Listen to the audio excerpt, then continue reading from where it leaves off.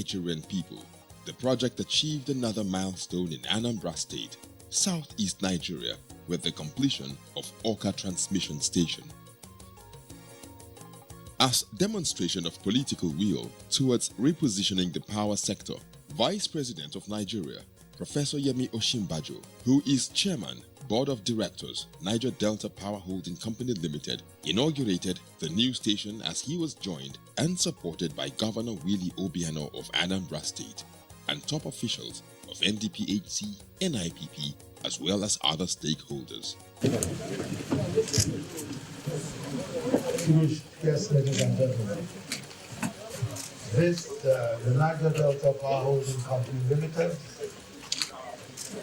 has built this 2 by 60 MVA, 132, 33 kV for the benefit of all of the people of Anambra State and to the glory of God.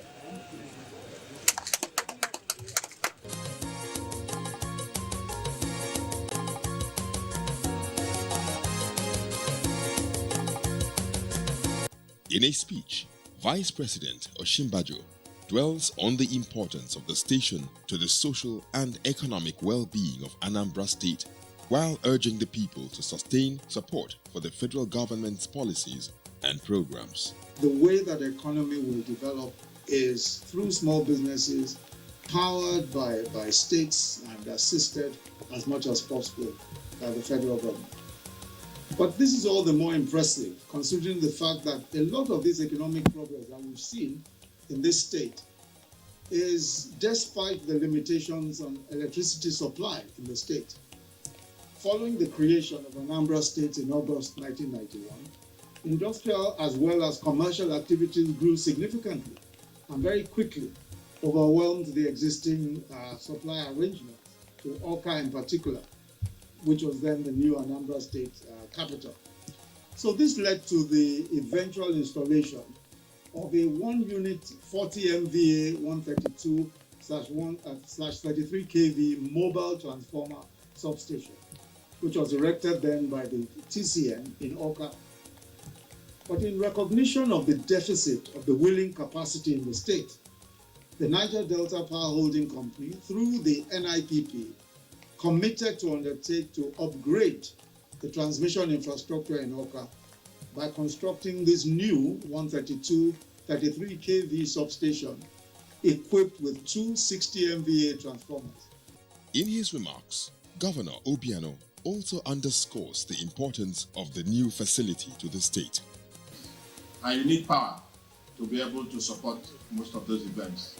The achievements you have in agriculture, all those private entities, Coscaris, Dusan Agro, all of them, they will now be able to access this light, that power, that has eluded them. All this diesel, money being spent on diesel and what have you, will be a thing of the past, So this is a very important project. Once more, the capacity is 2 by 60 MVA, 132/33 kV transmission substation. This commissioning is very timely. It is not only going to improve supply to the state, it will also supply steady power to a brand new international cargo airport, like you've been told. And more importantly, our industrialists that have been under the labor of paying for diesel. The project will also complement all the state government interventions under the power, like extension of 33 kV lines to 6 local government areas that benefited 82 communities out of our 179 communities. Managing Director and Chief Executive Officer NDPHC NIPP Chiedu Ubo says the station, which took many years to complete, nonetheless, its inauguration by Vice President marks a new beginning for a robust electricity supply to the state. As part of the efforts of the governments of the Federation towards improving electricity transmission infrastructure in the country, this project was conceived in 2006 to provide a longer-term solution to the growing electricity demands of Awka, the Anambra State capital, and its environs. Your Excellencies, the Transmission Company of Nigeria had erected a 1-unit mobile transformer substation across the fence there. However, this substation has been inadequate to address the needs of Oka and, of course, the surrounding towns. Although NDPAC awarded the contract for this project in 2006, timely completion of the project was severely affected by the interruption of funding for all NIPP projects as a result of the power probe by National Assembly between 2007 and 2009, as well as several contractual issues. However, when our management, this management was first put in place in 2016, this project was, amongst others, prioritized for completion. Our management worked with the contractor and the project consultants to resolve all outstanding engineering and contractual issues, leading to the successful completion of this project.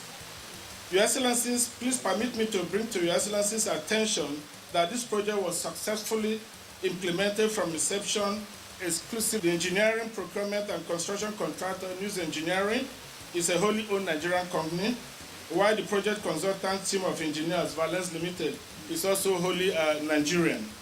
This is a testimony to the can-do spirit of Nigerians that we are encouraging every day in NDPAC. Vice President Oshimbajo inspected the station alongside Governor Obiano, contractor, project consultants, and NDPHC officials, assuring of commitment by President Muhammadu Buhari to sustain critical intervention for the growth of the power sector in Nigeria. It's a very welcome development. Our people, especially the people in the industrial sector, they have been yearning for something like this. Because many people have, over the years, they have the skill, but there is no power, no enough power generation. What more do you want from government to ensure that business activities prosper in this region? It's steady power supply. Once there's steady power supply, business activities will pick up. Yeah. All the money we waste in generating electricity locally will be saved and plugged back into our business, instead of just wasting money on generator, diesel, and fuel. What you see here is an edifix. One good thing about my company is that we don't compromise quality. We deliver world-class projects. We have delivered a lot of projects for NDPHC. This is just but one of them. So what we see here today is what we can do as an indigenous company. We want to prove a point. Gone are the days when projects of this nature are awarded to foreigners. We want to prove that we have it all here in Nigeria. We have seasoned engineers. News Engineering is made up of 100% Nigerians. Managing Director Ubo, also speaking to PowerLink's crew, sheds more light on the project and expected revenue from the investment. In terms of capacity, is 120 MVA made up of 2 transformers with 60 each. So it's a transformer station. So it's a 132 transforming to 33 kV substation with a capacity of about 120 MVA, which means we can actually wheel up to 100 megawatts from this station. The implication is that with 100 megawatts, Oka should be well served. We have 6 feeders, 3 each going out of the transformers. So when it transforms to 33, then you take 33 kV lines out to Oka, inside Oka, and the environs, going to different parts of Oka. So it goes to the substation, injection substation. From that injection substation, the distribution company again would step it down to 11 and serve homes. So from here now, distribution company, we have said, distribution company, we have brought electricity for you here. Come and take and serve the people. And we are sure that if their network is good, if their network is improved, if their network is reinforced, they should be able to serve Oka and the environs well.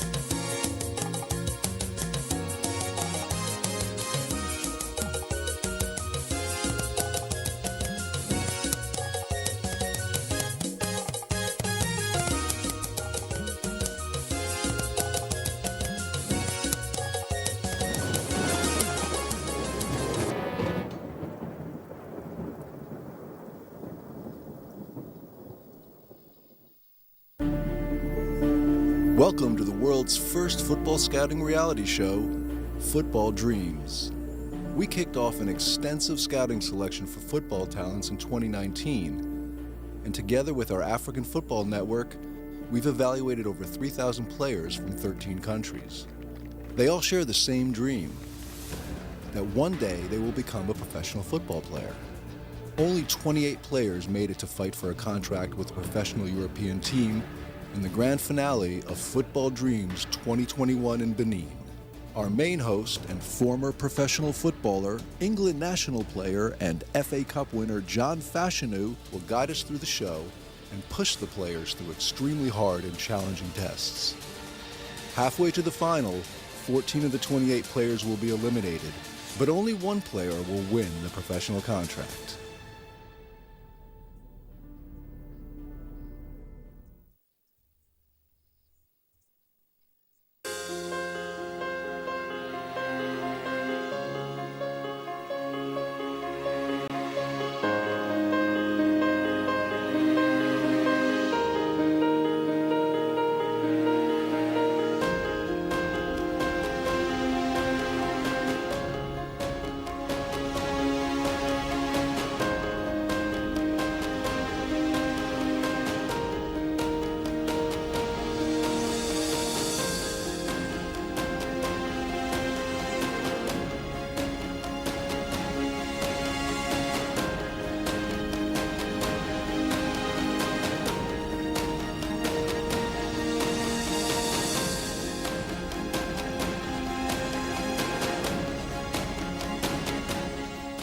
This vaccine is safe, and it has been certified safe and usable by NAFTA.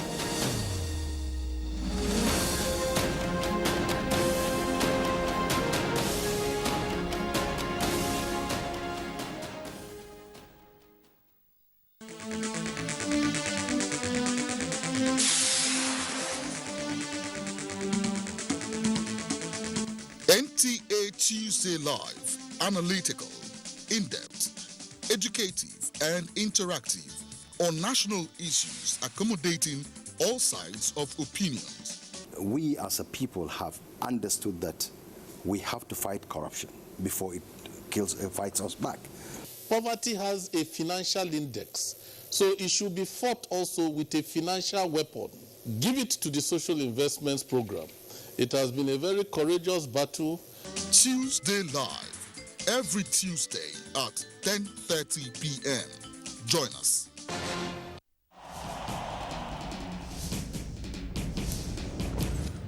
Issues in the sports sector remain one of the most debated among Nigerians due to the passion, followership, government involvement, impact on Nigeria's external image and our national life in the sports parliament.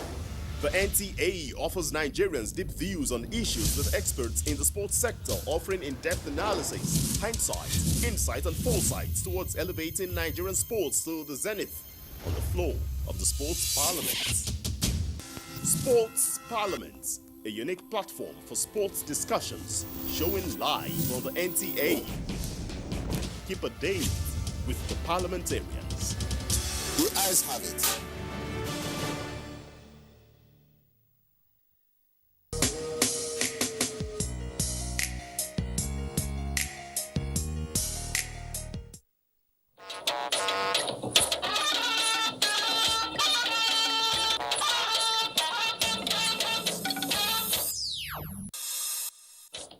We have confidence in Nigeria's capacity to defeat terrorism.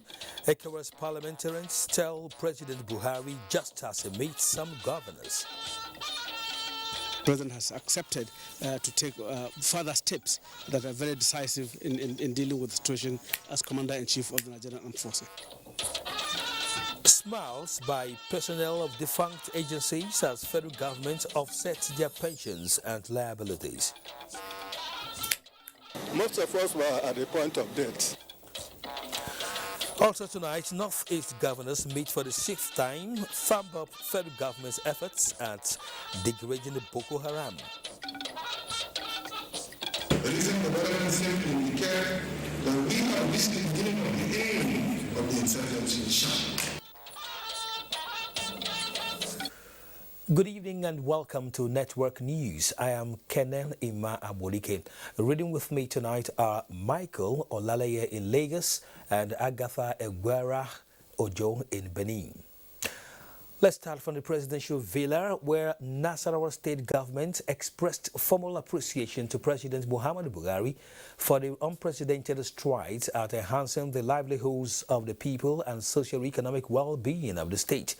Governor Abdullahi Sule delivered the message of appreciation to the Nigerian leader, who also granted audience to the Taraba State Governor Darius Ishaku. State House correspondent Adamu Sambo completes the story.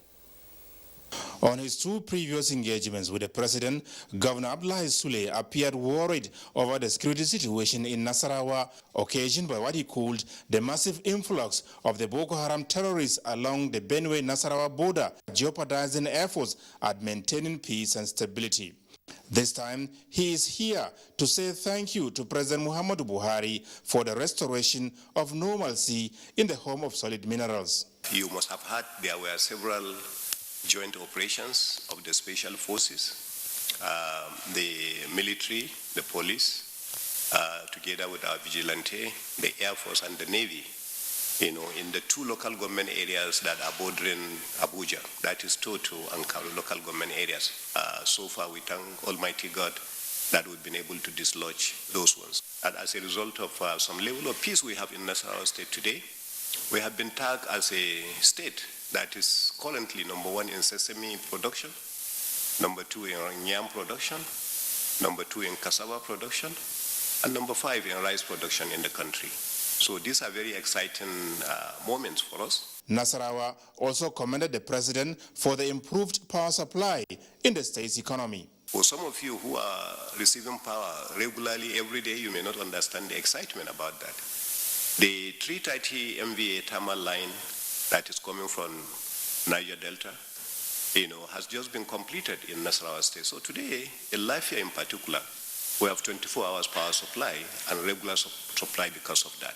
So these are very exciting moments, for us, apart from various other projects on roads, on hospitals, on education, on these that have been completed in Nasarawa State. And I told him one thing, I say, some of your efforts will be more appreciated maybe when you leave office. For a country like Nigeria that has over 200 trillion standard cubic feet of gas, to say that somebody is building a gas pipeline for gas utilization, I don't think that's a small thing for people. Governor Darius Ishaku of Taraba State also came calling to solicit the support of the federal government towards enhancing dry season farming in the state. Taraba, the nature's gift to the nation, he said, is capable of feeding Nigeria. So I'm seeking for more aid towards the farming of rice, particularly the dry season rice, where we get 3-4 times the yield of that one of a rainy season. And more people have been encouraged into this farming. I have empowered well over 20,000 people now, and they're more interested in the dry season. And I thought if we are assisted, we should be able to produce enough rice for all the millers in this country because we have the land. The governor also briefed the president on the recent attack on Nigeria's border community of Manga in Taraba State by Cameroonian Amazonians, killing 11 people, including the village head. I am here to see Mr. President because he alone can give the order for us to strengthen our border there by bringing in security men along the border, putting some posts. Once we have that, I think we can secure that border. Incidentally, we have about the longest border with Cameroon. And so there is absolute need to secure it and strengthen it. Taraba, he said, has the longest international border line with the Republic of Cameroon, hence the absolute need to secure it. From the State House, Adamu Sambo, NTA News. The ECOWAS Parliament has expressed absolute confidence in the ability of Nigeria to defeat terrorists and other criminal elements undermining the security and stability of the country. Speaker of the Parliament, Dr. Sidi Mohammed Tunis, stated this while leading some members on a courtesy visit to President Muhammadu Buhari. Again, State House correspondent Adamu Sambo has the report. Speaker Sidi Mohammed Tunis is leading a delegation of the ECOWAS Parliament to the State House to sympathize with the government and people of Nigeria on the recent losses from terror attacks. Nigeria, however, said is resilient to defeat the terrorists and all those who do not mean well for the country. Dr. Tunis applauded Nigeria for its tremendous support to the ECOWAS Parliament, saying plans are now on to strengthen the body through electing its officials rather than being appointed. He said ECOWAS is committed to completing its parliament building in Abuja before May 2023 so as to be commissioned by President Muhammadu Buhari before leaving office. President Buhari reaffirmed his administration's commitment to keeping all pledges to not only the ECOWAS Parliament, but the sub-regional body at large. He commended the Parliament for planning to fill its positions subsequently through elections, which would be incorporated into general elections of member countries, describing it as cost-effective. On the construction of a Parliament building in Abuja, President Buhari promised that Nigeria will try to encourage the contractor in whatever way possible. From the State House, Adamu Sambo, NTA News. Governor Aminu Bello Masari of Katsina State has announced a drastic reduction in cases of terrorism, banditry and kidnapping in the state, insisting that a recent killing of his Commissioner for Science and Technology, Dr. Rabi Nasir, was politically motivated. The governor was speaking to newsmen after leading a delegation of the Katsina Elders Forum on a courtesy visit to President Muhammadu Buhari. State House correspondent Adamu Sambo again has the report. Members of the Katsina Elders Forum were in the State House to make a formal request for the conversion of the Federal Medical Center Katsina into a teaching hospital to be handed over to the Faculty of Medicine of the state-owned Umaru Musa Yar'Adua University. We had all the teaching staff in the university. We have the laboratory. Everything is in place except the teaching hospital. That's why we come to intervene so that we can be given opportunity to use this federal facility, and to such a time we will be ready to go. Unless that is done, I'm afraid all the investment made by both the federal government and state government in establishing faculty of medicine in Umaru Musa Yar'Adua will be lying west. I expect the Minister of Health to take the issues seriously, study the documents, and have a comprehensive memo to me and send it as soon as possible. Governor Aminu Bello Masari is of the view that if the Federal Medical Center Katsina is converted into a teaching hospital, Daura Emirate should have the opportunity of having a federal medical center. The delegation also used the opportunity to show appreciation to the president for the improved security situation in the state. We saw a drastic drop of over 100% in terms of the rates of kidnappings, killings, and associated crimes with banditry. What do you attribute that?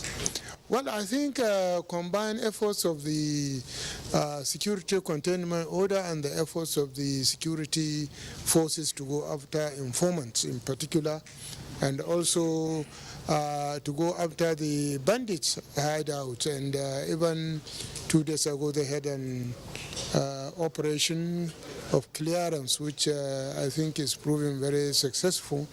And I think what is most important for us to succeed is for all the states, especially in northwestern states, to take the pain and work together to make sure that we block all the loopholes. The governor described as welcoming the resolve by Katsina and her neighboring states to collaborate more effectively on the fight against crime and criminality across their borders. From the State House, Adamu Sambo, NTA News.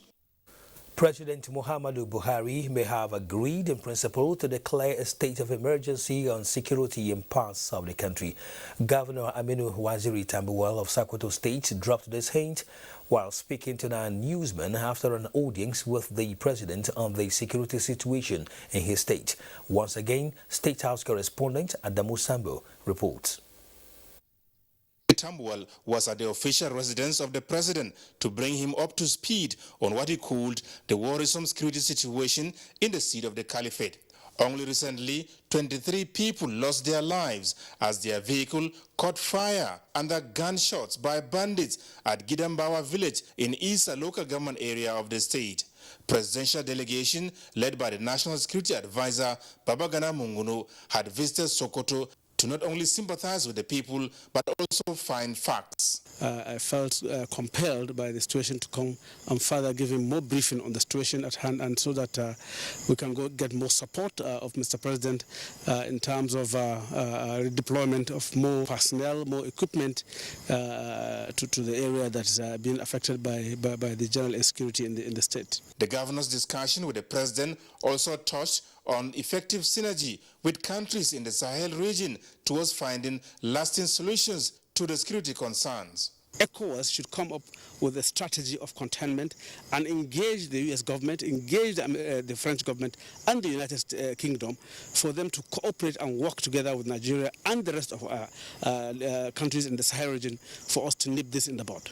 Because, of course, we have influx of them coming from across, and some of the arms they get are coming from across, and even the drugs they take are coming from across. It will be recalled that President Muhammadu Buhari made it clear that he will not hand over a troubled Nigeria to the next administration. From the State House, Adamu Sambo, NTA News. In the meantime, the National Security Advisor, NSA, Major General Babagana Munguno, says enlightenment and education is critical to tackling terrorism and violent activities by militant Islamist groups in the Sahel. Munguno, at the ongoing 14th Seminar for League of Ulamas, Preachers and Imams of Sahel countries in Abuja, notes that activities of terror groups have continued to pose threats to the stability of the region. The NSA urged the international community and Sahel countries to prioritize governance and expanded peace process through dialogue.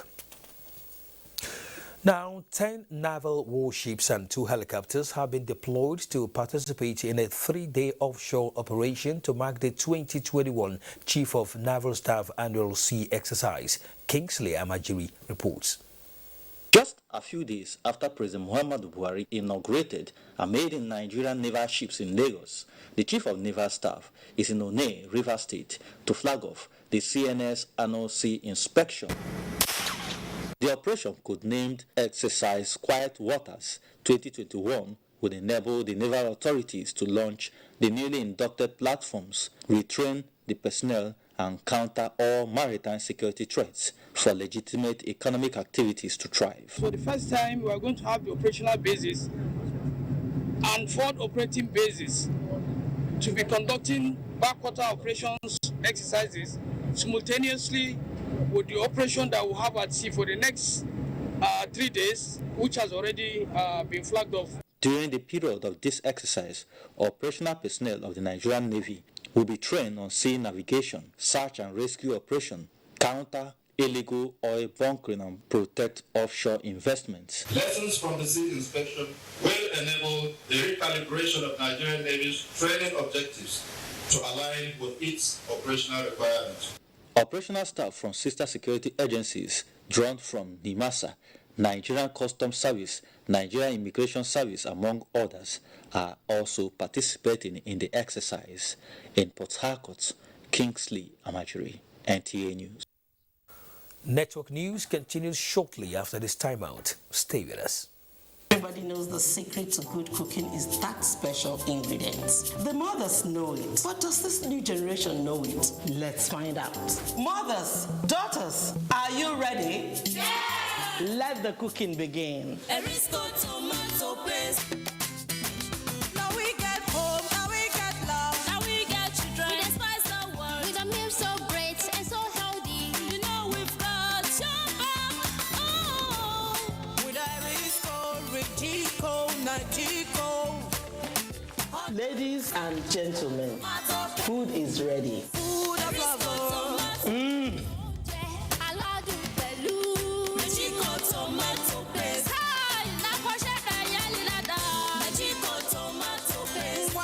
Good food for the body. Yum yum. Arisco Richico and Nagico tomato paste is made by Arisco Foods Limited, feeding Africans with healthy foods. 10 years ago, the federal government of Nigeria initiated a support and intervention agency for the Nigeria tertiary education, which has now made an indelible mark in the sands of time. Tertiary Education Trust Fund, TETFund. The Board of Trustees, management and staff of the Tertiary Education Trust Fund, TETFund, hereby invites stakeholders to its 10th anniversary. Special guest of honor, Honorable Minister of Education, Malam Adamu. Guest of honor, Minister of State for Education, Honorable Chukwemeka Nwajuba. Chairman of the occasion, Olorun Dr. Sunny Folorum Shokuku, OFR, FAS. Date, 16 December 2021. Venue, Transco Hilton, Congress Hall, Abuja. Time, 10 a.m. All COVID-19 protocols will be strictly adhered to. Professor Suleiman Elias Bogoro, Executive Secretary, Tertiary Education Trust Fund, TETFund. Announcer.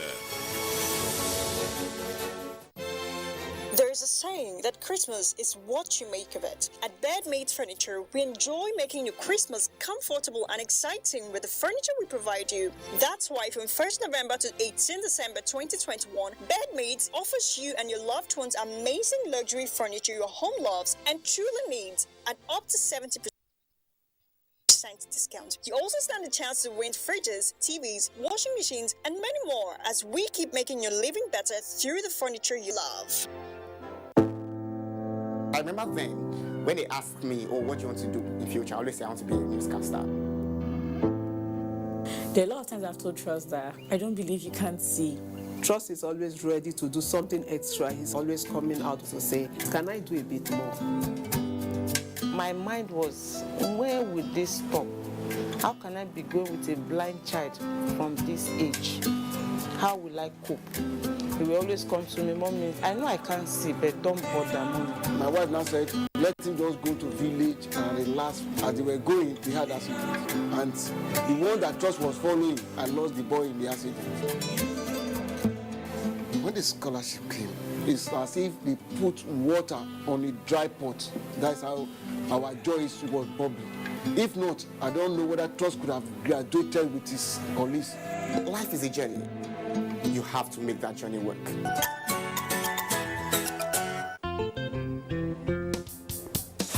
Madam, how much lasts for this bag of rice?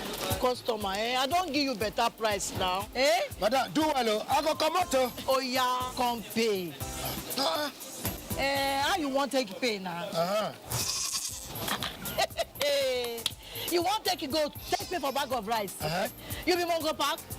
See, make I tell you, times don't change. My country people, before, our people they use different things as money, trade by barter, cowries. Today, we know money as Naira notes, but because say the only thing when they constant na change, Central Bank of Nigeria don't introduce eNaira. eNaira, now the same thing as Naira. 1 eNaira equal to 1 Naira. eNaira go dey inside your phone. eNaira no dey tear, e no dey heavy, e dey easy to transfer, and you fit use them buy and sell just like Naira note. To begin use eNaira, ask your bank. This message now from the Bankers Committee.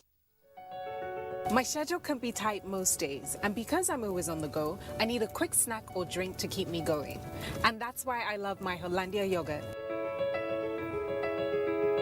Every day I choose Hollandia yogurt because it contains protein, calcium, vitamin A, B vitamins, and vitamin H, which my body needs. Hollandia yogurt comes in 2 variants, plain sweetened and strawberry. Wholesome nourishment from your favorite brand.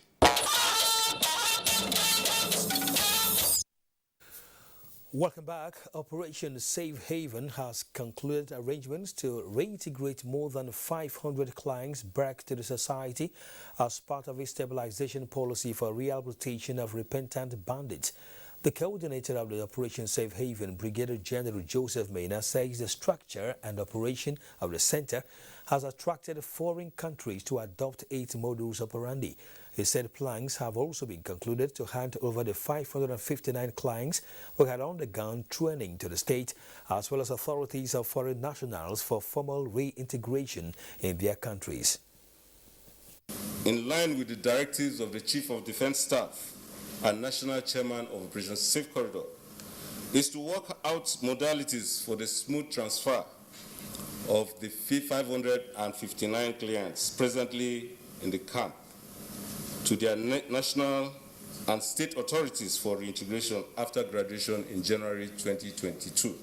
This is yet another session, and my conviction is that all issues related to the effective transfer and eventual reintegration of the 559 clients currently undergoing de-radicalization and rehabilitation will be addressed. Operation Safe Haven, which is backed by extant law, has since its commencement in 2016 admitted more than 1,000 clients, including foreign nationals from Francophone countries and the sub-African region. The House of Representatives has set up an ad hoc committee with a mandate to conduct an investigation on the spate of kidnappings and banditry in parts of the country within 2 weeks.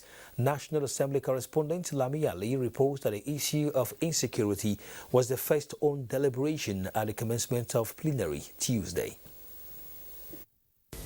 House Deputy Speaker Ahmed Idris, in a matter of urgent public importance, highlighted how bandits are fleeing military operations in northwest Nigeria, but setting up camps elsewhere, terrorizing innocent villagers, citing last Sunday evening's attack in Pino village of Wase local government area, Plateau State, which left several persons dead.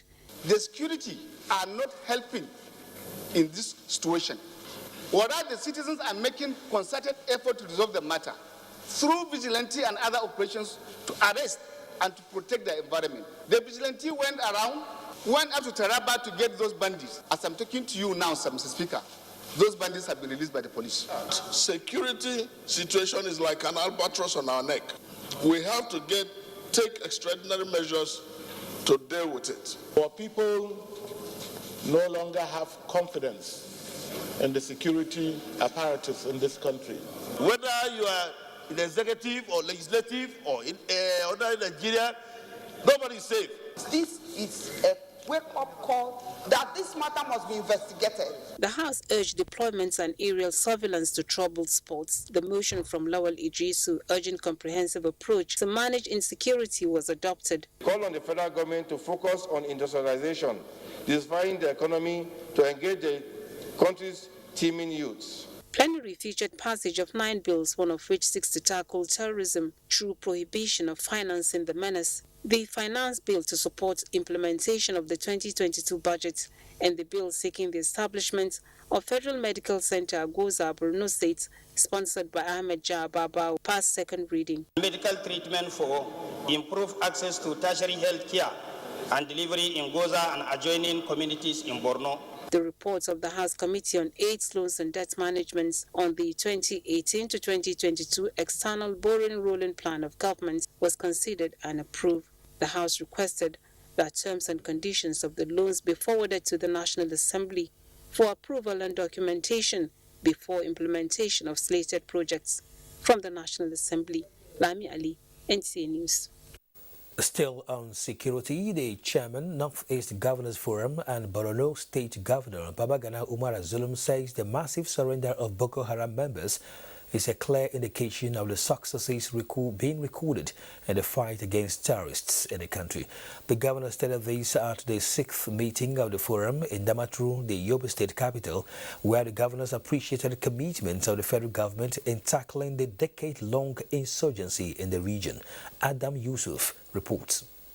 Apart from the 6 governors or their representatives, the 6th meeting of the Northeast Governors Forum has in attendance stakeholders whose presence was to identify and appreciate efforts of leaders in tackling challenges bedeviling the region.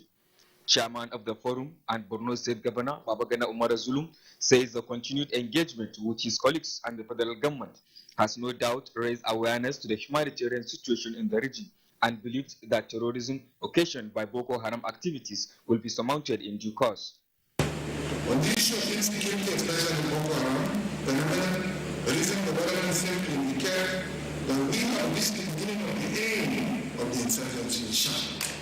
host Governor Memala Buni noted with satisfaction how cooperation among the states in the Northeast and the synergy with partners is assisting in restoring means of livelihoods of people affected by insurgency across the region. If we are to grant a prosperous future to the next and upcoming generations, it is therefore a matter of pride for all our states that, having realized the magnitude of our common challenge, we have evolved a stronger fraternity upon which we will continue to build a solid bond brotherhood for socio-economic advancement, not only among our leaders but also among our people. The meeting, which continued behind closed door, has on top of the agenda issues relating to Mambila hydropower projects, security, and gains recorded by the Northeast Development Commission. In Damaturu, Adam Yusuf, NTA News. Away from security matters, the federal government and federal resources belong to all Nigerians, and each state is entitled to seek partnership with government to better the fortunes of their own people. The people, too, must work assiduously to ensure there is peace to benefit from good governance. Vice President Yemi Osinbajo said this during the inauguration of a share facility for micro, small and medium enterprises in Imo State. State House correspondent Jide Onifade reports. Unlike the one behind the mask, the federal government is visible and accessible to all Nigerians, and the resources belong to the people.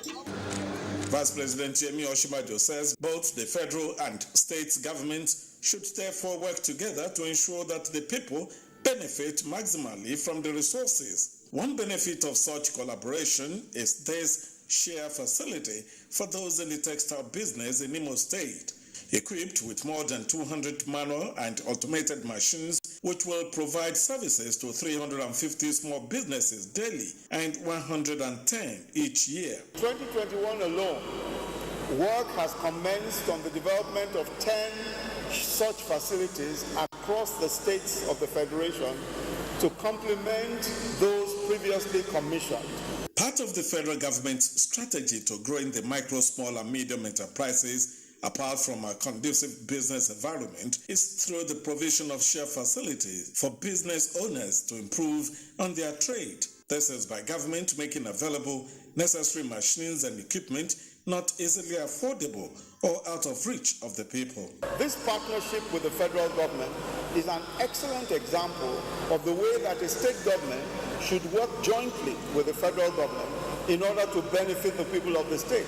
The inauguration of the share facility is part of the activities lined up at the 29th edition of the federal government-initiated Micro, Small and Medium Enterprises Clinic, where small business operators, ministries, departments and agencies meet under one roof to interact on growing their trade and services. The federal government is focused with providing every Nigerian with good-paying source of livelihood.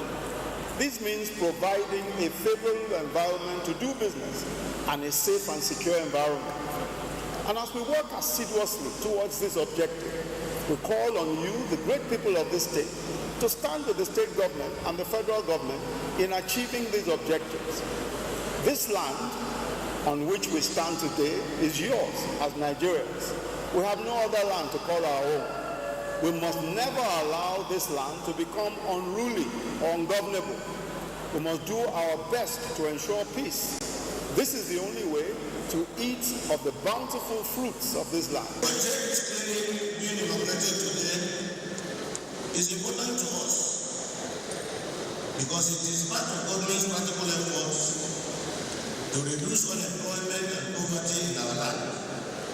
It is expected that with the repositioning of our MSMEs through activities such as this clinic, the integration of this critical sector into the larger African market will be seamless. The next edition of the MSMEs Clinic will take place in Edo State. From Owerri in Imo State, Jide Onifade, NTA News. President Muhammadu Buhari has written to Senate requesting the confirmation of Muazu Sambo for appointment as Minister of the Federal Republic of Nigeria. National Assembly correspondent Ignatius Nkwo reports. Plenary took off with President of the Senate Ahmad Lawan reading presidential letters These include the request for the confirmation of a ministerial nominee from Taraba State. I have the honor to forward for confirmation by the Senate the nomination of Muazu Jaji Sambu from Taraba State as Minister of the Federal Republic of Nigeria. Copy of his CV is attached herewith. It is my hope that this submission will receive the usual expeditious consideration of the Senate. The nominee is to fill in the slot for Taraba State, which was created by the removal of the former Minister of Power, Saleh Maman. The President also submitted 6 names for confirmation as national commissioners, 1 person as resident electoral commissioner of the Independent National Electoral Commission, and 5 names as commissioners in the National Population Commission. Senate has amended its Standing Rules 2015 to provide for items previously not contained in the current version. Senate quorum on the day of inauguration will henceforth be a simple majority of senators-elect and no more 2/3.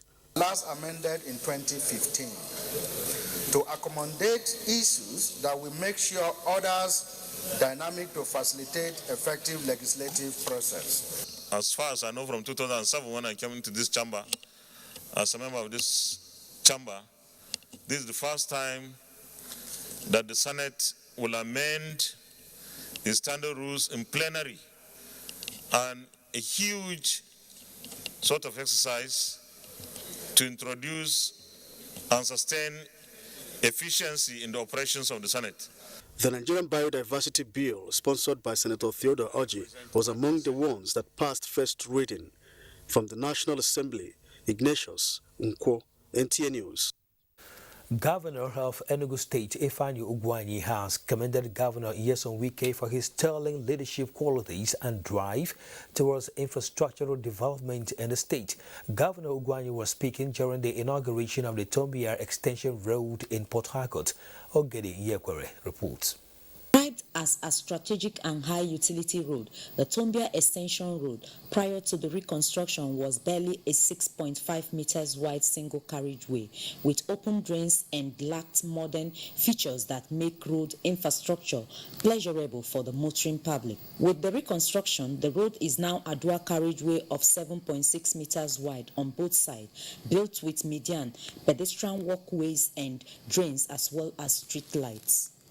Governor Ifeanyi Ugwuanyi of Enugu State says Governor Wike is second to none in project implementation and execution. You represent the best of the best in project implementation. You inspire great trust and confidence in our constitutional democracy.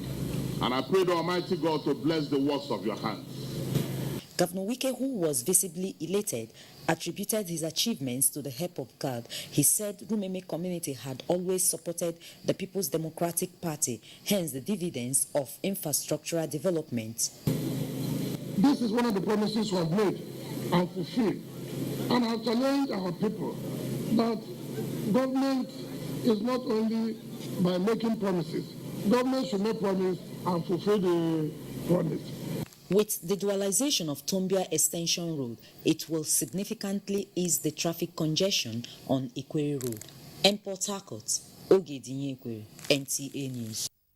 Let's talk finance now, as the federal government this Tuesday expended over 15 billion naira in settling pension arrears of some defunct agencies, with the assurance of rounding up the agencies left. Minister of Finance, Budget and National Planning Zainab Ahmed, who executed the payment through the GIFMIS platform, said government places high premium on caring for the aged, especially with the prevailing economic situation, and sought support of the legislature in settling all pending liabilities of defunct agencies of government by next year. Leah Katung Baba today reports. Most of us were at the point of death, honestly. So we are very happy. A breath of fresh air for ex-workers of some agencies that are no more in existence. A lot of their compatriots did not live to see this day. Nigerian Insurance Corporation and new Nigerian newspapers are completely liquidated, with significant proportions of outstanding liabilities paid due to Nikon Insurance Corporation, Delta Steel Company, and Nitel Mtel, where the minister used to be part of. payment of outstanding severance benefits due to disengaged workers of Savannah Sugar Company, Nigerian Aviation Handling Company, and Aluminium Smelter Company is also another achievement. The payrolling of disengaged workers of privatized parastatals of government that were neglected by past administrations, including Nikon Insurance, Nigerian Insurance, Delta Steel Company, New Nigerian Newspapers, Nigerian National Shipping Line, and Mtel is also one of the achievements of the time. The National Assembly is throwing its weight behind this initiative of the federal government spearheaded by the president. It's the best project the government can do, project of human development. We still have a number of insurance underwriters that are still, they haven't remitted the funds that they have. And we're looking at almost 40 billion. Earlier this year, Nigeria recovered 15 billion naira from Crown Agents of United Kingdom, and the funds are now rightfully applied.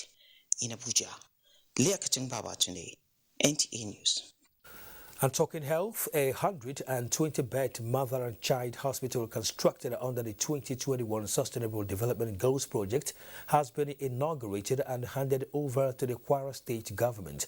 Raliat Ibrahim reports that a senior special assistant to the president on Sustainable Development Goals, Adejoke Orelope Adefudure, performed the handing over.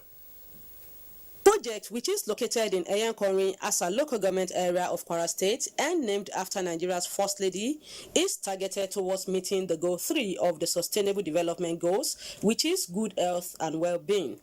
Equipped with state-of-the-art equipment, the facility has 100 bed spaces for mothers and 20 for children. Special Assistant to the President on Sustainable Development Goals, Adejoke Orelope Adefudure, who handed the facility over to the Kwara State government, disclosed that the Aisha Buhari Mother and Child Hospital is the 6th in the country and is part of federal government's efforts towards reducing maternal and infant mortality rates to the barest. This is to complement what the Kwara State government is doing, and to support its sub-national government in ensuring the implementation of SDGs. For the state governor, Abdurrahman Abdurazak, the provision of the facility is a boost to the state's investment in the health sector. Let me thank the President once more and the SSASDG that we're truly appreciative of this project. Let me emphasize again that this project was delivered in 11 months. 13 ambulances were also provided to service the hospital. Raliat Ibrahim, NTA News. On Salon Health, Nigeria has been delisted from the United Kingdom's red list of travel restrictions initially imposed over fears of spread of COVID-19 Omicron variant. A statement from the British High Commission in Nigeria indicates that after a review of the latest risk assessment from the UK Health Security Agency and diminishing concerns of scientists, the removal of Nigeria and 10 other countries and territories on the red list takes effect from 4 a.m. Wednesday, 15th December 2021. The statement also quotes the British High Commissioner to Nigeria, Katrina Lang, as saying that the UK ministers made the decision to remove Nigeria from the travel red list based on scientific and public health data.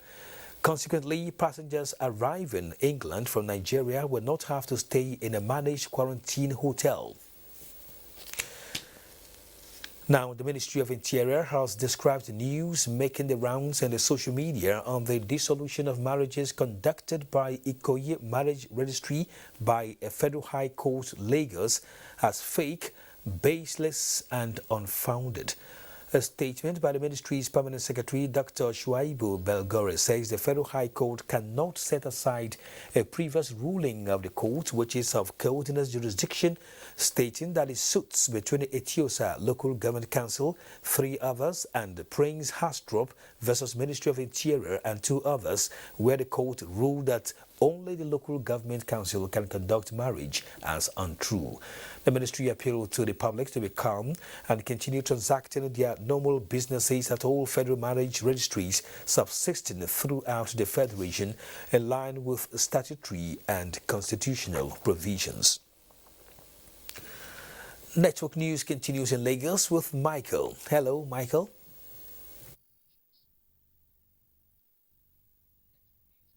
Hello, Kene. To ensure fairness in addressing contentious issues of electricity billings estimation of customers, the Nigerian Electricity Regulatory Commission has organized a customer complaints resolution meeting in Lagos for proper resolutions. Adiola Komiakere was there and now reports. This scenario paints the picture of the grievances of some electricity consumers in Lagos.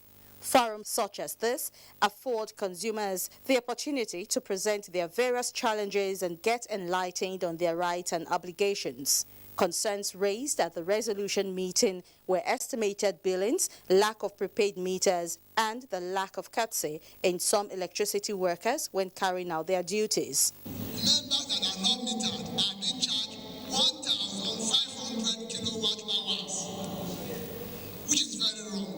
Every month without fire on that pole, they are bringing, last week, they are still bringing the bill. The Vice President, Nigerian Electricity Regulatory Commission, assured consumers of strengthening the enforcement of these identified challenges. Currently, there are limitations in the Electric Power Sector Reform Act with respect to the power of the regulator. And we are working with the National Assembly to ensure that enough power is given to the Commission in order for us to be able to do our work. Our commitment to our customers is that we're here to serve them, and we will continue to do every single thing that we need to do as a DISCO to improve the services that we're giving them today. The Nigerian Electricity Regulatory Commission is empowered by the Power Sector Reform Act of 2005 to ensure an effectively managed electricity supply that meets the yearnings of Nigerians. In Lagos, Adeola Komiakere, NTA News. Nigerians must learn to live together in spite of the many challenges the nation is facing. This was re-echoed at the second annual Festival of Unity, organized by the National Theatre to showcase the nation's cultural potential. Kendi Adebisi reports. Together we stand and divided will fall is a common phrase which stresses the importance of unity. This strong statement is captured in every activity displayed on stage at the National Theatre Lagos, from dance, music, comedy to drama.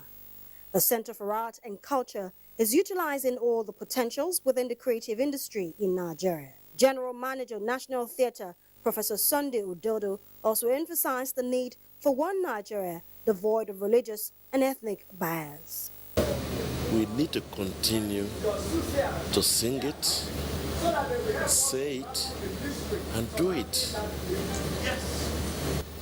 That's the only way our children, even those yet unborn, will key into the philosophy of unity for Nigeria. The National Troupe of Nigeria staged a command performance folk musical drama titled Strings, a reenactment of the nation's history from amalgamation to present day.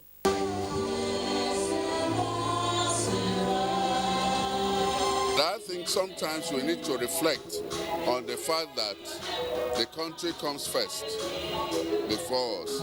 Outside Igbo and Yoruba, we are one.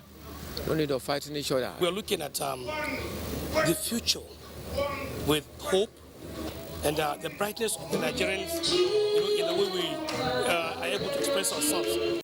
The festival climaxed with a masquerade display, music and dance in Lagos. Kendi Adebisi, NTA News. This is NTA Network News. More reports shortly after this break. Please stay.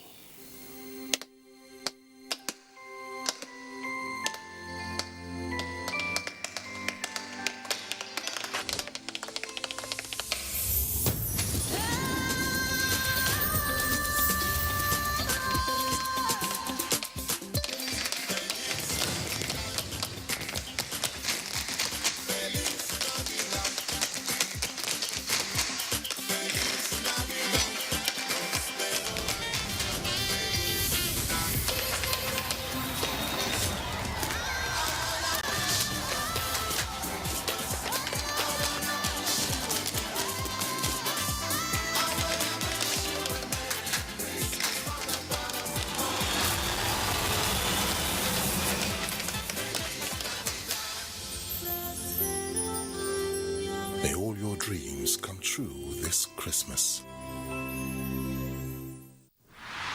To wash plates, they give you stress. Come here, the latest. Few drops can wash this much.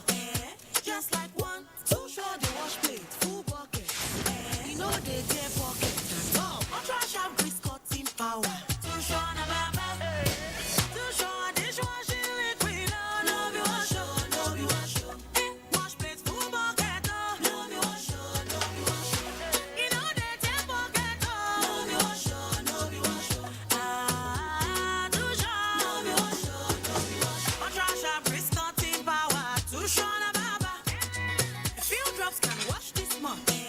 Just like 1, 2 short dishwashing liquid.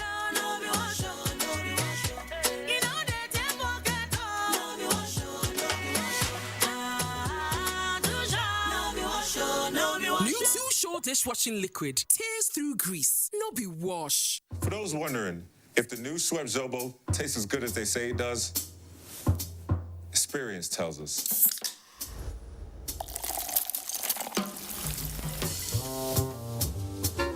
Try it. Find out for yourself. Introducing new Swept Zobo, made with over 200 years of experience.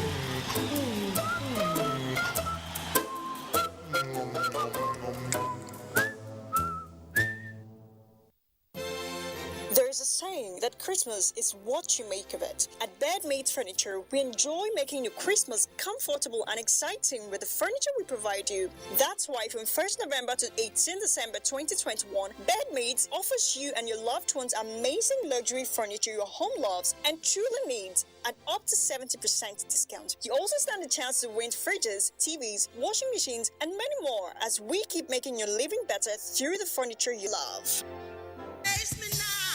Whoa, how hot is she? Very hot. Pick me. Just pick me, baby. Come pick me, girl. Man, I'm all ready for you. So tasty. He's so lucky. Mini-Me. Taste the fun. To wash plates, they give you stress. Come here, the latest. Few drops can wash this much. Just like 1, 2 short, they wash plates, full bucket. You know they tear pocket. Ultra sharp grease cutting power. 2 short, na baba. 2 short dishwashing liquid. No be wash, no be wash. Wash plates, full bucket. No be wash, no be wash. You know they tear pocket. No be wash, no be wash. 2 short, no be wash, no be wash. Ultra sharp grease cutting power. 2 short, na baba. A few drops can wash this much. Just like 1, 2 short dishwashing liquid. No be wash, no be wash. You know they tear pocket. No be wash, no be wash. 2 short, no be wash, no be wash. New 2 short dishwashing liquid tears through grease. No be wash. Welcome back. Business News with Benny Adams is next. Thank you, Kene. I will start by telling you that Nigeria's total public debt published by the Debt Management Office as at September 30, 2021 stands at 38.005 trillion naira, and in dollar equivalent, it is $92.626 billion at the end of Q3 2021. This includes the total external and domestic debts of the federal government, the 36 states, and the Federal Capital Territory. The increase of 2.540 trillion naira when compared to corresponding figure of 35.465 trillion naira at the end of Q2 2021 was largely accounted for by the $4 billion Eurobonds issued by the government in September 2021, which DMO says has brought significant benefits to the economy. And to energy, oil prices dipped towards $74 a barrel on Tuesday after the International Energy Agency said the new Omicron variant was set to dent the global demand recovery, while supplies were set to increase next year. Brent crude oil futures dropped 97 cents to $73.42 per barrel, while U.S. West Texas Intermediate crude futures declined 89 cents to $70.42 per barrel. And to the capital market, investors lost 48.84 billion naira as all share index decreased by 0.22%.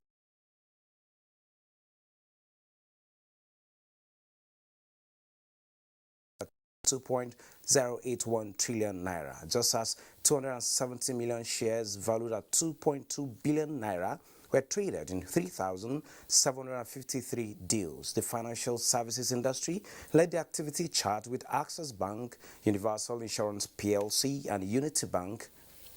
That is business and news. Network News continues with Agatha in Benin. Benny, welcome to Benin.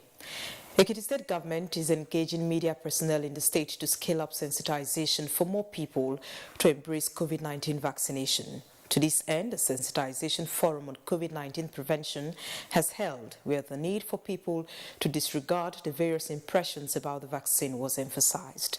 Tayo Osho reports. The administration of the COVID-19 vaccine as a panacea to curb the spread of coronavirus pandemic is being affected by different myths and other misconceptions, leading to decrease in the acceptability of the vaccine. The sensitization meeting on COVID-19 prevention for media personnel in the state was aimed at increasing the awareness on the importance of the vaccine, now that there is a new variant of the virus and the need to change the wrong perception about the vaccine. We are also saying that everybody should come out en masse to take the COVID vaccine.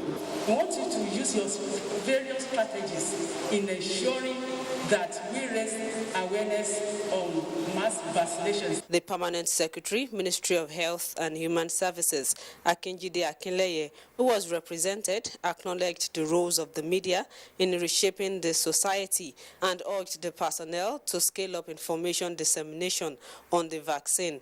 There was mass vaccination campaign around the state capital targeted at bringing to the consciousness of the public the need to get vaccinated. People who have at one time been infected but have recovered from the virus enlightened the public on the need to take the virus with seriousness and get vaccinated in Ado-Ekiti. Tayo Osho, NTA News. About 300 women in riverine areas of Ondo State have benefited from the Arabian Light Up Ondo State initiative as they received solar light home systems aimed at boosting the socio-economic activities of the areas. The initiative is at the instance of the wife of Ondo State Governor Betty Anyanwu Akeredolu. Abiola Ario has the report.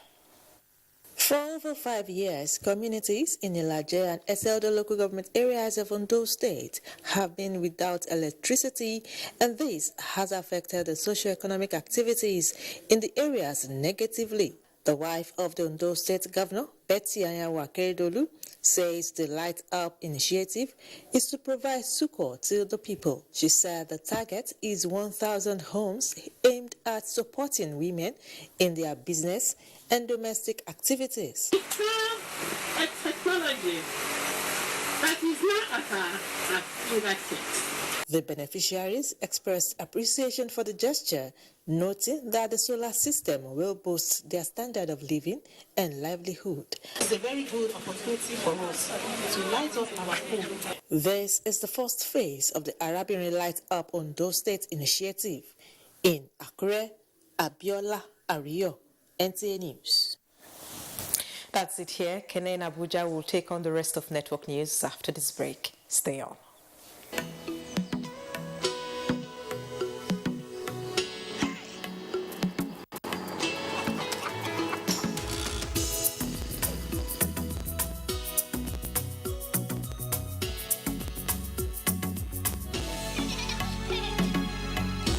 Introducing the one gift for all this festive, GoTV Super. Enjoy more channels, more variety, more entertainment on GoTV Super.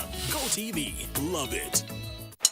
Norwich City are desperate for another 3 points in their battle for survival in the Premier League. Can they cause an upset against the Hammers? This Saturday, it's West Ham United versus Norwich City on the Premier League Live, showing on the network service of the NTA from 3:30 p.m. The Premier League Live is brought to you by Baba Ijebu and powered by Integral.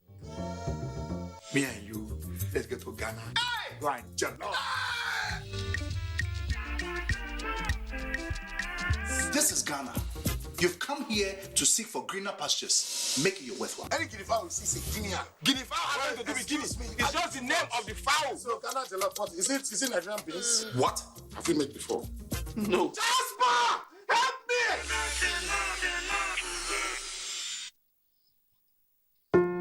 With gratitude to God for a life well spent, the Cole family hereby announce the passing on to glory of our beloved sister, wife, mother, and grandmother, Pastor Mrs. Mina Dugoabere Cole, aged 77. Funeral arrangements are as follows. Wednesday, 15th December 2021, service of songs at RCCG King's Palace, 6 Benjamin Okpara Street, Elechi, Port Harcourt, Rivers State. Time 5 p.m. Saturday, 18th December 2021, lying in state at Jack Compound, Abonema, Rivers State. Time 7 a.m. Funeral service and interment will follow at KNC Field, Buguma, Rivers State at noon. Sunday, December 19, 2021. Thanksgiving service at RCCG Overcomers Parish, Abonema, Rivers State. Time 10 a.m. She is survived by her husband, Chief Dr. Patrick Dele Cole, children and grandchildren. Live streaming will be available on YouTube. Announcer, Tonya Patrick Cole for the family.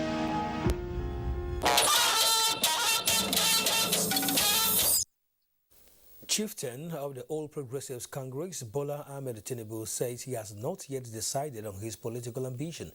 Addressing the media at the end of a closed-door meeting with members of the Northern Alliance Committee in Abuja, Tinubu says he is still consulting widely.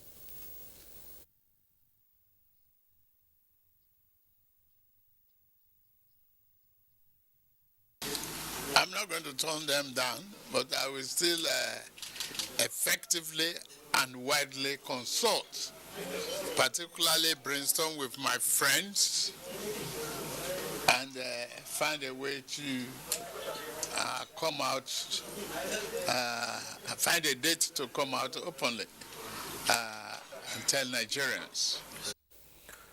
The death has occurred of Ezinne Philomena Akonia Osuago, in which she is aged 87. A burial arrangement released by the family indicates that her body leaves Holy Rosary Mortuary Obonguru at 9 o'clock in the morning for a brief stopover at Wishi's compound, her maiden home, Omo Choko Eziala Ogunguru, at 9:30 a.m. Body leaves Wishi's compound for a brief stopover at late Eze Osuago's Palace, Umu Ezi Zuhunguru at 10:30 a.m. Body lies in state at her compound, Umu Choko Umu Ezi Zuhunguru. Funeral mass at St. Charles Catholic Church, Ezuhuna Madi Nguru at 12 noon. Interment follows at 1:30 p.m. at her compound. That does it on Network News. Thanks for watching and good night.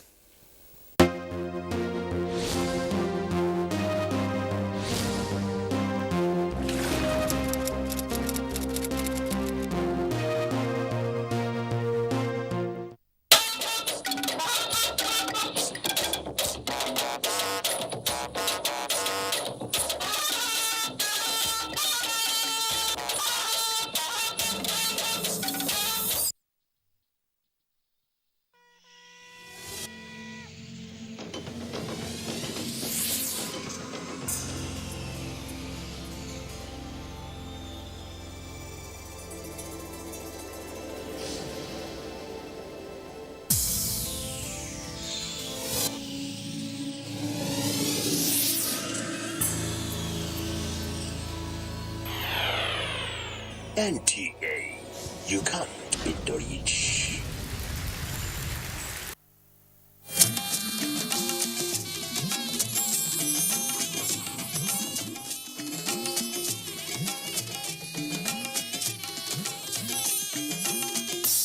This is the network service of the NTA.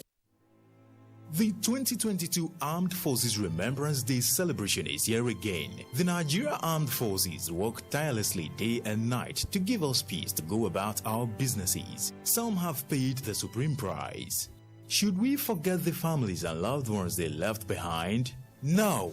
I am therefore privileged to honor these veterans who devoted most of their lives, active lives, to securing the nation and the world at large. So, let's support the Nigerian Armed Forces and their families, corporate organizations, government agencies, parastatals, and individuals. Let's show our love and support for our armed forces. They are our heroes. Buy the Armed Forces Remembrance Emblem and donate into the Armed Forces Remembrance Emblem Appeal account. We love you, and your labor and sacrifice will not be in vain for spilling your blood for us to live. The digital switchover project, which is commonly referred to as DSO, which entails television channels switching from analog to digital broadcasting, is one of the biggest projects embarked upon by this administration. Branded as Free TV, offers its viewers about 60 digital channels, including sports, music, movies, and news. The federal government has licensed about 23 set-top box manufacturers. 7 of them have self-production, employing several thousands of people. We've made it now compulsory for all stations in Nigeria to only broadcast productions made in Nigeria for products which are produced in Nigeria. The counsel of our fathers. I believe we have fought one civil war too many in this country. So those who experience it will run away from it. Nigerian youths, let's build our nation together.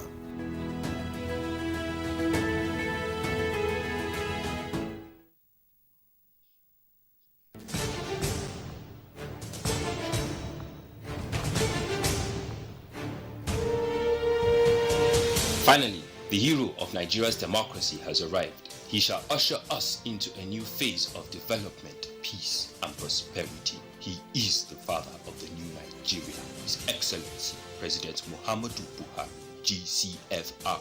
Welcome to another season of giving Nigerians hope yet again. We are sure of a great future for both ourselves and generations yet unborn. We look forward to your leading us as a nation into our manifest destiny. Though the challenges against us as a people are many, we know that your leadership shall set us on the right path to our greatness. A new dawn beckons on us all, and having you as our president is a precursor to this. Thank you for believing in Nigeria. This message is from the Nigerian Television Authority, NTA. Norwich City are desperate for another 3 points in their battle for survival in the Premier League. Can they cause an upset against the Hammers? This Saturday, it's West Ham United versus Norwich City on the Premier League Live, showing on the network service of the NTA from 3:30 p.m. The Premier League Live is brought to you by Baba Ijebu and powered by Integral.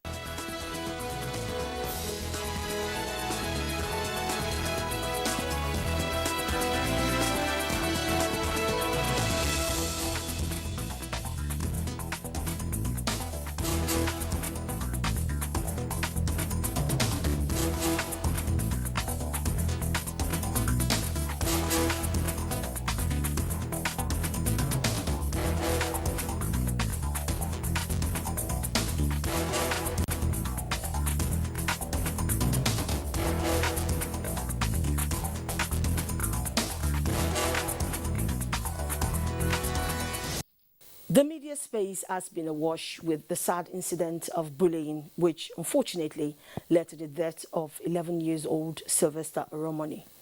His demise, though painful, is not in vain, as it is creating deeper discourse about cultism and bullying in Nigerian secondary schools and reawakening the consciousness of communities to the need to be extra vigilant with their words. For some, it is the opening of old wounds, and for others, it is a time to heal. But above all, it is a time for everyone to act. Unfortunately, we lost Sylvester, and may his soul rest in peace. But there are many more like him suffering in silence. On this edition of Deadline 360, we will be sharing experiences and taking counsel on bullying and cultism in Nigerian secondary schools, as well as talk about the roles of caregivers in ending this social menace. I am Omotola Omojola. Stay with us. The secondary school as the intermediate educational level helps to better form character in students and help them imbibe the culture of discipline and focus. Personal traits exhibited at this stage can help determine future paths of persons. Hence, the need for adequate guidance. Properly done, potentials become success stories, and a deviation can be consequential in the present and the future. Now, Imole Ayo Tukade Ogufora has been following the Oromani case for NTA, and along the line she has had to interact with parents, teachers and victims. In this piece, she shares the experience of a victim of bullying, the worrisome trend and how it can be stopped. Patience, not real name, is a university graduate who has not gotten over the psychological effect of bullying she encountered from senior students while in secondary school. When I was in JS1, I had this senior that made it her personal duty to always pick on me all the time. I don't know what I did to her. She would use my things anyhow. She would punish me at even odd hours. I was really scared most of the time. I was always in hiding. And even after she left, I was still scared because I felt like she would come and find me anywhere. Sad to note is that most victims of bullying do not report such cases for fear of receiving more punishment from their tormentors. I didn't report to anybody. I was too scared because I felt like even if I did, maybe anonymously, she would find a way to come back to get me because we're in the same hostel. Bullying is a huge problem. It affects both mental and physical disposition of the victims. It is also said to affect their performance academically and most times turn them to introverts. It has created fear in people who can't speak out. And to some, it has caused death. Some even commit suicide. It will make you not to like school and all that kind of stuff. Bullying often leads to traumatic experiences. It's one of the adverse childhood experiences that we have. The child begins to get lonely. You see a lot of unhappiness around this child, no matter what you do. Experts say children who bully are often motivated by envy or the desire to gain power, control, revenge, and popularity. So when they are used to, oh, look at your head.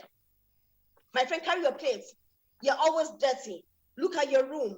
We're not saying you shouldn't correct children, but you need to be careful with your words such that you do not bully them with your words. And so doing, this set of kids would learn that the good way to relate to people is by insulting them, is by bullying them. A child who used to be so close to you begins to withdraw, wants to be just by himself or herself. It's an indication that something is going wrong.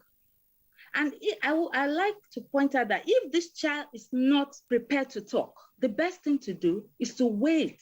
Don't force, don't shout, don't want to make the child talk by all means. Bullying does not always end with the victims. It can translate to negative consequences on the general school climate and the right of students to learn in a safe environment without fear. We need to revisit our values in the school system, maybe during assembly, or there should be a pet talk time. When they are aware of what bullying is, then everybody begins to adjust. The governor of Lagos State, Babajide Sanwo-Olu, recently cautioned students against bullying. And I want to encourage the teachers as well. Please, listen to the little stuff that your pupils are telling you, so that they can tell you the big ones when it affects them. Experts are of the opinion that victims of bullying must, as a matter of urgency, inform their guardian, teachers, parents, or friends to avoid dangerous repercussions. For Dateline 360, I am Imole Ayotokide Ogufowora. Oftentimes, it is the quiet and introvert students who suffer the most from the intimidation and aggressive behavior of bullies. This time and experiences have shown affect negatively the progress of learning and self-confidence of the bullied. Amina Saidu examines the impact among secondary school students in Kaduna. Bullying is a problem which happens at various levels of the educational system, in primary, secondary, or even at tertiary institutions. 29-year-old Campbell Aga is a teacher at one of the schools in Kaduna. He is a victim of bullying and recalls the trauma by telling his story. With my structure, I was the smallest in my class, and there were some that actually look at because of my size, they would intimidate me, and to a point I was a little bit academically sound, let me say that, and I was a class prefect. They would ask me to write names, then the teacher will come in and punish them, then they will look at me, give me that nod. That nod simply means outside the school, you know what will happen. It is something bad for like a parent sending his or her child to school, then hearing a bad news like that is not proper. They will not like to mix with anybody because the person that seeks to harm them amongst the colleagues, they used to warn the targeted students, never you say anything, because if you tell anyone, we are going to kill you. So it creates fear in them.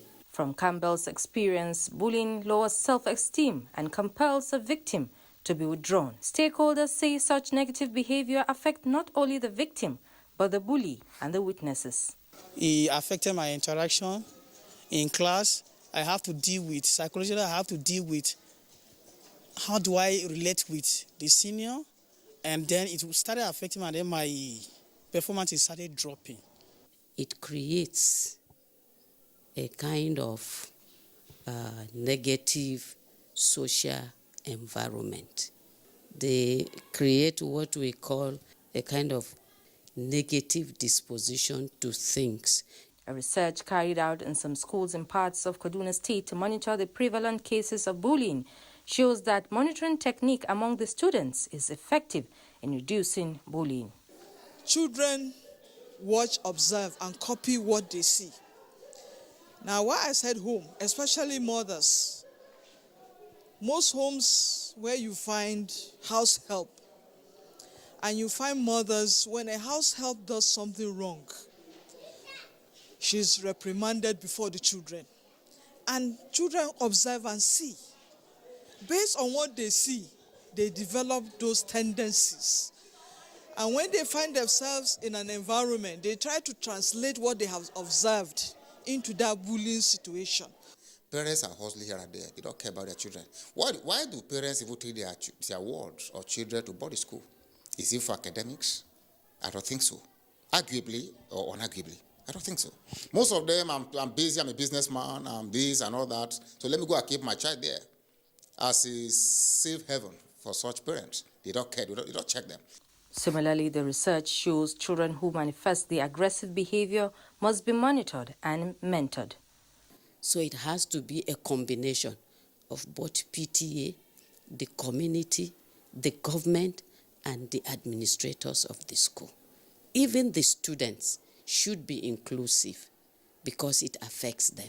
Stakeholders are of the opinion that a lot should be done in sensitizing the populace on what to do, where to report such cases, and how to overcome it. Parents should also create a conducive environment to enable their children open up when they are confronted with such issues. That bullying makes the lives of victims uncomfortable is an understatement. It is often a hellish situation for praise, for whom help seem out of reach, even as the bully rags continue unhindered. Nneka Onu in Aba conversed with a mix of old bullies and the bullied to bring home the effect of bullying on persons. She reports that interested parties in the commercial city are calling for decisive action against offenders, while school authorities are enjoined on their part to deploy strategies to put an end to it.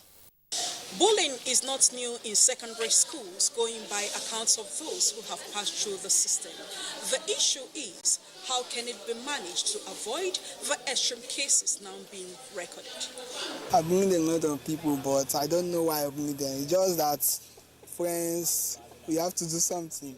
I bullied someone based on he ate my food, my evening food that night, and that evening there was nothing for me to eat. So I got angry. I beat the boy. I was my classmate. I was in JS3. Their targets are usually the younger students who are seen as vulnerable, just like Charles Wando and many others. Their memories as victims of bullies are still fresh. I did attend a boarding school, so we received a lot of that on a regular basis. So it was a normal thing to us, and we were used to it. Mr. Wando, who was emotionally and physically affected by his experience right from his first year in secondary school, says the situation forced him out of school in his third year, though luckily he did not end up on the streets. He has beaten me up mercilessly. My glasses broke, and I thought it was going to end that way. I became vulnerable, became exposed to him and his group every day in school. If I came to school, in fact, I was in the dormitory or hostel. I had to pack out of the hostel because of continuous and incessant bullying. Victims, according to reports, end up losing concentration with far-reaching impact on their psychology. I may call it the infantry stage of terrorism, because once one or a student is threats of bullying other students, if it is not nipped in the bud,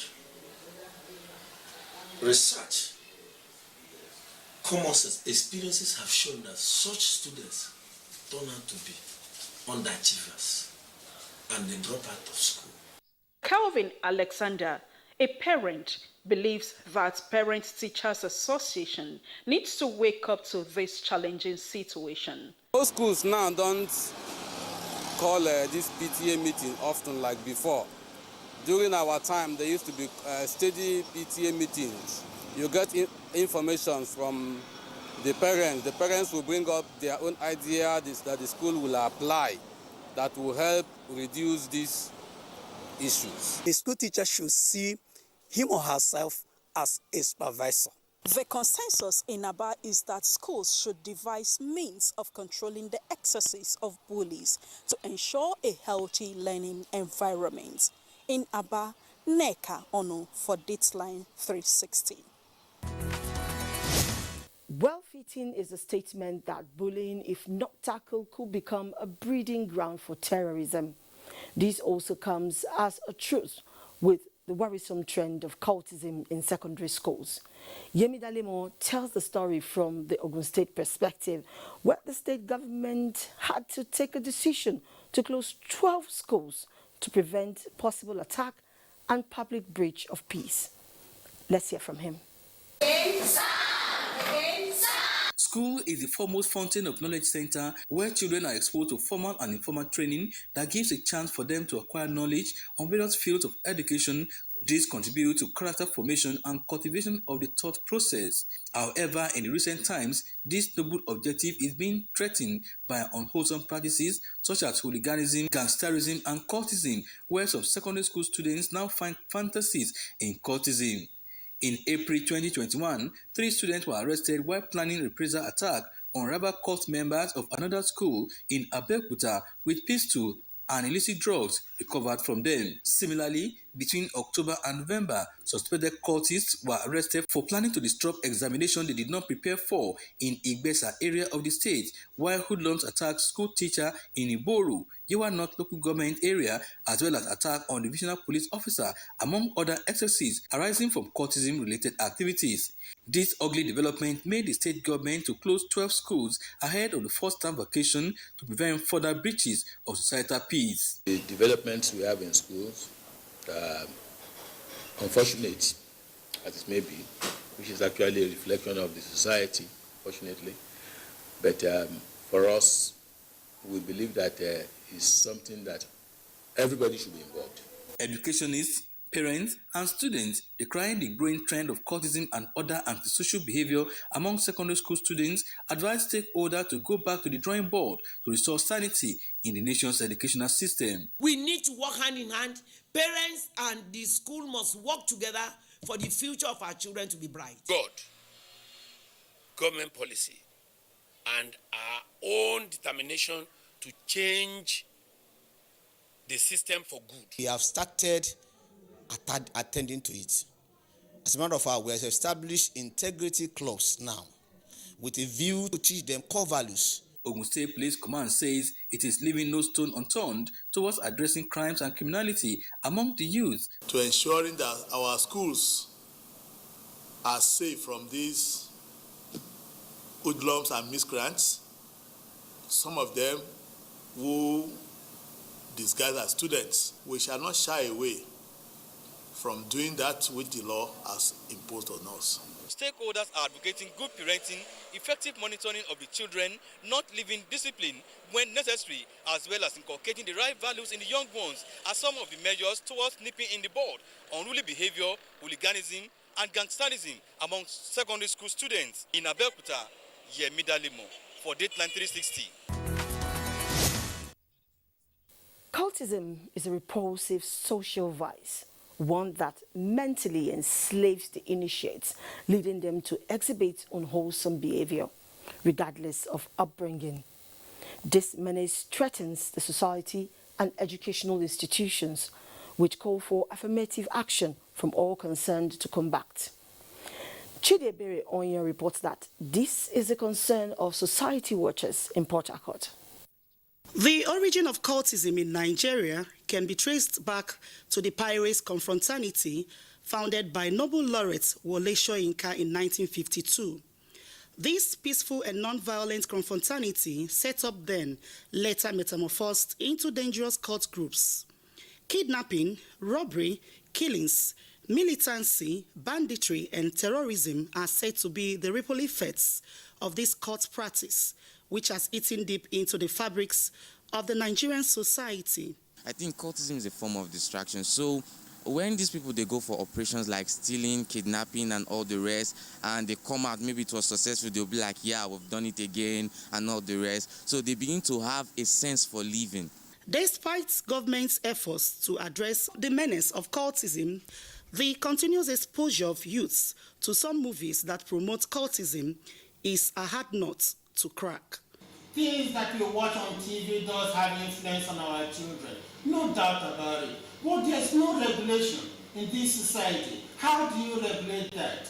In the society that we are in right now. Everybody has to get involved to educate the younger ones, the implications and the danger of cultism.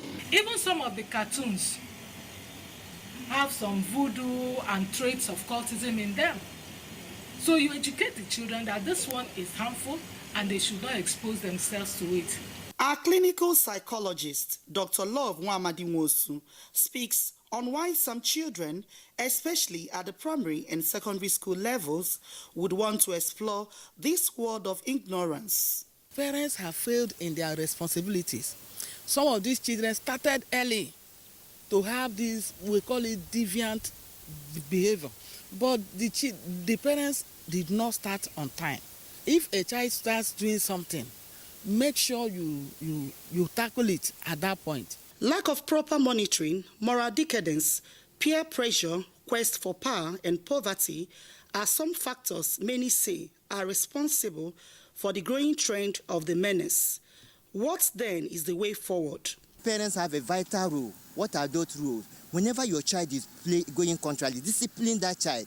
Let that child know that what he's doing is wrong. To curb the menace of cultism, it is believed that all hands must join together to check the activities of the younger ones. This way, cultism can be drastically reduced, if not completely eradicated. In Port Harcourt, I am Chidiebere Onya, reporting for Dateline 360. It all starts from the home front, and I'm talking mostly about bullying. This short piece by Arit Ndem puts it in better perspective.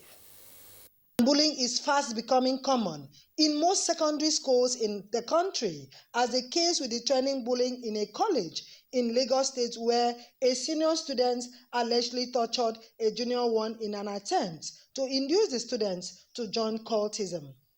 In reaction to this unpleasant development, school administrators regret the attitude of bullying in schools, but however, attributed bad attitude like bullying to be most students' parental background. In our schools now, we don't want them to be in possession of hangers, instruments, some instruments that they could use to harm others. Regrettably, a principal of one of the secondary schools in Calabar narrates a situation where parents in recent times even molest teachers in schools for disciplining their words. Because their parents have failed to do their duties.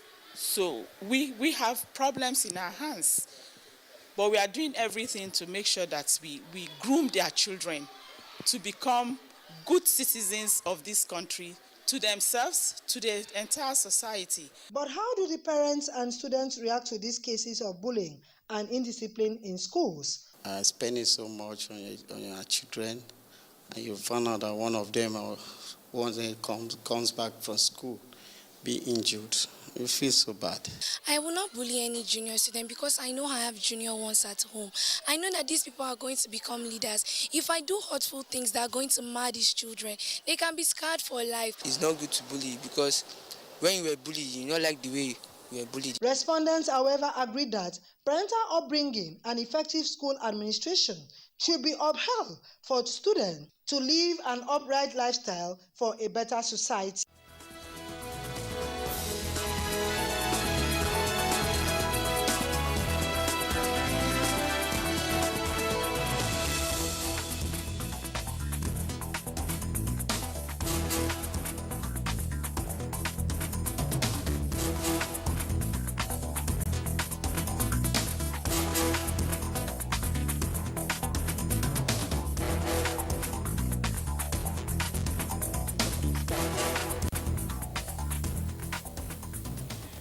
Remember, meanness is a sign of weakness.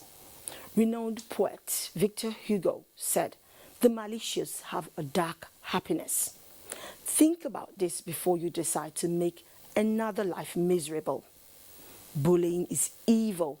Let's all stand up against it. Thanks for spending your time with us today. God bless you and bless Nigeria.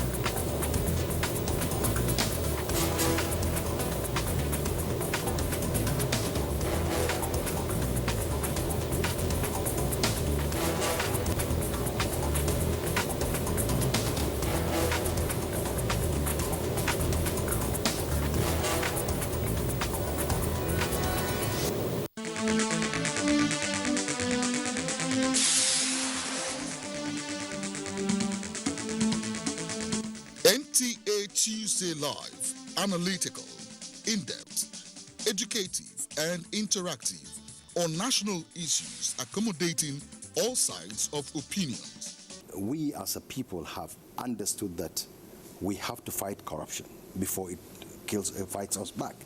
Poverty has a financial index, so it should be fought also with a financial weapon. Give it to the social investments program.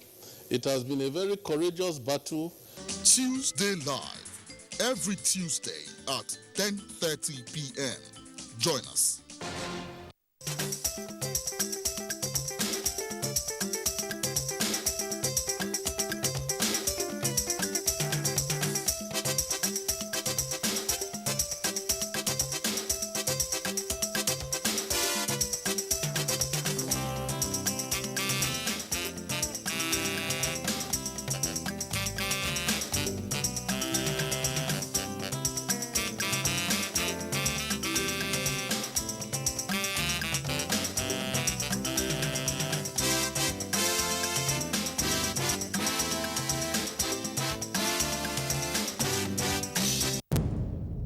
Information is power. Everyone wants power. So feel powerful with the NTA News mobile app, the one-stop information center. Real news at your fingertip. Be the first to report by uploading first-hand information on the U-Report link, and be the first to know by simply clicking on any of the links on the sidebar for headlines, domestic and foreign news, economy, security, politics, sports, and more. Stream live on your smartphone and tablets and stay connected. It's pretty easy. Simply download NTA News app from your Google Play Store and you're good to go. NTA News mobile app, your access to real-time information.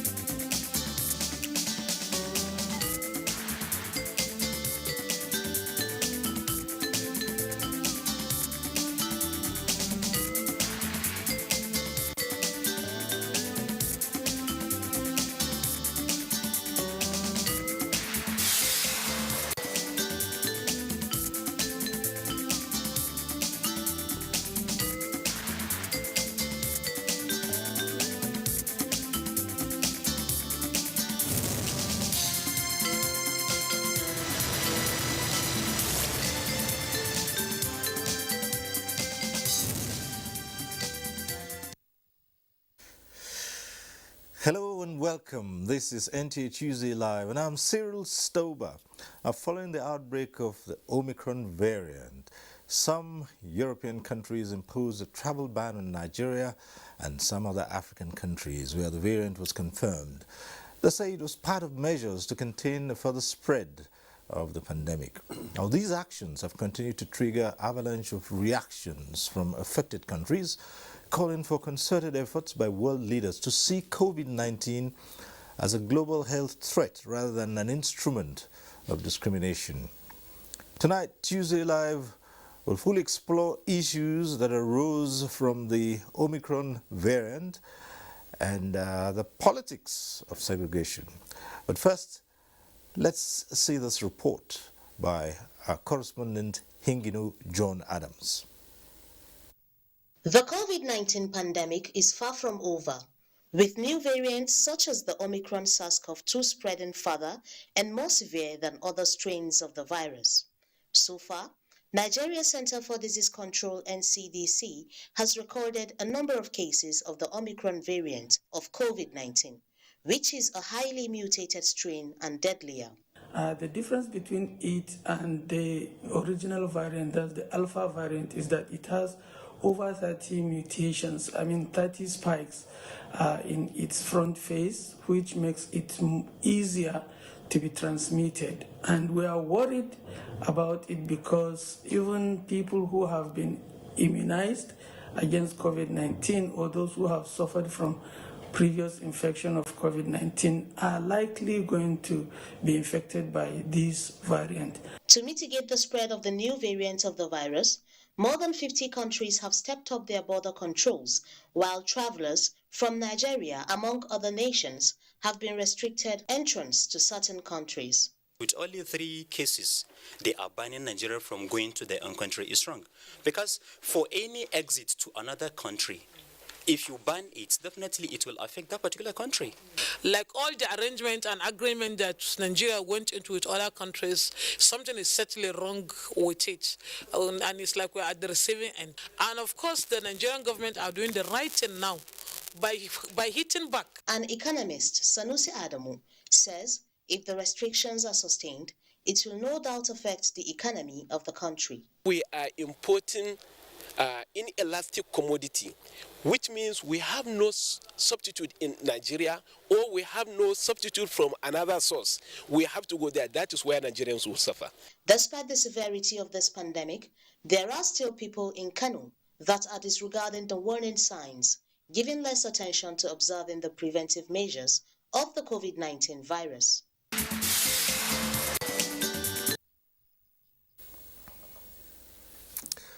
All right, that report sets the tone for tonight's discussion. Let me at this point introduce our guests tonight. We would like to welcome Senator Adamu Mohammed Bulkachua. He is the chairman of the Senate Committee on Foreign Affairs.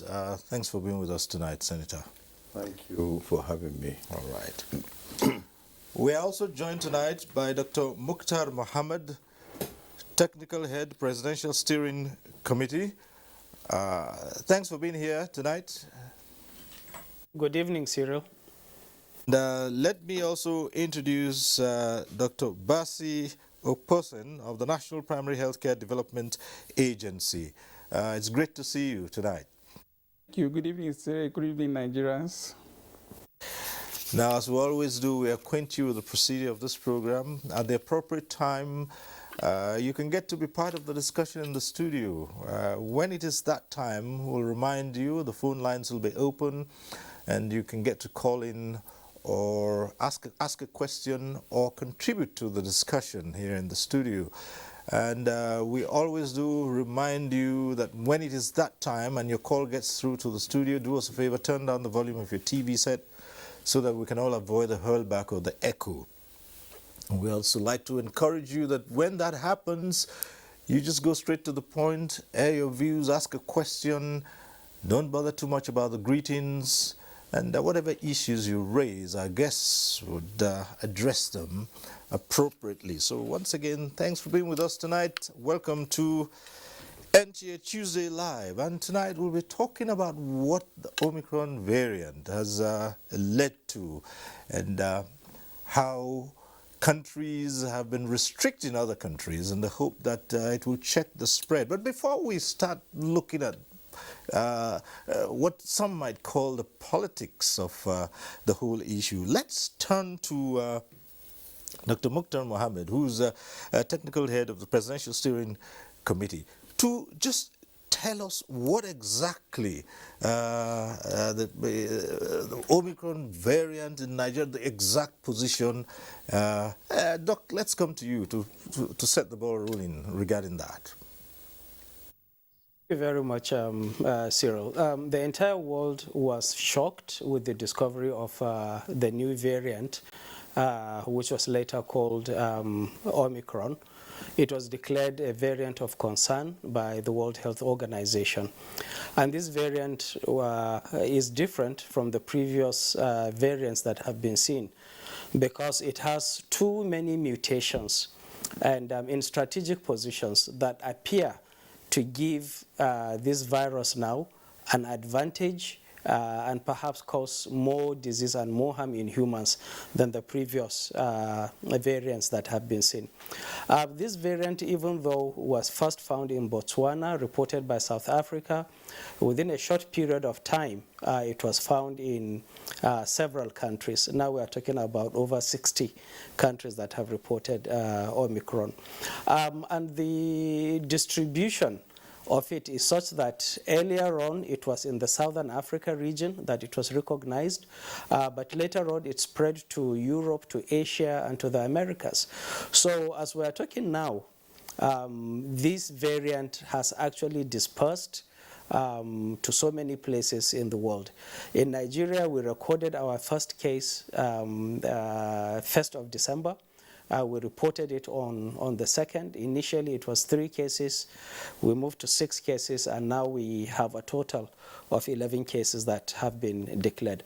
So much of the variant, but it is the politics that followed the discovery of this variant that actually shook the world and created new dimensions in terms of the pandemic story. Immediately with the advent of this variant, certain countries imposed complete closure or ban to people from certain part of the world, particularly Southern Africa, initially the 7 countries, and then they included Nigeria and some other countries, trying to show kind of that this virus originated from Africa.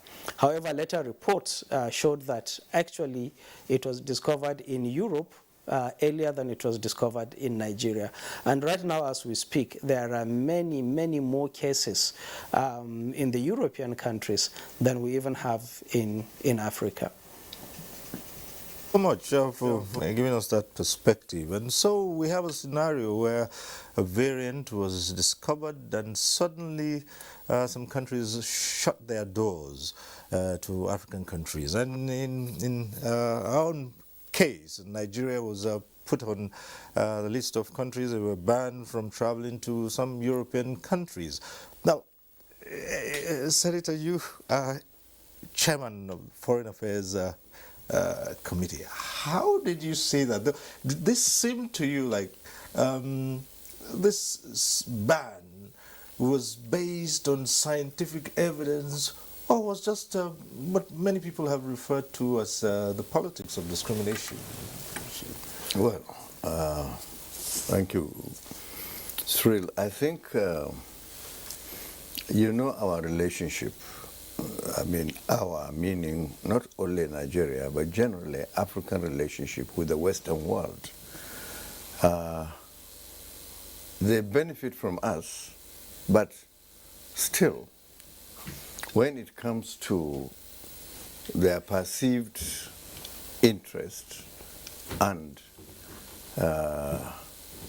the interests of, they call them their citizens, and their communities, they try to blame whatever happens to them on us. Now, the unfortunate thing is, this variant happens to be discovered or originated from South Africa. And then 2-3 days after that, other African countries neighboring South Africa also reported the cases. And without considering our relationship, without considering the economic benefits they enjoy within the relationship with Nigeria and other African countries, some of these Western powers just decided to shut down most African countries. I think our crime is that we Nigerians were too many and we travel a lot, so they fear that please, the best thing to do is to shut them out and then we'll be safer. So, but we don't look at it like that. We don't look at it as they are protecting their interests. We look at it as the same colonial mentality where all they need from us is to exploit us, and anything else, they don't give a damn about it. All right, I'd just like to say at this point that we've also been joined tonight by Ambassador Usman Serki, former Deputy Permanent Representative of Nigeria to the United Nations. He joins us via Zoom. Ambassador Usman Sarki, thanks for being with us tonight on NTA Tuesday Live. I'm sure you can hear me clearly at this point. Hello? Yes, I can hear you clearly, Mr. Stover. Thank you very much for having me, and good evening to the distinguished senator and the other panelists, and good evening, Nigeria. All right, let me just go straight to it. And of course, you heard the opening comments, and you're well aware of what's been happening. Well, those countries that were immediately placed on a travel ban reacted and said this was a discriminatory, thing to do, since there was no evidence to show that the COVID-19 originated from Africa, of all places, and that discovering the variant did not amount to it being indigenous to Africa. But again, the countries that imposed the ban say they have a responsibility to protect their citizens from anyone who they suspect is coming in with a health challenge that's likely to spread. What's your view on all of this? Thank you very much, Mr. Sober. Quite right. Countries have the responsibility to protect their populations against imported diseases or even locally arising cases of, diseases and other pandemics. Now we must look at this situation from the angles of the drama around the spread of the COVID-19 since 2020. The entire world is in a state of very heightened tension and anxiety, bordering on hysteria even, because of the confusion that the COVID-19 has brought. So it is no longer science, actually, that is driving policy, but it is, to some extent, you can say it is politics that is driving science and perceptions of leaders and populations. Many of the democratic countries they have their backs against the wall because of the seeming incapacity of their countries and governments to deal with this pandemic and the backlash that they're experiencing from their populations. So they need to demonstrate firmness and to show that they are on top of the situation by acting swiftly to seemingly deter or prevent or ban flights from countries where new strains or variants of the COVID-19 are discovered. Having said that, the victim countries like the South Africa and the rest of the Southern African countries, and Nigeria included, also have the right to complain that this was an impulsive action taken on the spur of the moment without any evidence to support the politics behind the decision to ban flights from Nigeria, for instance, or Southern African countries. So it is a very complicated issue driven by anxiety and desperation, really. It is like throwing darts in the dark. And for the last 2 years, getting to 3 now, governments have really failed to grapple with this issue. So they are resorting to various tactics and strategies, most of it trial and error, to see which one will work. We have seen how lockdowns have failed all over Europe, the United States, and many countries, Asia, to some extent. We have seen how social distances have failed. We have seen how vaccines, even in some cases, have not worked. Even people who are vaccinated, who have had the 2 doses or double vaccines, have died of the disease or of the virus. So it is not a simple issue to say that this is racism or apartheid or an unjustifiable action. The countries that impose the ban think that they are doing so in the best interest of their people. And at the same time, we who are the victims, we have to now also present our case rationally, devoid of sentiments and other connotations that should not arise at this moment. Along the line, we will see if the evidence comes to hand, whether this is indeed discriminatory, perpetuated deliberately against African countries or not. But for now, I think we should be a bit cautious because the situation is very fluid and dynamic. uncertain. So we leave the scientists in the front line, the doctors, the researchers to take the lead. And those of us who are laymen in that field or laywomen, we should follow them according to the dictates of the evidence in hand. So this is the preliminary remarks that I wish to point out. Okay. But you see, the United Kingdom, already one person has died of Omicron, and they said within 24 hours it will overwhelm London, and within 1 week it will spread all over the country. So the government over there is under considerable strain. In fact, this may even lead to the toppling of the government if care is not taken and it does not get its acts well.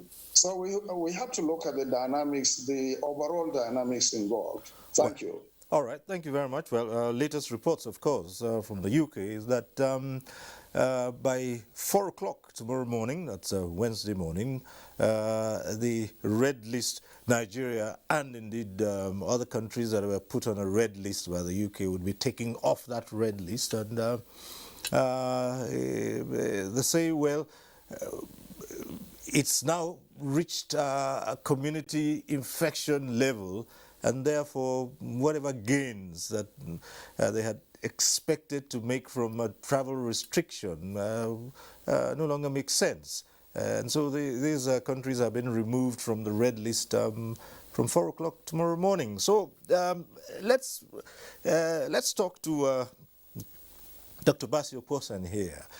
Seeing that in a place like the UK, the Omicron variant has already permeated the community level, let's look at how much of the population in Nigeria has been protected either through double vaccination or those who have had the first dose of the vaccines, and of course this against the backdrop of the approval that booster shots should be taken by those who have been fully vaccinated. Dr. Basio Posan.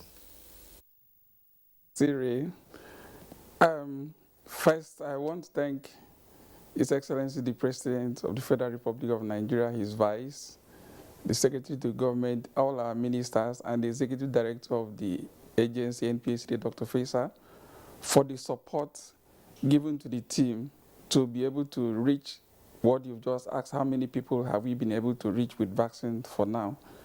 As of today, with the support we've had, we had the electronic management of immunization data platform that was developed to be able to capture people that are being vaccinated in Nigeria.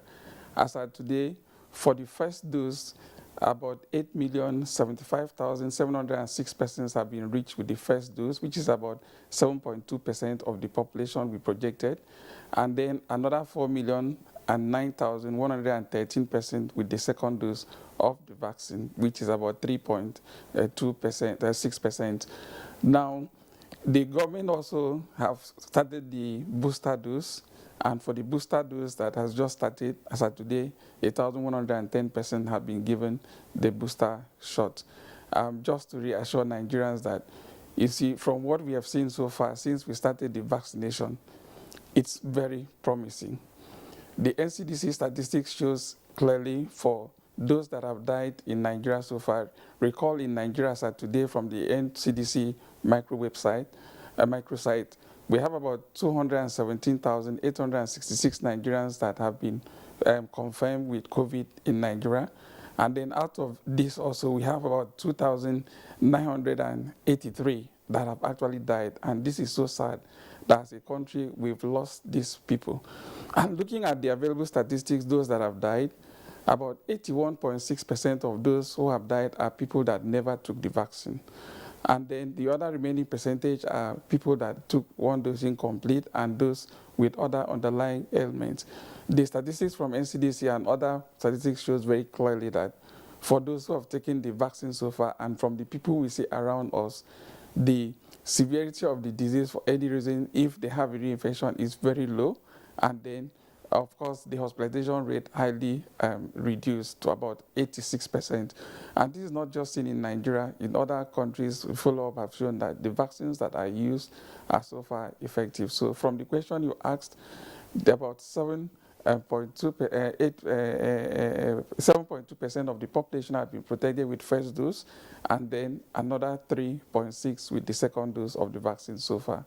And the vaccination process is ongoing.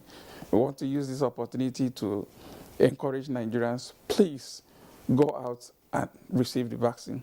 Cyril, I want to mention to Nigerians, yesterday I was listening to one of the television stations, and I was so shocked from the comments of the journalist that was talking, telling Nigerians that the vaccines that are available to protect people were prematurely released and they are not safe. And that is why people, when they take 2 doses, they can still come down with it. Let's go back to memory lane. From polio, we have now eradicated polio as a country. You recall that a child is given polio 0 dose at birth, is given the now dose 1 at 6 weeks, the dose 2 at 10 weeks, dose 3 at 14 weeks, and that child again further protected with IPV vaccine given intramuscularly. That is 4 doses plus the intramuscular dose being given again. And of course, this is what gives the child full protection. Come out to measles. The measles that we all took as children and we are still giving to our own children. If you give the first dose of measles vaccine at 9 months to 100 children, out of these 100, studies shows very well that only 85 of them would develop full immunity at first administration. When they are given a chance for a second dose at 16 months, 95 of them will have immunity. If you now have a third opportunity, 98 of the 100. And that's why you see sometimes a child will have received measles vaccine, and after receiving the vaccine, maybe some years after, the child still comes down with measles, and you will always see the difference in such children that have received the vaccine but did not receive and did not develop full immunity. Such children, their case will be different, mild fever, few rashes, the child continues playing. But a child has never received vaccine, if comes down with measles, of course, the case is always different. That child will be very sick.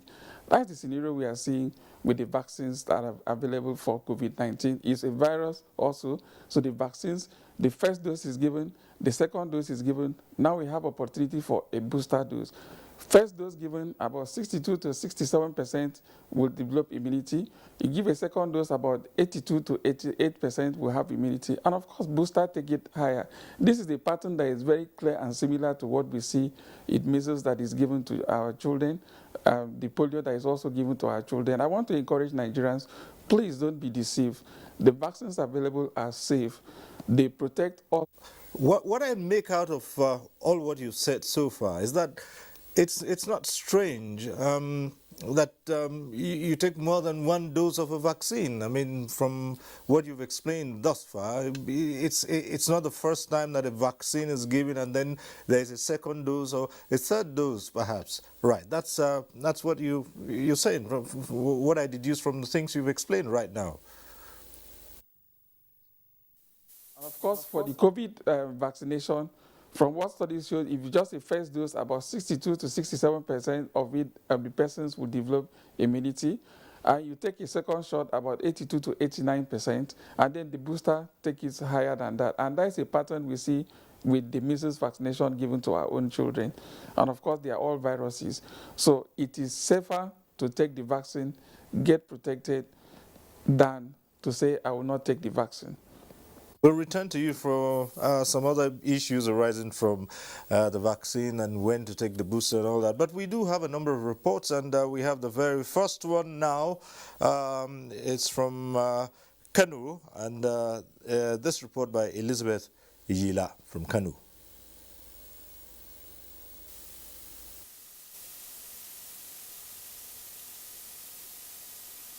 Omicron, the latest variant of COVID-19, has crossed borders just like other versions of the virus. The World Health Organization says it has been detected in almost 60 countries, and as it spreads, researchers are working tirelessly to uncover its clinical characteristics and establish its level of potency.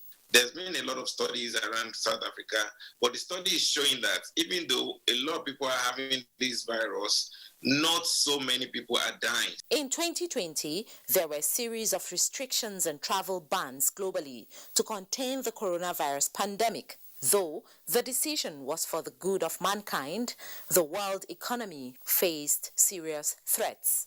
This is gradually bringing back travel bans. It's uncalled for, is an insult, and is not fair to us as a nation. The government is losing revenue due to taxes that will have come from these quarters. We as travel consultant, travel management companies, we are also not in business. We cannot afford to allow the travel industry, the hospitality industry to go back down again. This has ripple effect on all sectors. So it's something that we hope that sooner rather than later we'll review it. To end such restrictions and travel bans so that life can return to normal, experts say full vaccination is important. But the problem standing against achieving this is vaccine inequality. The developed countries have taken over these manufacturing facilities, and they are just keeping the vaccines to themselves. So we are appealing to these developed countries to allow developing countries to also be on the table, to get these vaccines and to be able to improve our global coverage. If someone is not vaccinated somewhere in the world, we still have COVID-19 pandemic and the world is still not safe. As the federal government continues to break barriers and ensure availability of vaccines for Nigerians, it is expected that the citizenry will complement its effort by availing themselves of vaccination. In Lagos, Henginu John Adams. Right, okay, this report by Hingino John Adams. And initially we had a report by Elizabeth Iyila from Kano. But these reports are talking about the situation with the Omicron variant of COVID-19 and how some countries have found themselves in a situation where their citizens were being restricted from other countries. Again, we noted a short while ago that for the UK, for instance, from tomorrow morning, the red list, those countries that were put on a red list are going to be removed. And so, but in any case, other measures will still remain in place about testing and all that. But Senator, coming back to you here, with the decision to now take off, at least the UK has done that. Well, is that a signal to other countries that are thinking of introducing such measures? I know that Nigeria at some point in time also thought, well, if countries are saying Nigerian nationals can't go to their countries, what would they be looking for in Nigeria as well? Well, actually, this British announcement that by 4 a.m. The red list would be taken off, and Nigerians would be free to travel to the UK. It didn't happen by accident, because we had to protect our own interests too, and we know where it pinches most, because we were considering banning British Airways from flying into Nigeria. And you know that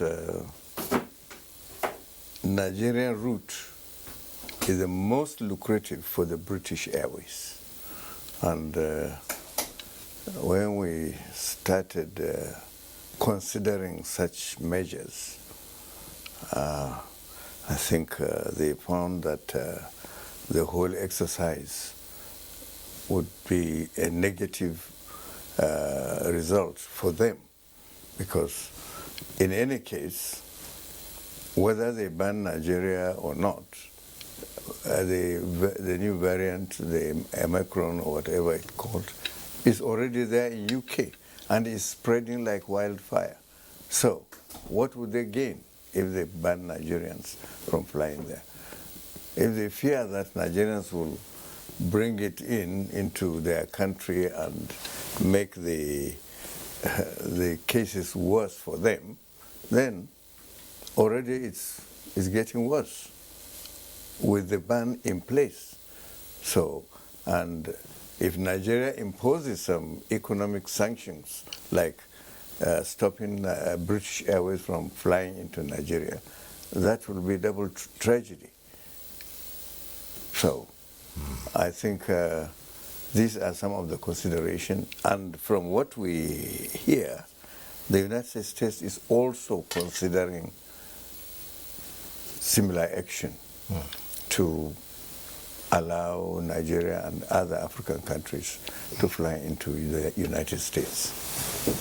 Well, let's go back to Dr. Mukhtar Mohammed. The whole thing about COVID is still not known, really, and even as scientists world over, in a race against time to try to understand the very nature of COVID-19, including these variants, no one can tell precisely whether this variant is more virulent than the Delta variant, or if this variant will lead to more deaths. I think everything is still under consideration, really, but it would seem that from initial reports, even as they talk about the variant being the variant spreading faster than other variants, it would seem that from initial reports, illnesses so far from the variant have not been as serious as others. What do you say to that? So, with the advent of the Omicron, the first thing that really made scientists and everyone to become apprehensive was the sheer number of the mutations that were seen, around the virus. And potentially, that could mean that the virus has adapted, has some new measures that will make it to survive longer, or to transmit faster, or to evade vaccines. Yes, it is true that so far with the data we have, it has shown that the virus can actually transmit faster. It has a transmission rate that is about 3 or 4 times that of even Delta variant. And from the preliminary data also that is being studied currently, it shows that this Omicron variant can evade some of the vaccines. Data published, from Israel and the United States show that it can, the Pfizer vaccine, for example, will be 40% less effective in Omicron cases. But again, this needs to be studied longer to be able to see the differences between various ages, between people with comorbidity, and so on and so forth. In addition to this also, data is still being compiled regarding the hospitalization rates. For now, we have seen over the last 2 weeks or 3 weeks that not many hospitalizations are happening as much as it was happening in Delta. But we don't know, with time to come. This has to be studied before this will be established. Mutations are some things that, you have to study them over time to really see whether it confers an advantage to the virus, in the sense that the virus will become more virulent, or it will confer a disadvantage to the virus so that it will not cause more harm and more mortality. So in the next coming weeks, we will expect to see more data as more patients are being infected, as data is being gathered around the world, and see really what is the impact of this new variant. But just to go back a little while, the frenzy and apprehension was what led to countries taking these reactions, knee-jerk reactions, which really some of them were not backed by science. It was just out of fear. And I think His Excellency the Ambassador has explained, from foreign relations or diplomatic side, why political leaders have to take certain decisions. If we allow science to lead, then you realize that these decisions are not justifiable, because there are far more effective ways that you can use to address these emerging mutations that are happening. For example, Nigeria, we have taken our time to actually study every situation that occurred, from the first wave to the third wave and now to Omicron that we are having. We have learned from the past that what countries need to do is actually to heighten your surveillance, to heighten your indices of suspicion, not to close borders, not to ban people completely. If you look at our own restriction, we allow people from various countries to come into Nigeria. However, depending on the risk profile, you will either be tested twice, or you will go into quarantine or isolation, or we'll put some additional measures. But never say that people coming from certain countries are completely banned. Even when we had restriction on India, Turkey, we never banned any flight. All the flights were coming. And people who had visas were to come to Nigeria, we never disallowed them. They come. And we treat individuals the same. We don't say that because you are a Nigerian living in India, if you come to Nigeria, you will not do quarantine. No. Even if you're a Nigerian or you're an Indian, you come from India, at that time we have a restriction, you must go into quarantine. And that is what we tried to show to other countries, that this is not really a discriminatory fight, but rather we can use science and tighten our surveillance and heighten our indices of suspicion and subject people to more rigor, so that by the time the people come out of isolation or quarantine, we will be sure that they do not have the virus and they do not constitute an unusual risk to the population. Let's come to Ambassador Usman Serki. Ambassador, it's a tough call, isn't it? Balancing national interests, health, and diplomacy. I mean, at what point do you now sieve through all of this and come to a reasonable decision? And like many people have observed, health issues are beginning to put a strain on diplomacy. How do you go around this?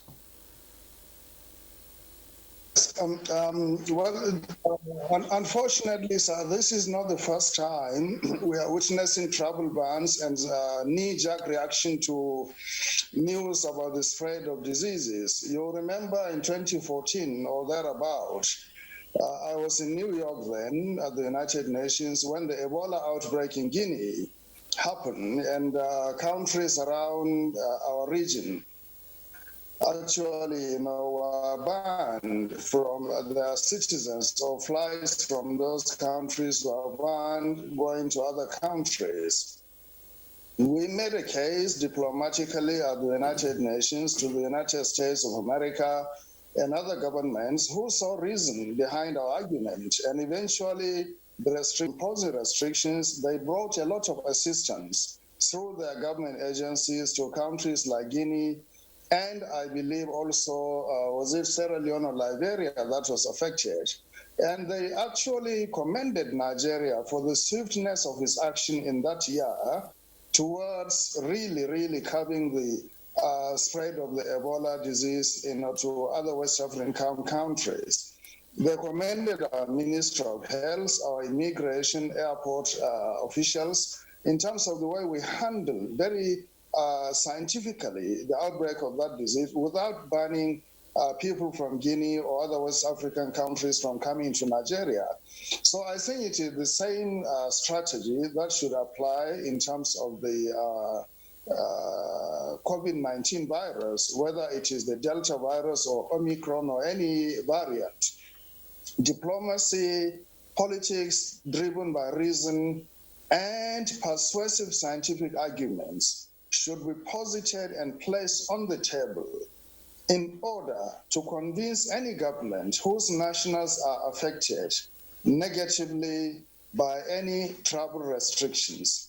And travel restrictions should be temporary, not something that will be imposed overnight and allowed to be pending or to be in abeyance indefinitely, when we know that it is like a double-edged sword that cuts both ways. Senator Bulkatua has referred to the cost, to British Airways and the British economy of banning flights to Nigeria. So it applies really in both ways when you deal with this situation in a very peremptory, knee-jerk manner. What is required actually fundamentally is, number one, sharing of information in terms of the consequences of the outbreak of the disease, the nature of its spread, the geography of the spread, and the means of its spread around the world. Secondly, is actually for the scientists of countries concerned to come together. For instance, we have a very effective National Center for Disease Control and health institutions in this country.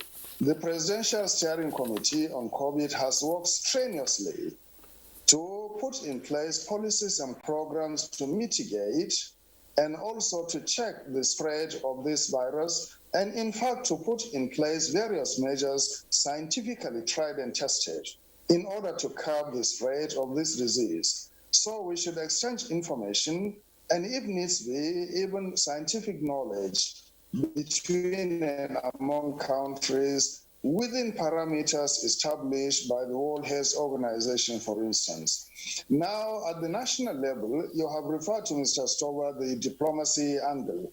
I think it is very important, we on our part, to be very proactive in providing information on the degree and rate and spread of outbreak of diseases in our country, and also to let the world know the degree of preparedness that we have in place, so that confidence will be built and anyone interacting with us will know that we are very transparent, very honest, and upfront in providing information relative to the particular case in our country.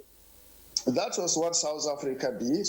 Unfortunately, due to panic on the part of UK and European countries, they imposed travel bans on South Africa and 7 or 9 other Southern African countries, and later on Nigeria. So in this situation, I think sober head, cool heads, and reasonable logic will be the way out, rather than sudden, dramatic, and precipitate action towards banning flights from one country or the other. They have banned flights from Nigeria, for instance, but like Senator Bulkacha pointed out, it did not stop the spread of the virus all over Europe and other parts of the world. And I'm sure it's not Nigerians who took that disease, or that variant to those countries. So I think whatever we do, we should measure it in the degree of the intensity and seriousness of the situation, and not to allow political expedience to override scientific reasoning. Okay. Now, returning to the matter of vaccines and vaccination, let's talk to Dr. Basio Posen of the National Primary Healthcare Development Agency here. Now,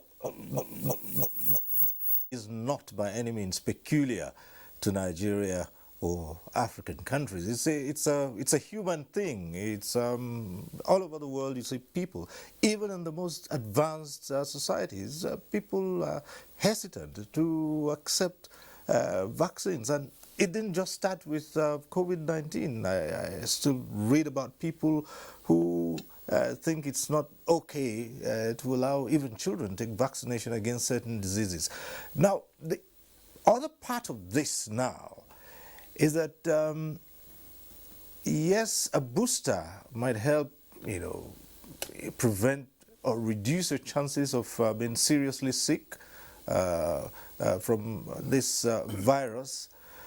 But there are so many vaccines now. I believe there are many of them. I don't know the number of vaccines that have been approved the world over for people to take.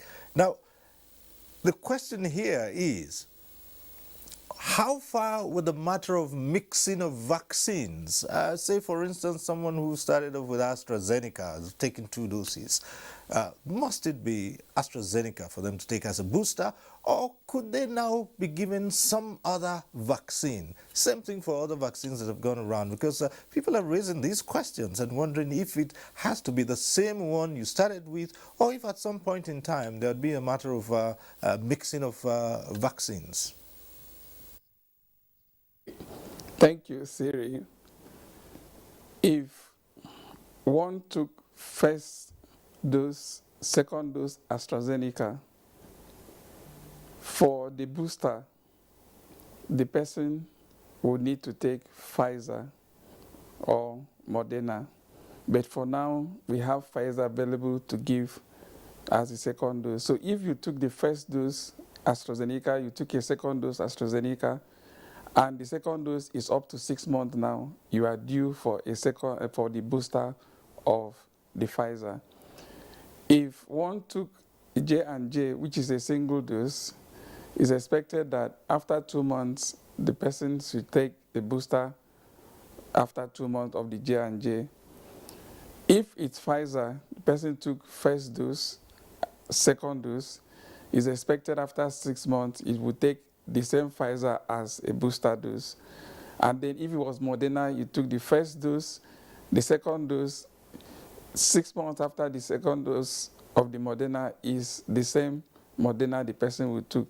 So you can see from studies what is available information for now. If you took Pfizer first, second, the booster will be Pfizer. If you took Moderna first, second, the booster will be Moderna. If you took AstraZeneca first and second, the booster will be Pfizer or Moderna. But now we have Pfizer that are available that we are giving as booster. Then if it was... Just a moment here. From all you've said so far, it's clear that as a booster, AstraZeneca does not feature there. Does this not in some way suggest that AstraZeneca is, how do we put it now, is a little bit below there when it comes to the matter of which vaccine to take? Because if those who have had Pfizer and Moderna can go on and take the boosters of those ones, but those with AstraZeneca have to cross over to Pfizer or Moderna, does this not suggest that perhaps AstraZeneca is not as effective as the other vaccines? And people would say, look, even if there's AstraZeneca, people who are waiting to take their first dose might say, no, I'm not going to take AstraZeneca. I'll wait until they have some other one. Absolutely no. Cyril, I will reassure Nigerians, AstraZeneca is equally very effective. Let's look at our own, let's go to our own Nigeria. We gave the statistics of people who have taken the vaccine, how it has reduced severity. You go to India, we are aware when over 200,000 Indians were dying in a day, with over 1 million cases in a day recorded. The only vaccine India took was AstraZeneca. We are also aware when UK had a lot of people dying, the vaccines they were using was AstraZeneca. History have shown very clearly that AstraZeneca vaccine is very effective. That does not show that all the vaccines we use in Nigeria are very effective, including the AstraZeneca. Just to reassure Nigerians, you see, the virus, COVID-19 virus, belongs to the SARS-CoV-2 viruses. And of course, when we mention that, we remember when we had the flu pandemic. And after the flu pandemic, vaccines were developed and the framework was there. The COVID-19 vaccine and virus have the same framework as the SARS-2. So it was easier to develop and finalize the vaccines that we are using now. So the vaccines that are available are very effective. And again, I hear some people say, oh, the Omicron has come. It will not be, the vaccines will not be effective. It was the same thing we had when Delta variant came.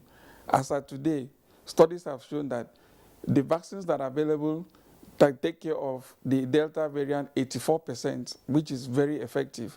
The same thing with the Omicron that it will come, because the Omicron virus is also a member of the SARS-CoV-2 virus. And of course, as they belong to the same framework, the vaccines are of the same framework, we will definitely see a very effective result that will come out from it.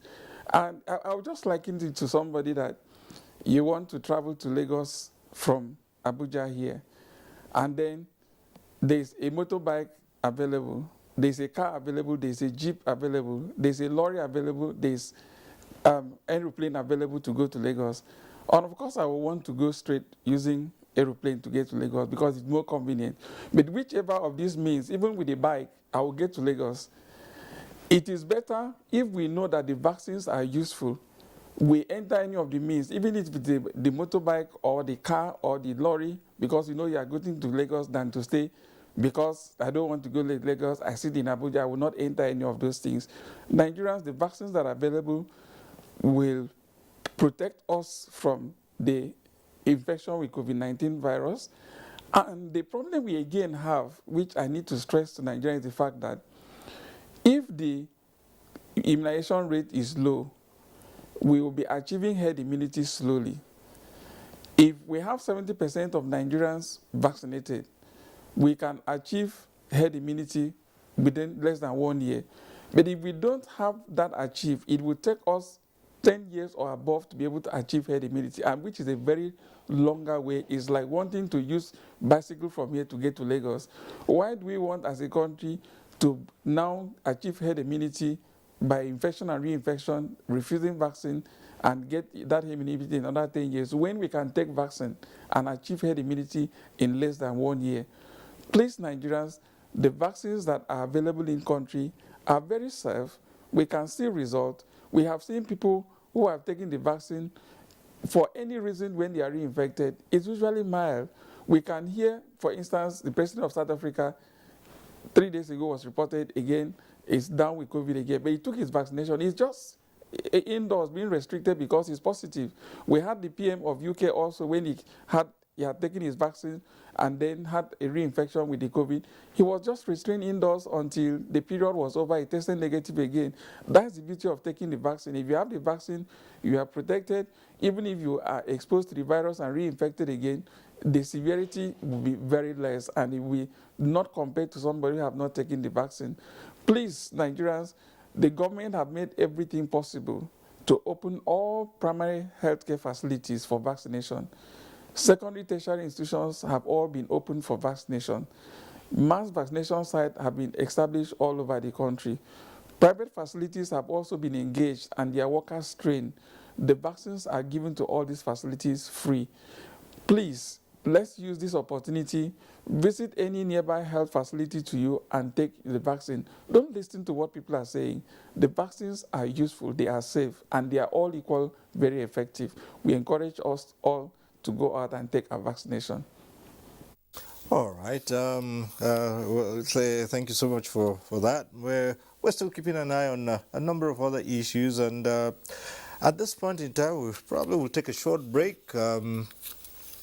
When we return, there'll be other matters arising from the Omicron variant, the various measures that some countries have put in place, and how it is playing out. Stay with us on NTA Tuesday Live. We'll be back.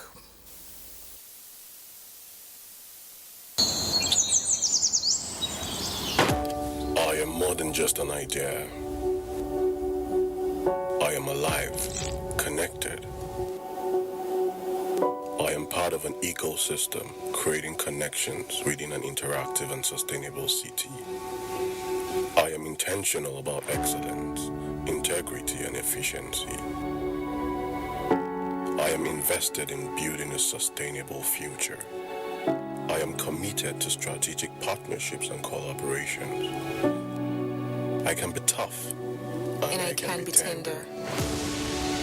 I take pride in delivering high standards. While there may be others, I am in a league of my own. I am more than just an idea.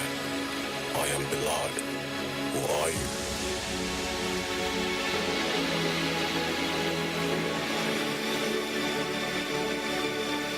Nigerian youths are about the greatest assets the country has at the moment. It is therefore not surprising that the administration of President Muhammadu Buhari is strategically responding to the yearnings of the youth through multiple projects and programs. Youth entrepreneurship support years by Bank of Industry, the Youth Investment Fund by the CBN, and several other conditional cash transfer programs. Recruitment of 774,000 social workers, majority of whom are youths, and so many other projects that are beneficial to youths directly or indirectly. If the administration can do all this, definitely with a degree of patience and time, it can achieve more. Nigerian youths must come together to say no to terrorism, no to vandalism, and no to all disruptive tendencies. Hashtag Youth for Greater Nigeria. Pacifying the youths.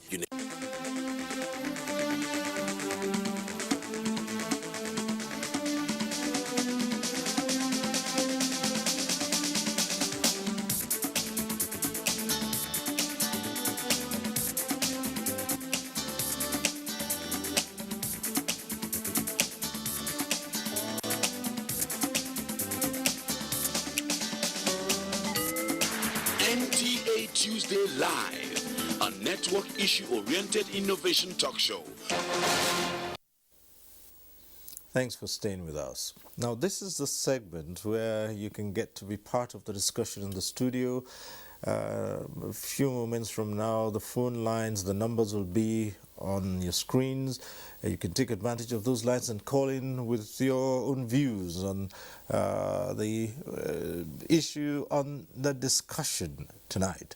But let's quickly remind you that if you're calling in tonight and your call gets through to the studio, do us a favor, turn down the volume of your TV set. That way we'll all avoid the hurlback or the echo. And we also like to encourage you to go straight to the point, asking a question or airing your views.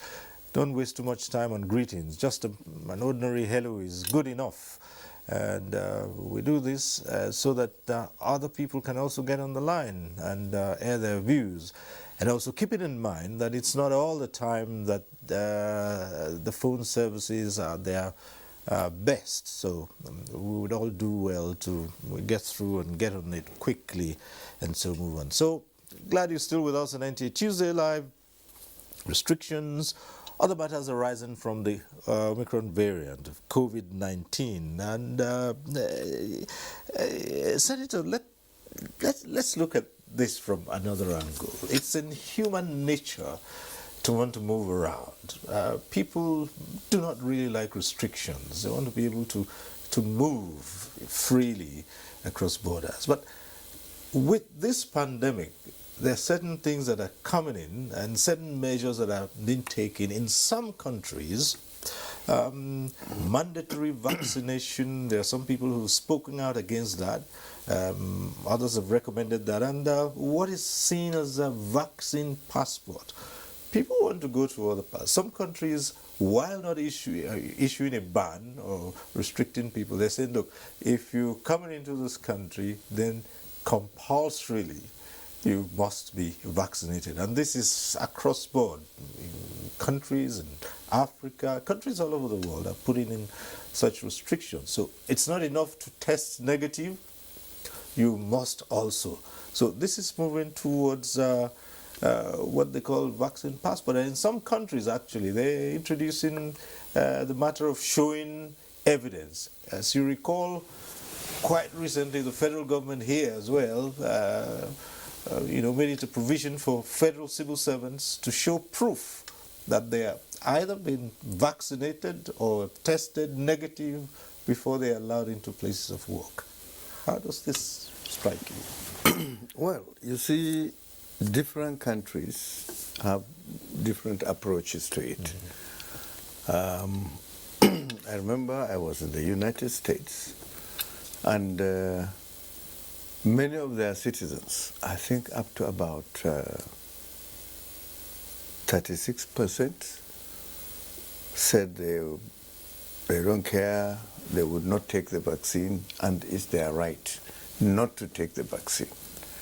I think in some states, the thing went to their courts, and the courts restrained the state governments from imposing compulsory vaccination because they believe that fundamentally there is human rights. I mean, you cannot say to an individual that because there is a pandemic, you must be vaccinated. If you don't trust the vaccine, nobody should force you to trust it and take the vaccine. So in many states, that's why up to now, it has not been universally accepted in the United States that vaccines must be taken by all citizens. Now, in Nigeria, for instance, when we got the first dose of the AstraZeneca vaccine, the government found it very difficult to convince the people, the populace, that the vaccine is safe, the vaccine is necessary, and so they started allocating it to ministries and departments. and they sent it to states. And in many states, they really had to accept, but they just kept them in the freezer and they do nothing with it because nobody comes forward to volunteer to take the vaccine.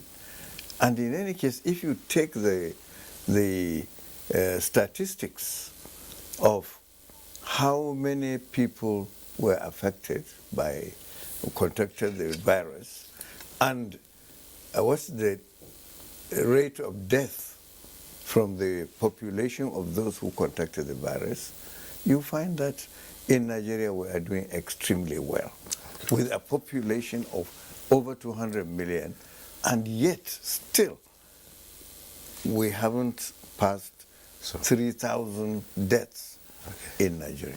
Okay, so different strokes for different folks. We have a very first caller tonight from Niger State. Stephen calling in. Hello, Stephen. Hello, I'm Sion. Hello, I'm Sion. Yes, go ahead. Hello, I'm Sion. Go ahead, Stephen from Niger. Hello? Hello? Yes, go right ahead. You're on. Okay, please. I'm Stephen. I'm calling from Niger State, Mina precisely. I just had an experience about 2 weeks ago. Okay, I actually get to the primary health. Are you getting me? Are you getting me? I go to the primary. Yes, I go to the primary health center to take the vaccine. Okay, I haven't told the office that if I don't get it, if I don't show the proof, will not be getting into the office. So I was there to get it. But one thing I want to put across is that as much as they are encouraging people on Sunday to go for this vaccination, please, I want the officers to deem it necessary to always inform us what are we going to expect after the vaccination, because my experience wasn't palatable, sir.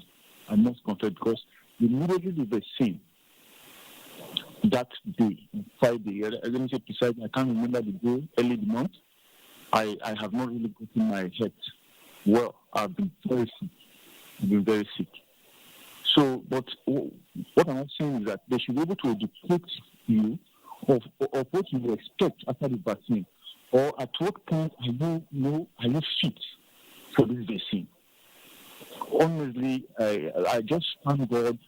I just recovered. I just started getting my test yesterday, since on Friday last week. It wasn't funny. That is my contribution. Fine. So we will ask Dr. Basi Oposen to respond to that.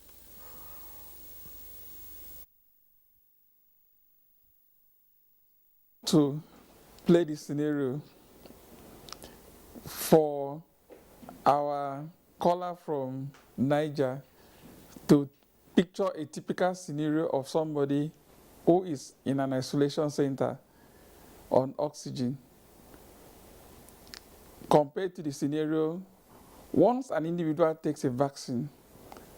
Most of the things we will notice after that are mild, usually called mild to not severe after events following immunization. Some people will complain of pains around the sites, just like any injection. Some will say they have fever, slight fever after the injection, some headache, some say tiredness. Some might even go up to the level of say, they had frequent bowel and so on. But 92% of the cases that have been recorded so far from people that took the vaccine are very mild cases where they are just given paracetamol and it goes off. This is, yes, you are right. Sometimes we tell the health workers to tell the clients that you might experience this. In fact, in most of the centers, they actually keep the paracetamol and things like that for people who want to take. So please be encouraged that what you will see after that is usually mild. We cannot compare it to the experience the person will have if that person goes to an isolation center. From the oxygen they will put, the number of days the person will stay, and most of the people that go in there don't come out. The experience is usually worse there. it is better to have those mild experiences, get over it after 1-2 days. And of course, we are grateful to God, like we can hear from his voice, he's better from Friday till today, he's much better now, he's stronger. Most people that go to isolation center don't come out faster like this.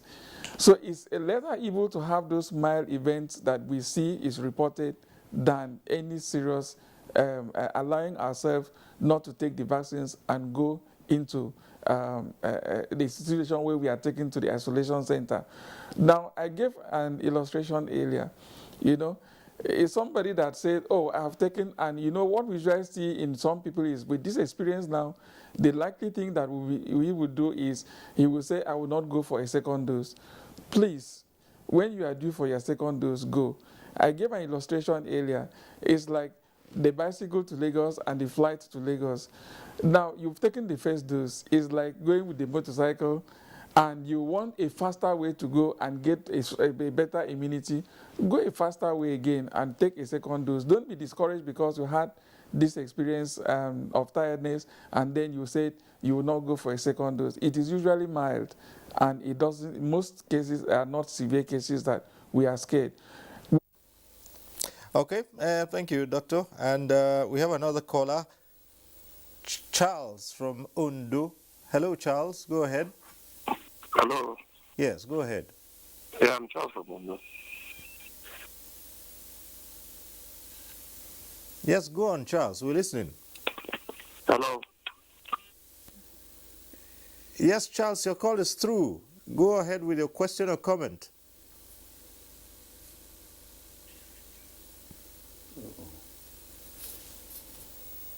Okay. All right. We'll return to the phone lines. That call was dropped somewhere.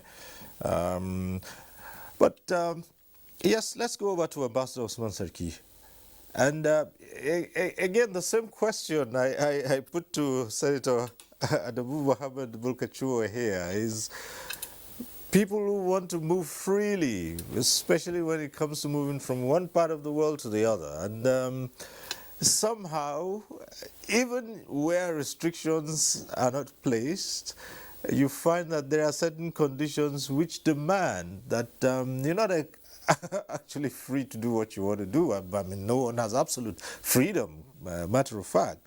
But some have also spoken out against mandatory vaccination or what leads to vaccine passport. What do you say to that? Well, thank you, sir. I think, it's about time that the world realize that the COVID-19 has brought about some fundamental changes in our lives. And life, as we know it, will never be the same again. And for this reason, we have to reassess our approaches to issues like travels, even what our definition and understanding of human rights mean in terms of the consequential dimension of the spread of disease, the cost-benefit analysis of containing disease or allowing people to enjoy unrestricted human rights.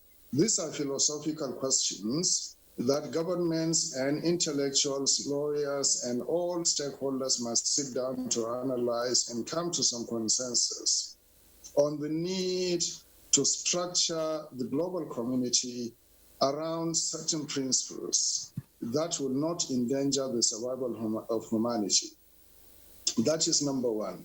Secondly, I think there should be definition at the national level of the limits that citizens can go in terms of enjoying rights and privileges, whether they should be unrestricted by any conditionality like the spread of epidemic or not, and then apply that yardstick, which we derive at the national level to the global level.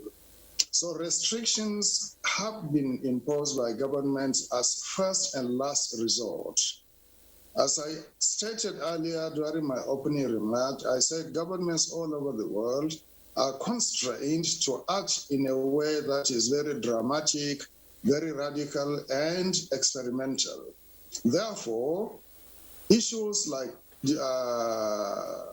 COVID passport and other things may come to really remain with us as a fundamental element of intercourse, of travels, if there is no speedy resolution to this issue, if there is no conclusive approach or conclusive ending to the COVID-19 threat pandemic, we will continue to see improvisations and challenging realities that will confront our lives.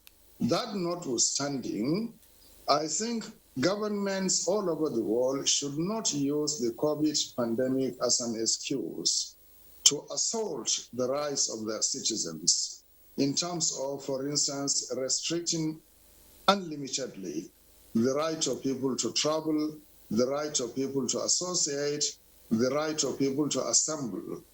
If that is done, even politics, as we know it, will change. There will be no primaries or rallies or gatherings or town hall meetings and other things. This will fundamentally change politics as we know it. The other issue, of course, is the impact it has on businesses in communities.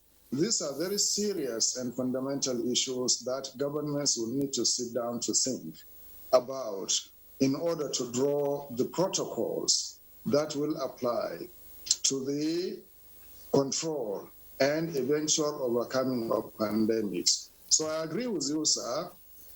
We are in uncharted waters. Very difficult to fathom where we are and where we are going, and very, very difficult, especially if you are a politician or a statesman in charge of government, in charge of policy, in charge of security of your country. It becomes even more onerous on you to be very circumspect and at the same time to weigh the consequences of allowing life to go on as it is without any restraints or restrictions, because that may be a catalyst to the spread of pandemic. So we are in very dicey situation.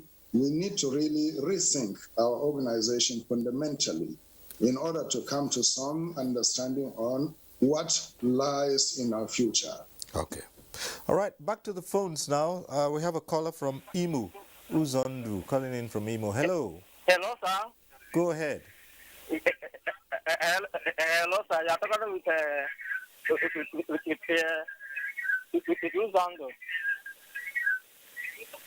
So I experienced COVID-19 as a very difficult concept in our Nigeria. So for us to reduce the stress of COVID-19 by vaccine is to hello, sir. Go ahead. We're listening to you. Yes. It's making use of COVID-19 just to reduce the stress of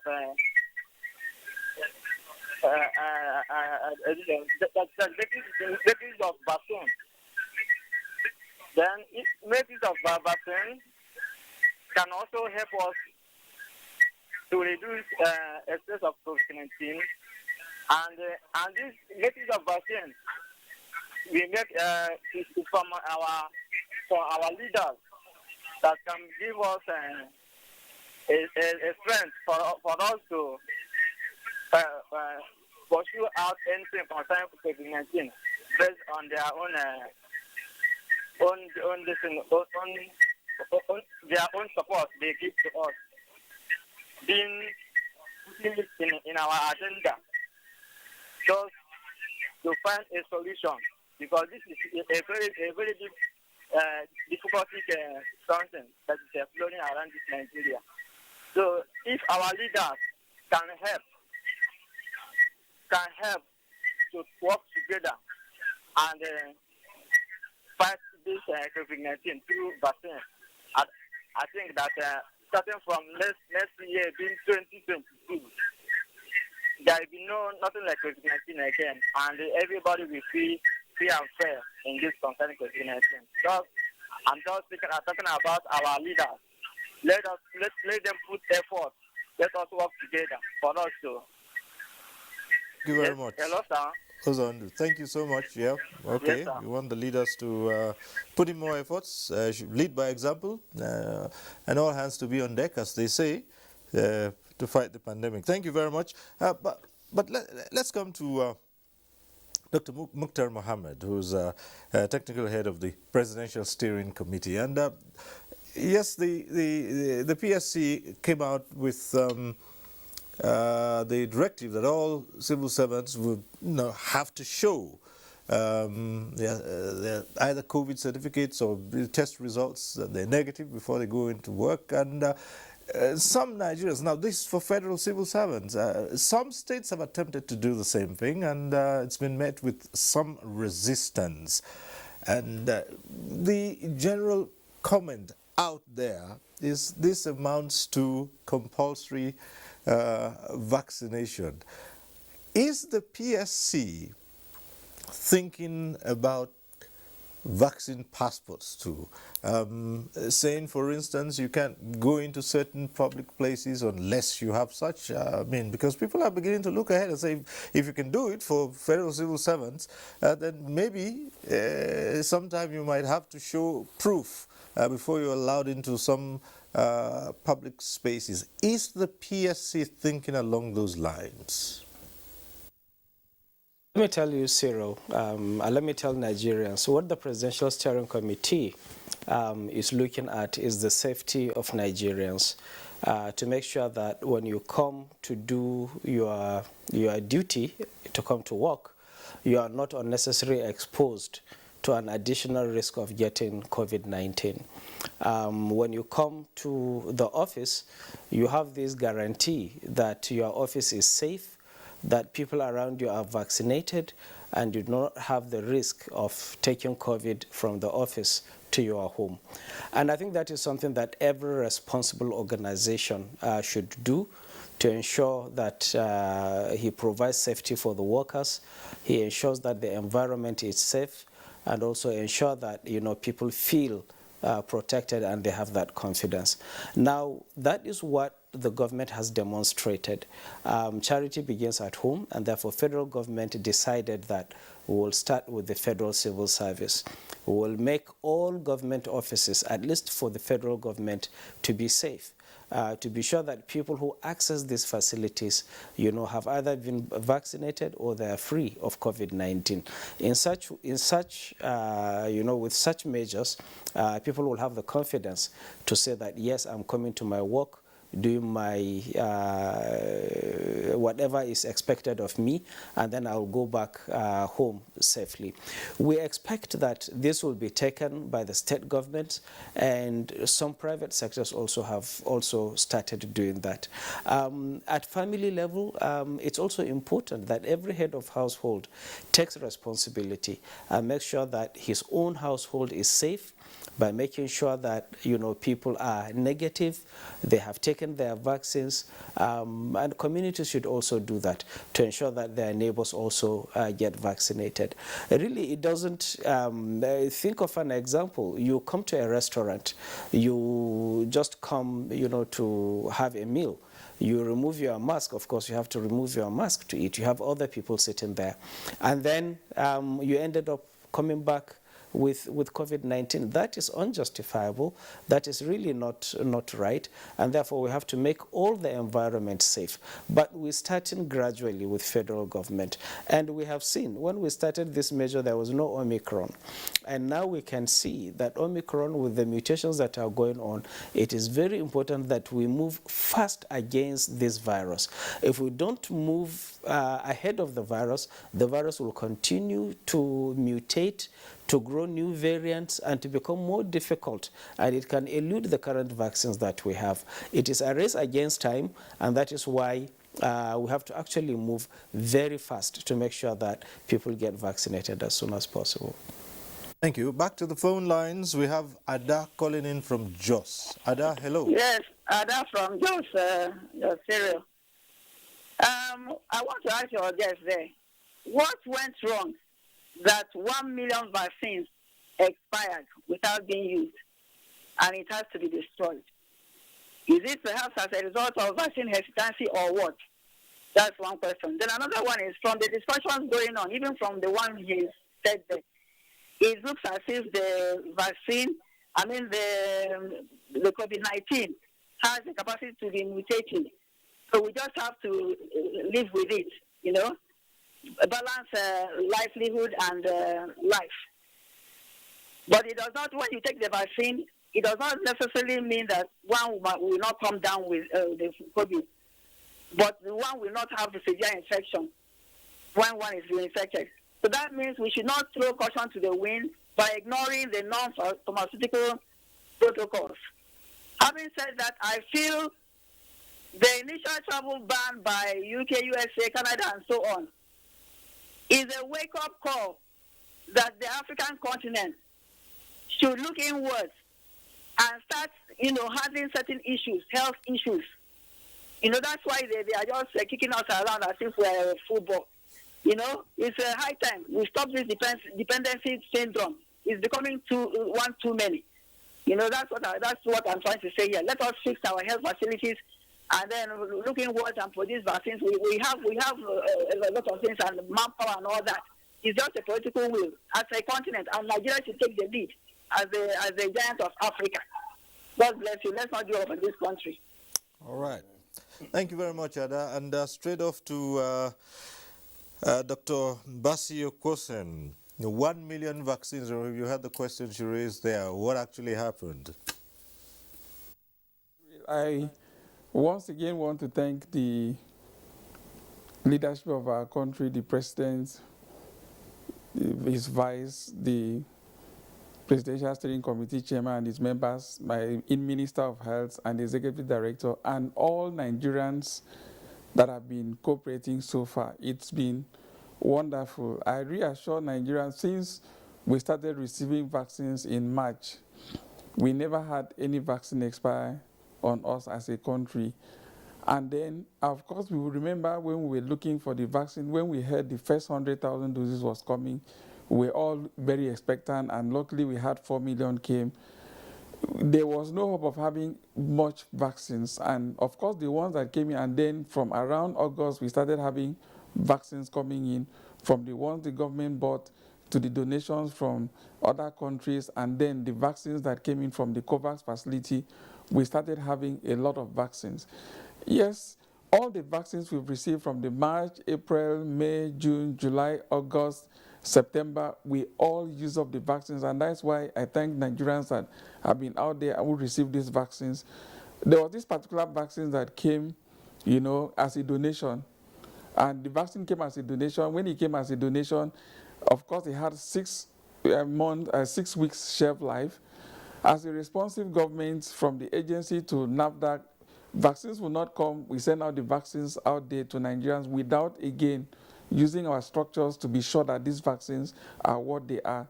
Of course, with a 6 weeks shelf life, it underwent the processes at NAFDAC to be sure that these vaccines are safe before we give out to Nigerians. And then we only had about 3 weeks left. And with about 3 weeks left of that batch of vaccine that came, we had used over 70% of it, and even from the WHO commended the country because no African country used up such quantity with a short expiry date like we did in Nigeria. And of course, like I mentioned earlier, as a responsible government, we will not give anything that is after expiry date to Nigerians. Once it was that date, we said, yes, as a country, we didn't have the vaccines that have come, we are able to use this. We cannot use beyond this because it's not there. But one thing that has happened, what the government has done now is, even as donations and the ones that are procured, the country is not going to take any vaccine that has less than 6 months expiry. That has been done. And all the vaccines that we have, we are with the plans we have, not even a single dose from the support we've had from the Executive Director, Dr. Faisal, and the Minister and the PSC, not even a single dose of vaccines will expire on us. But we want to plead with Nigerians, I know there are some in that we hear a lot of stories and don't want to come out for the vaccine. Now we have enough vaccines that are available in country. We have enough vaccines that are to come in before the end of this year and in January for us to give to any state, any organization that want the vaccine. The vaccines are available. Now before we did not have the vaccines, now the vaccines are there. What we are looking for are the jabs. And so I want to tell Mama Ada and the rest, because I know she's one of those people that encourage us and the team and people around her. The good work that is going on, let's continue to encourage Nigerians and know that it is better we take the vaccines, build up herd immunity as a nation, and put this behind us. Once the herd immunity of the country is built up to about 70% vaccination, if we have 70% vaccination, build up our herd immunity, it will not give room or allow mutations to take place. Community transmission will be slowed down. We'll resume our normal duties as a country. Economy will improve. The waves of the pandemic will not come, and we will not lose innocent Nigerians. Like I mentioned earlier, sir, today, from records of those that have died in the hospitals recorded, 2,983 Nigerians lost is a huge number. A lot of them would have contributed to the economy of the country. As far as we have vaccines, let death come from something else. It should not be from pandemic that we can stop and reduce its mortality on us. So that we want to reassure you, the support we've had from our leadership and our partners has been very strong. We don't waste vaccines, and we don't intend to waste any vaccine because these vaccines are difficult to come by. Nigerians' vaccines are safe. Please, let's go out and take the jabs. Thank you. At this point, we'll take another report. This one from Enugu. It's by Mina Ukawbasi.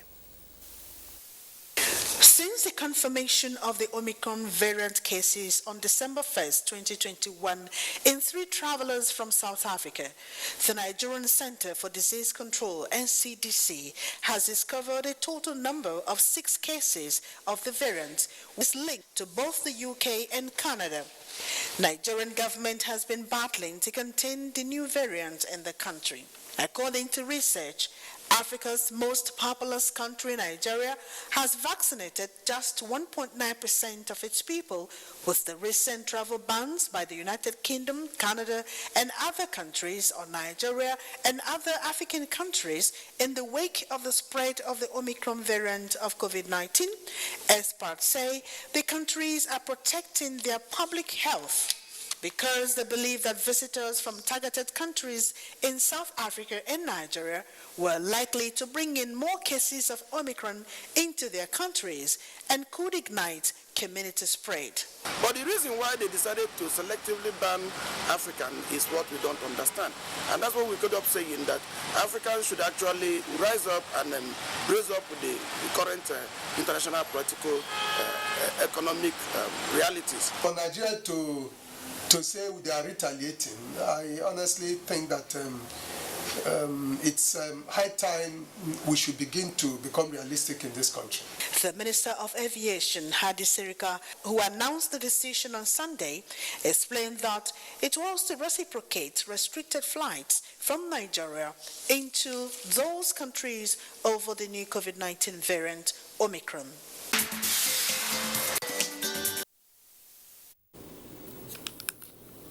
All right, straight over to the phones now. Hello. Charles from Undo is back. He tried to call in earlier on. Hello, Charles. Go ahead. Hello. Go ahead. Good evening, sir. Good evening. Hello. Yes, Charles. Yes, go sir. ahead. This is Charles calling from Mondo, West Local Government.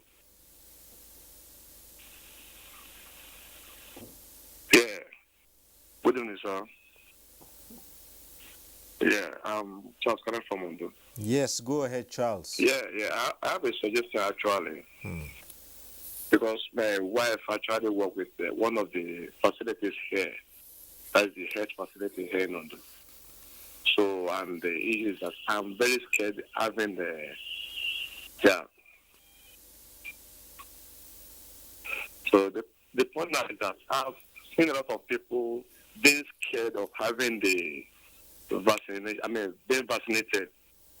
So I suggested maybe it shouldn't be on having it in the health centers or somewhere in the facilities. So I suggested maybe it would be take around me, just like the night, because you can see the health workers walking around sharing the net. So it could also be like that.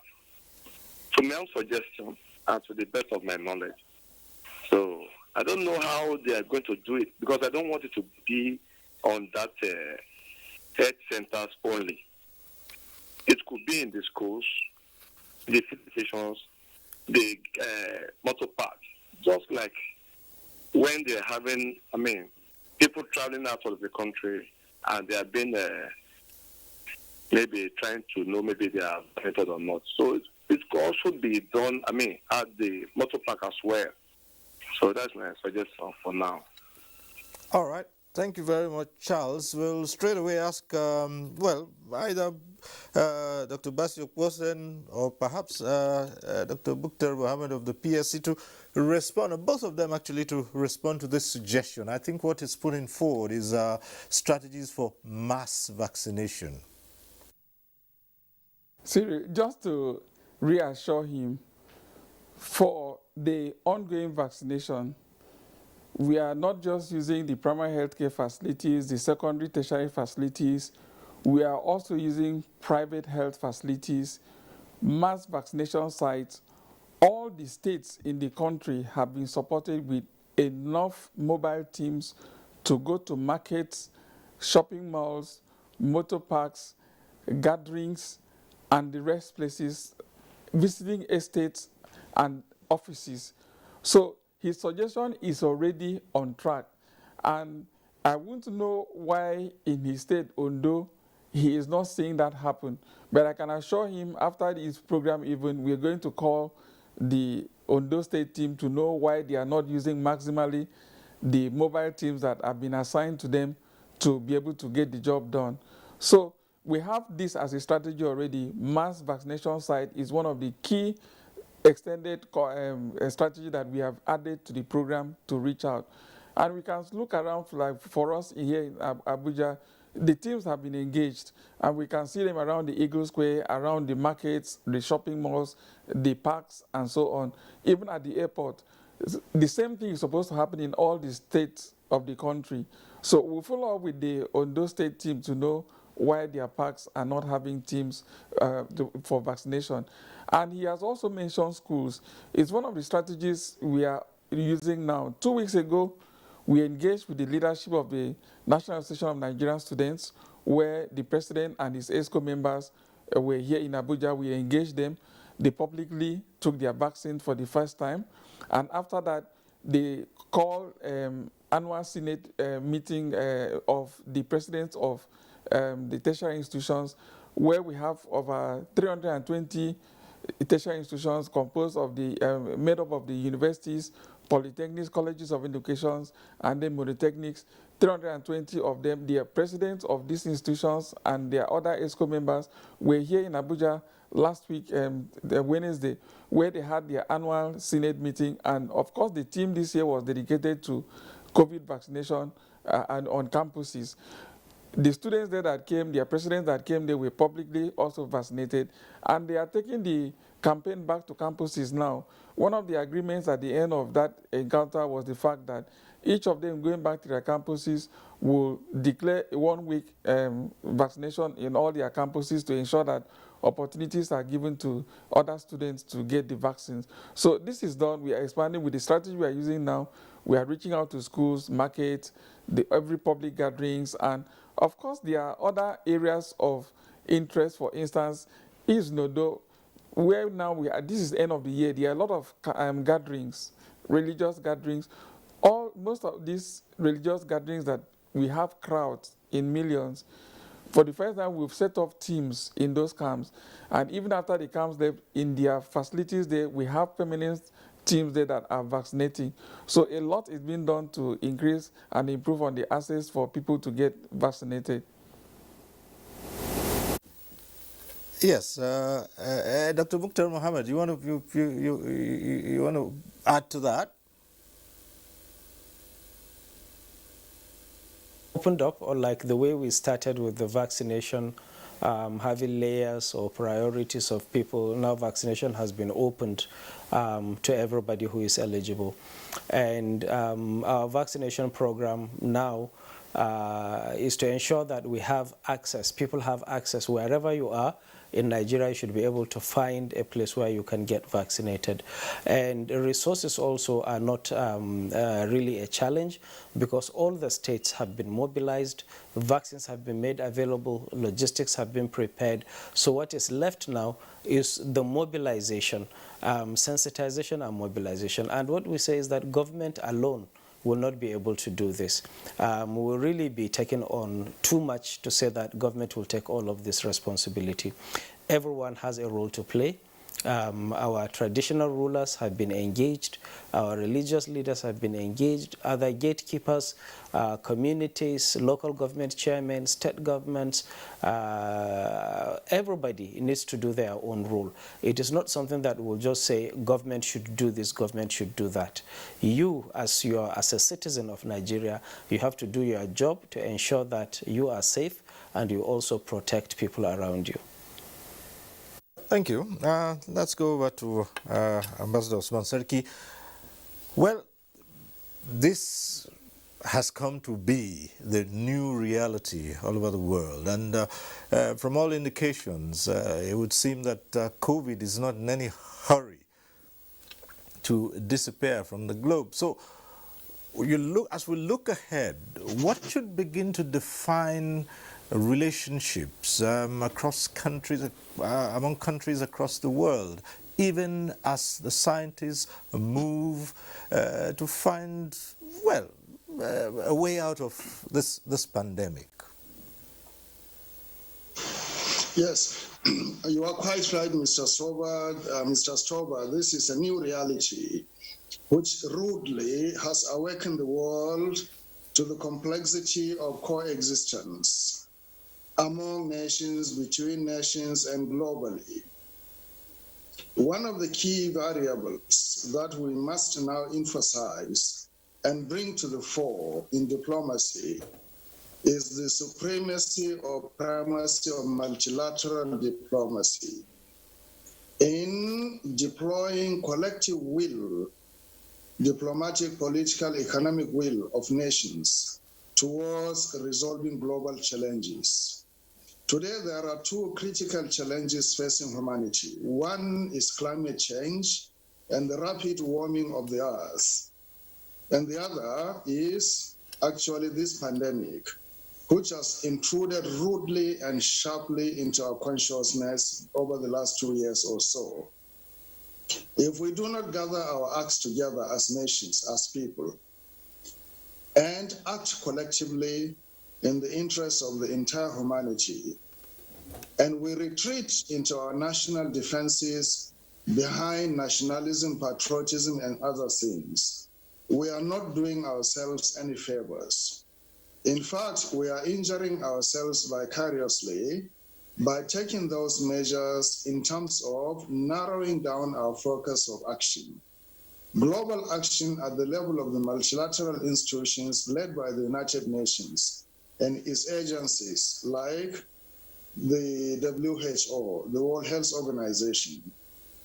We have to give integrity to those processes so that all countries will put their resources together in order to resolve this crisis. No nation on its own is capable of overcoming this pandemic crisis. No nation on earth. Therefore, enlightened self-interest dictates that we should all pool our resources, scientific resources, medical resources, political, economic, diplomatic, even military, in order to declare a global emergency and act in concert towards resolving this situation. Isolating ourselves and getting back behind some walls we have built in order to protect ourselves will not work. These are transcendental issues that you rightly noted will cross borders willy-nilly, whether we like it or not. For this reason, we have to act in concert. Regionally, along the ECOWAS grouping, that will be our first line of defense. And then African Union, our second line of defense, and the United Nations, our third and most important line of defense. We don't have the resources to tackle these challenges on our own. We have to collaborate with others. The greatest challenge or the greatest mistake the developed countries or the countries of the global north have made is to think that they will use their wealth and scientific knowledge to isolate themselves, protect their citizens, and be safe. Today, as we speak, they are the greatest sufferers from this pandemic. In fact, that the institution of democracy is unraveling and is threatened with dire consequences because of the discontents that are emerging in their societies because of the aftermath of COVID-19.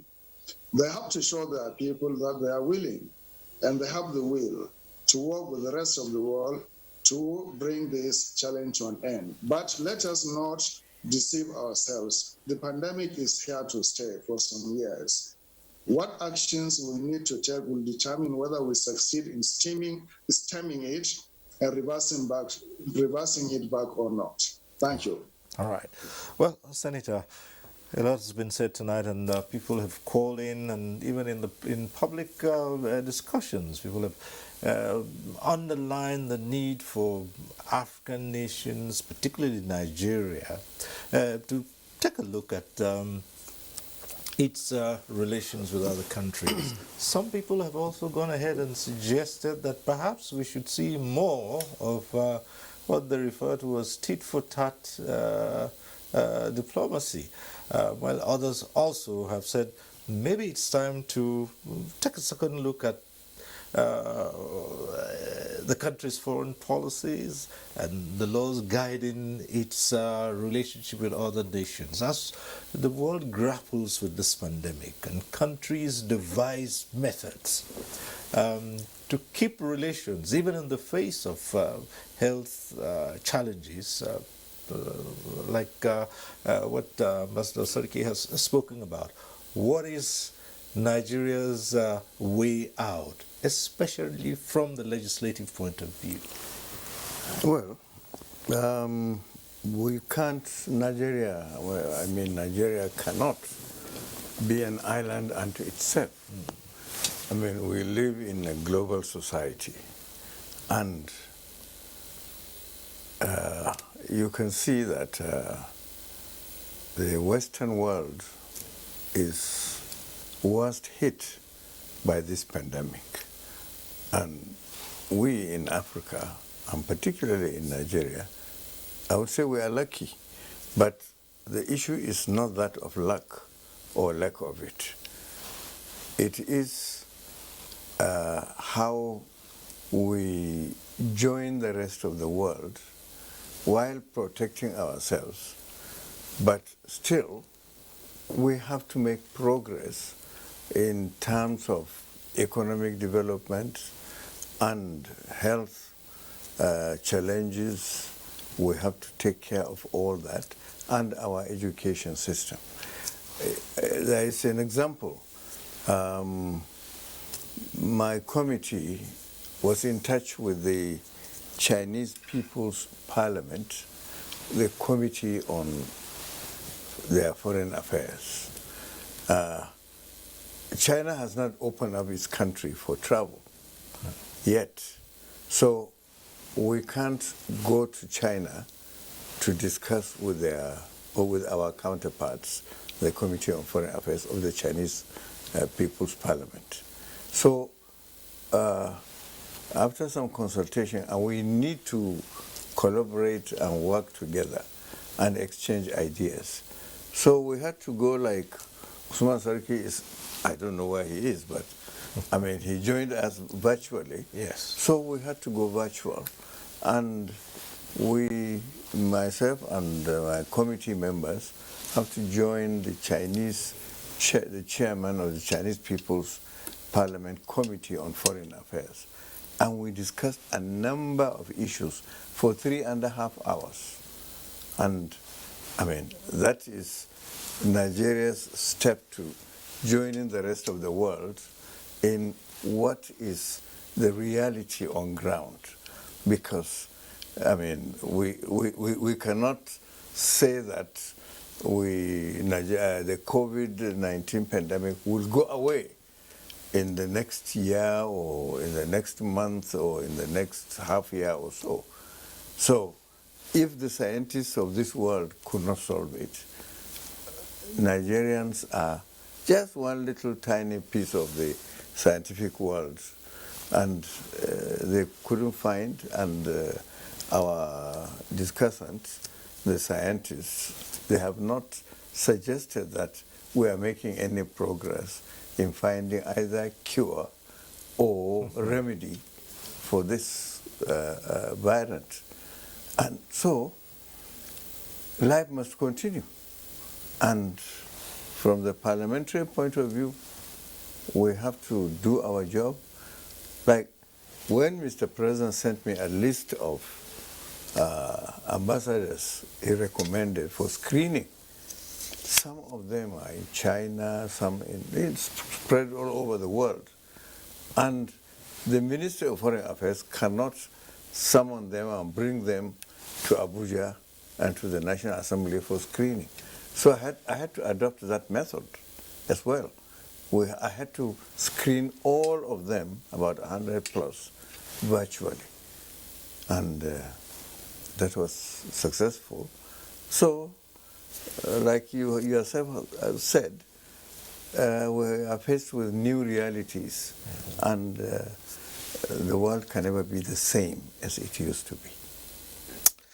Well, as we round off this program, just a recap from Dr. Mukhtar Mohammed, Technical Head of the Presidential Steering Committee. And we always want you to re-emphasize and re-echo this part of it. Go out, have your vaccinations, go out, take your booster. It doesn't really say that that's it. People should throw caution to the winds, as we see in many parts of this country. Well, it's not peculiar here.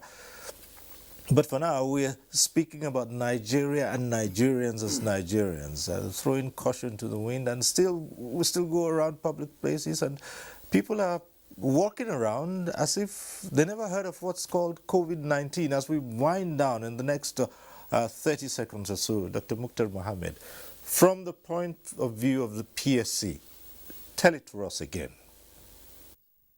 It is very clear for PSC that everyone should get vaccinated. Encourage your neighbors, make sure that your family get vaccinated, and make sure that everyone around you also does the same. In addition to that, we are approaching the end of year season, where we have a lot of gatherings. There is a lot of celebrations. People have to exercise caution. People need to know that COVID is still around us, and that we already have recorded some number of the Omicron. We know that people have to observe, the safety protocol everywhere they go. Continue to wear your masks. Ensure that you cleanse yourself with sanitizers and avoid large gatherings. And we also call on leaders in the community, other gatekeepers, to encourage their communities to do so. This way, we will be able to overcome this season and also go into the new year as a healthier, safer nation. Thank you very much. And it is on that note we must leave this discussion. It's not the end of talk about COVID-19. As long as this virus is still around the world, we'll keep talking about it and how to continue to live our lives, the new normal, the way it is. But for tonight, we'd like to thank our guests for being on this program. Thank you very much, Dr. Mukhtar Mohammed, Technical Head, Presidential Steering Committee. Also, our thanks to Dr. Basi Okwosen of the National Primary Healthcare Development Agency. Thank you for the insights you brought to this program tonight. Thank you very much. And to Ambassador Osman Sarki, former Deputy Permanent Representative of Nigeria to the United Nations, who joined us via Zoom. Thank you very much for giving us the other side of it, the diplomatic side of it all. We thank you for being on this program, Ambassador. Right, and again, big thanks to Senator Adamu Mohammed Vulkachua, who is the chairman of the Senate Committee on Foreign Affairs. Thank you so much for being here tonight and sharing your thoughts with us. We appreciate you. Thank you. And also, it's thanks to you for being part of NTA Tuesday Live. We leave this discussion, but as we always say, next week we'll be back with NTA Tuesday Live. I'm Cyril Stober. As they say these days, get double vaxxed and continue to stay safe. Good night.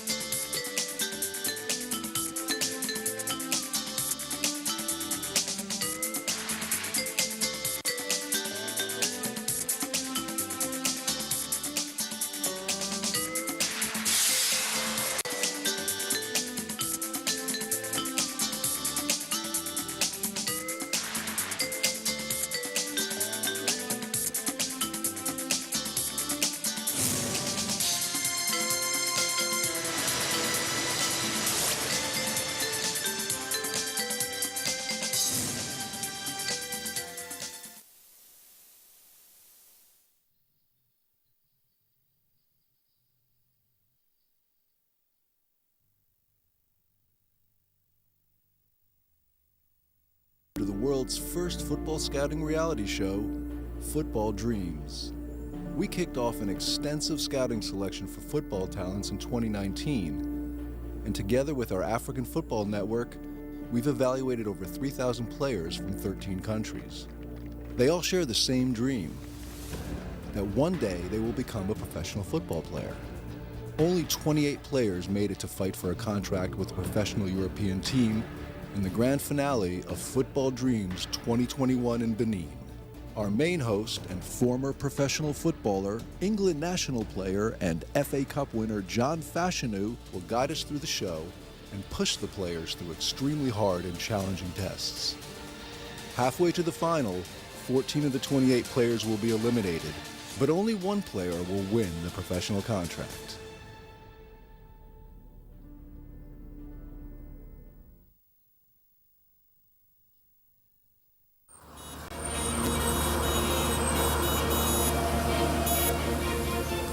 Lives are in your hands while you drive.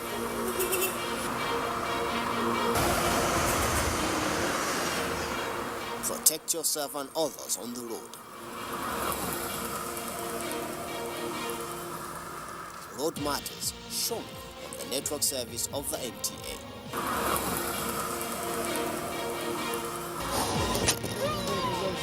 Join us.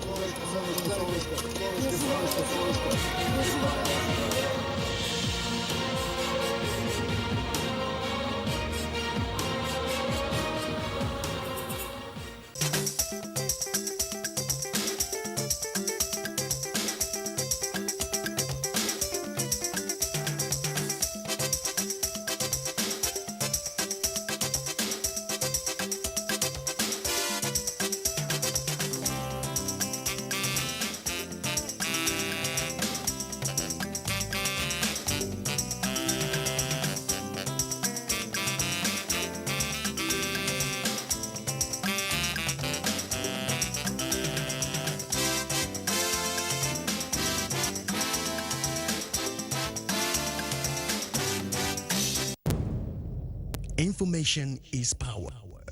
Everyone wants power. So feel powerful with the NTA News mobile app, the one-stop information center. Real news at your fingertip.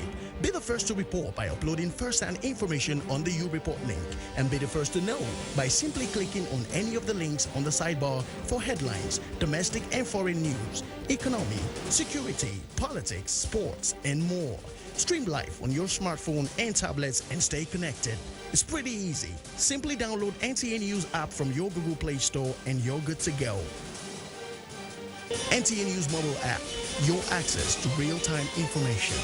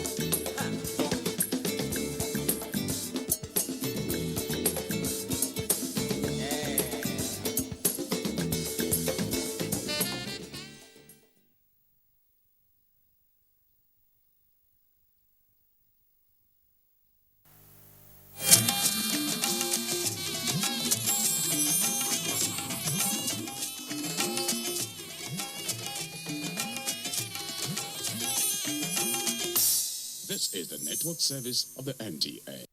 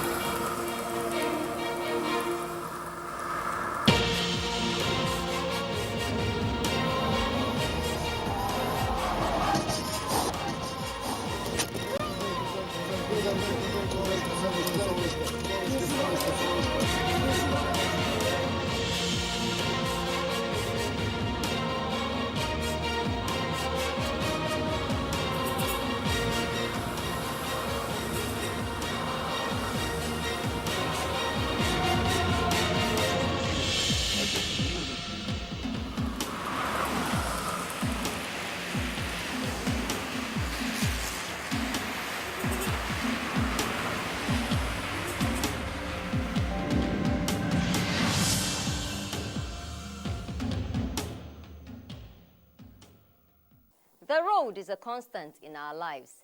Daily we must ply the road. Thus, it is a valuable part of our lives. But as we use the road, our safety and that of others on the road must be priority. Welcome. This is Road Matters, and I am Fatima Umar.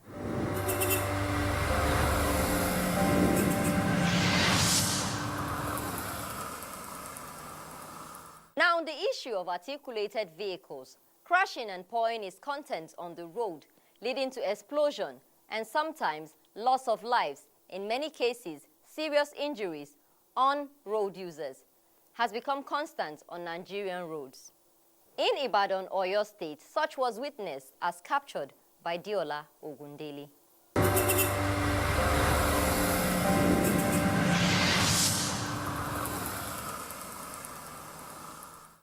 Safety is everyone's responsibility, and it must be given the utmost attention it deserves. Passengers, vehicle drivers, truck drivers, bus drivers, articulated bus drivers, and pedestrians are expected to respect one another while plying the roads in order to avoid road crashes, which is now a common sight on our roads. The rate at which tanker explosions are being recorded on our roads calls for urgent attention. In the month of November 2021 alone, about 3 major tanker explosions have been recorded on the Lagos-Ibadan Expressway, with about 12 deaths recorded, while 8 people sustained different degrees of injuries. In Oyo State, 8 tanker explosions of various degrees have occurred in the month of November alone, with the recent one happening along Total Garden Agodi Gate by NTA Canteen Gate on Thursday 18th of November 2021, where 2 vehicles were burnt. However, no life was lost in the incident. Road safety in particular, they've been on this campaign on awareness and training and retraining of all the drivers. But you know our people. Some will take drugs, maybe drinks, get drunk and drive. Those drivers need to be well certified, qualified to drive trucks. It's not all of them that are actually good on trucks. Some of them are just motorboy. But maybe one of the guys is tired, you give them to drive. Because one, the road is bad. And when the road is bad, it's not enough to cause accidents. It can actually cause accidents when you are careless, you as a driver. So I want to probably advise vehicle owners, truck owners, they should consider people they are employing, giving their truck to drive. Now, as in synergy, we work together. If you see one have very close to your office, we're all there together.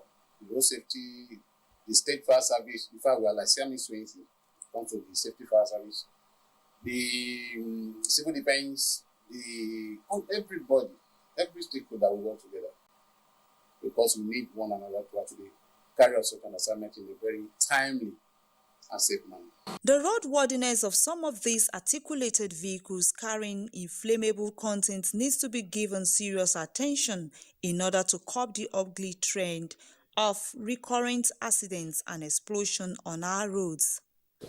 Having roadworthiness certificates, especially for, trucks, tankers.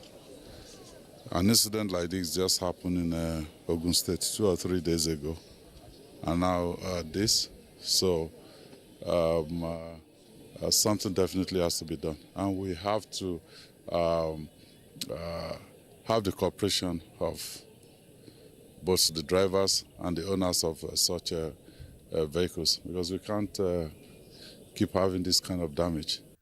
A survivor and owner of a vehicle burnt in one of the inferno narrates his ordeal. Truck driver is supposed to get into line because he was trying to get into the road. So I gave him a space. As he took the head of the car out, I saw the fire at the back of the truck. Then the next thing I could do was to park, and because I was on Uber, I do Uber for a living.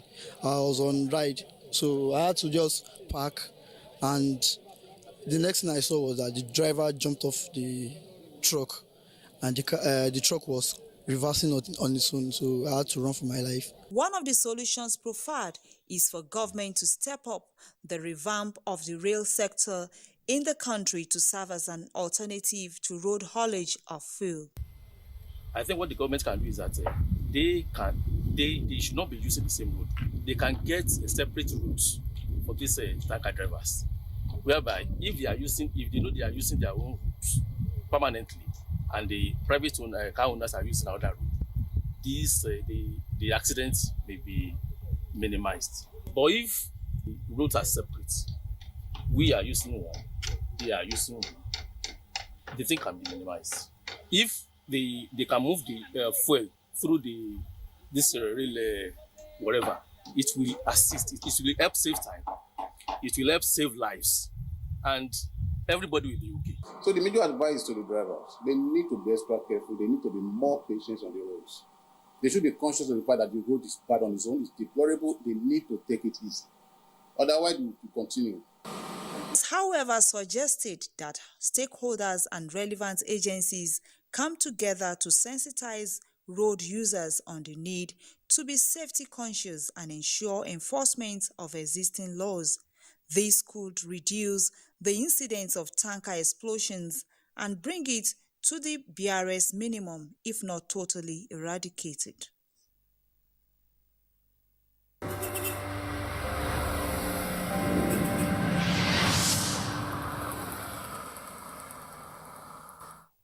This has become constant on Nigerian road, and a simple mistake can be tragic.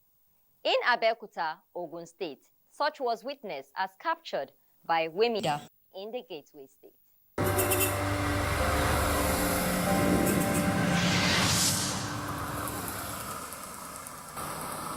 I'm live at Lafenwa Market, here in Abeokuta, the Ogun State capital, the scene of the fire incident that happened on the 28th of November at the early hours of the morning. My name is Wemida Temini-Jesu, and you're welcome to Road Matters. Ogun State Governor Dapo Abiodun was at the scene of the fire incident to address the market men and women. He also commiserated the family of those who died in the incident. The governor assured the people of his readiness to render the needed assistance to the victims. However, beyond that, we will be offering palliative to all those that have lost goods in their shops. So I've directed the Commissioner for Special Duties to put a team around him, a committee around him, specifically for this. So in the next 2 to 3 days, we can have an account of all those that have suffered losses, and we can give them some form of reprieve. Again, we pray the Almighty God grant the repose of the soul of the dead. Sadly, it was reported that 2 lives were lost. Let's talk to some people on what really happened. I saw 2 bodies, lifeless 2 bodies on ground, were trapped inside their shops. So, yes, we can confirm that 2 lifeless bodies. What time? Very early in the morning, the tanker just got an accident very early in the morning, but Inferno started around maybe around 8:30. You understand? But it shouldn't have been. It shouldn't have been. Yeah. This shop, where this particular point where our shop is located, was where that diesel flowed through. So the 2 lives that got lost, they were trying to seek for security, not knowing that that place is seriously wet with that diesel. So by the time it caught fire from where it landed, it came back to the source to get them once. Nobody to rescue them, and that's how the lives were lost. On the way to going church, then I can't hear boom. Then the fire starts. When they called me, I was born. And as I was born, it was too late to come back everything. Because of the fire, I can't get to the fire. So before I got it, everything got wrong. I was doing Thanksgiving at church yesterday. My daughter called me from Lagos yesterday. Mommy, I saw one video, only one shift that Lafenwa is gone. I said it's not Lafenwa.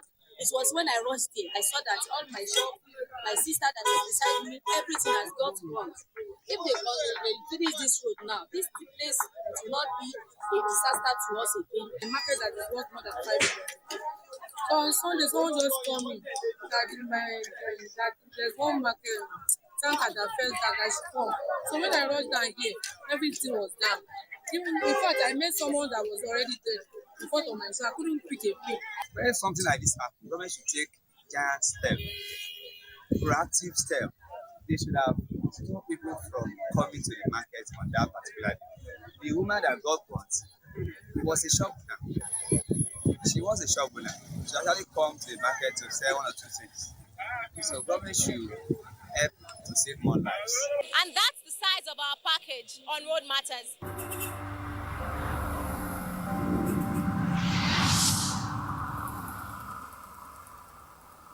This can be controlled if the owner of the vehicles do the necessary safety checks on their vehicles, and officials assigned do thorough checks as well before it is cleared to ply the road.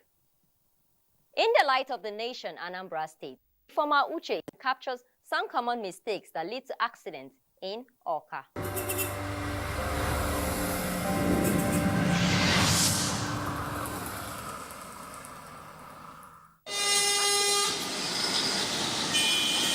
Driving requires complete attention, and if you are not able to focus on the road while driving, then you are already committing an error.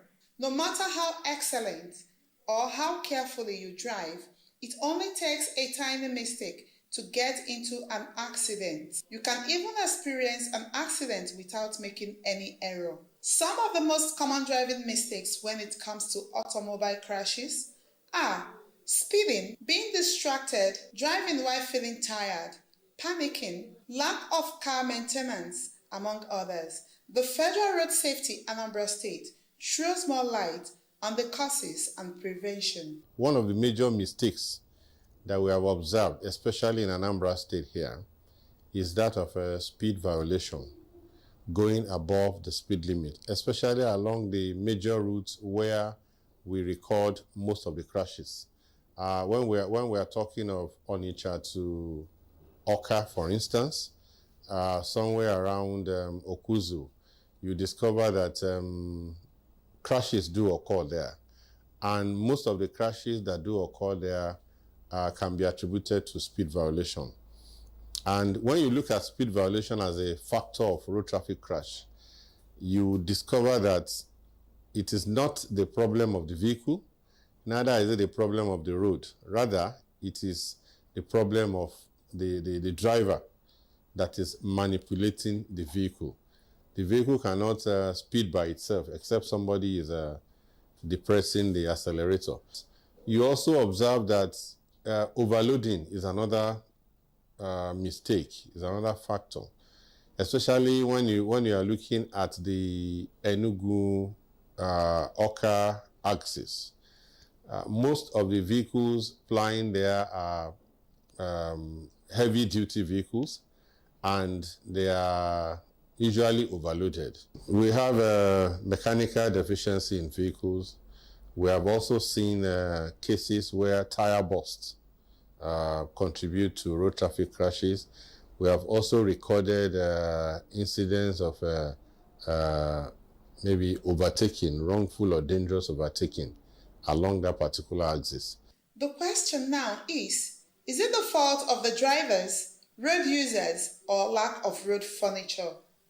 I think, as you can see now, the road is not good now. I don't know what you want me to say. The road is definitely not good, and because the road is not good, it's now making the drivers to now drive awkwardly.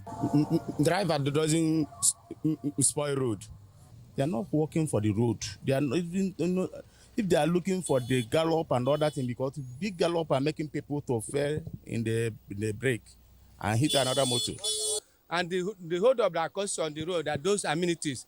If I thought that government provide a nice road that will last, the road we apply now that every period of the government, let's assume Mr. John is ruling for 2 years. Next 3 years, Mr. Okeke will come and be on that road again. People should not be drunk while driving. There are people who do not observe road signs.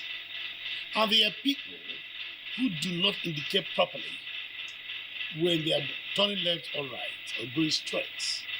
And of course, there are a lot of people who do go to training school, driving school. So they are prone to commit very serious errors while driving. The Federal Road Safety Corps must ensure that people who are seeking to have driver's license are indeed eligible for it. What advice should be given to road users? The sector commander tells us more. All our road users who are driving or who are using their vehicles, they should check the expiry date of their tires. And secondly, we should avoid as much as possible using what we call tokumbo tires, second-hand tires. Because yes, new tires may be expensive, but they can't be as expensive as a human life. And we should always have it at the back of our mind that the tire is the only contact between the vehicle and the road. And that's why it's so critical that we pay attention to it. Remember, safety, they say, is everybody's business. While driving, always be alert. Avoid distractions.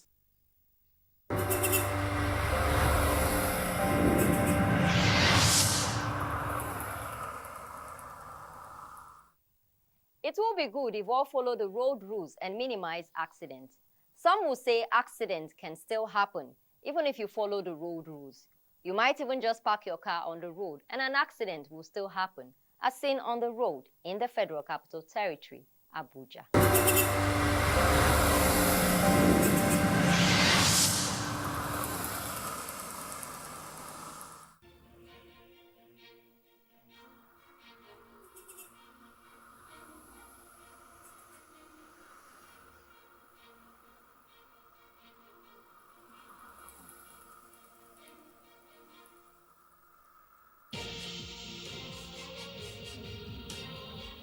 I saw traffic on the road. I said, okay, let me come to this car wash. Since when the car is dirty. I came with the car. I told them, okay, I'm supposed to park here, but because of the frequency of people coming here, let me park here since when it's going to take me time to come and pick my car. About to leave the office, the rain started. After the rain, 6:20 thereabout, I was on my way coming down to come and pick my car. I was even excited that, oh, there's traffic, people coming out. That I will just start my car and start going home. On getting here, I saw this huge, big mahogany tree on my car, spot my car to this extent. So it became immediately I started having goosebumps and everything. People were here gathered, crying, that I hope nobody died and everything. I said nobody died in the car, but somebody was like, the damage that this tree has done to this car. The issue is, why would this kind of tree, as huge as this, no trimming, nothing? Only what I want to say is that the truth is FCDA, AMAC, or whoever, it's Parks and Recreation, or the people in charge of environmental should come to my rescue and maybe make payments for something on this car, because I can't just walk away like that. It's not possible. I'm not blaming AMAC for collecting their tax, but I'm blaming the people in charge of environmental not coming to trim the tree as I went due. And if you notice, a big tree like this, they did gutter and drill over the strength of the tree. That's why the tree does not have anywhere to spread to. So if you look at this one, it fell towards this way. Fortunately, my car is there. There's another tree there. It's about to fall towards the other side because they've reduced the drainage to reduce the strength of the tree, the stem. So that's why they are falling like that. So they should come to rescue and make sure that such things don't happen again, because it might be loss of life. People might lose their life in this situation, and all things like be sorry. So for how long are we going to continue like this? I can't walk away. That's the truth.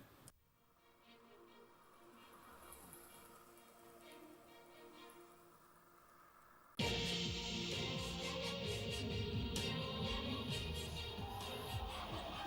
was a heavy rain, heavy breeze that was falling. So unknown to me, I look around my car wash. I discovered that this mahogany tree now fell on my car wash with the customer's car that came to wash his car.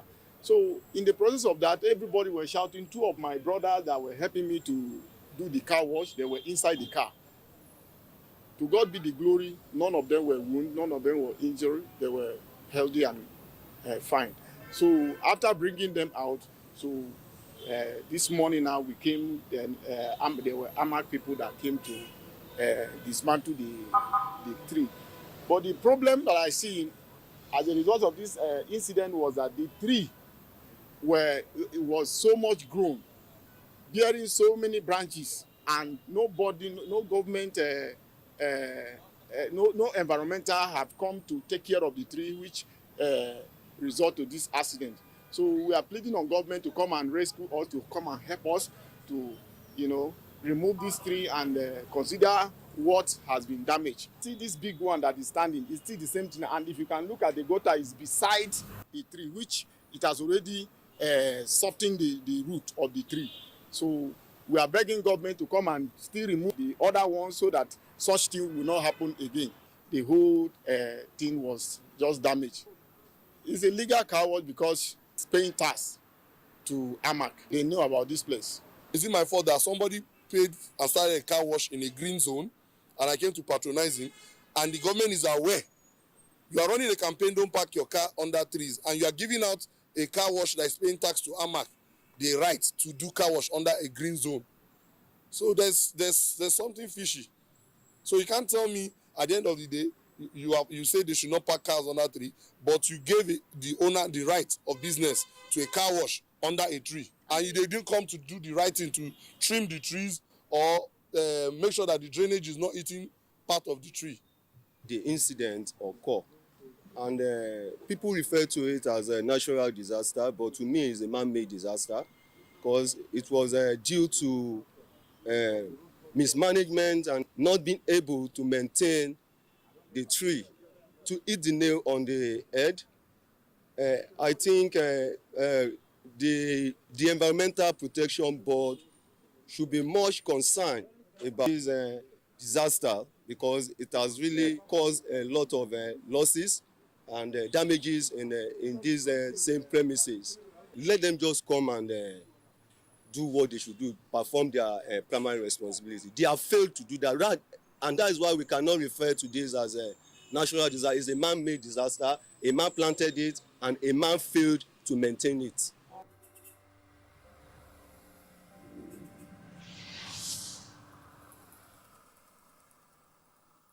This can be said to be a clear case of lack of good road management and the usual blame game that makes our roads unsafe. Park your car at the designated car parks and use the right and approved places for cleaning and fixing of cars. Parking under or beside a tree is highly discouraged. Do the right thing for your safety. This concludes the episode this week. Until we come on your screen again, I am Fatima Umar. Be good on the road so the road can be good to you. Drive to live. Bye-bye.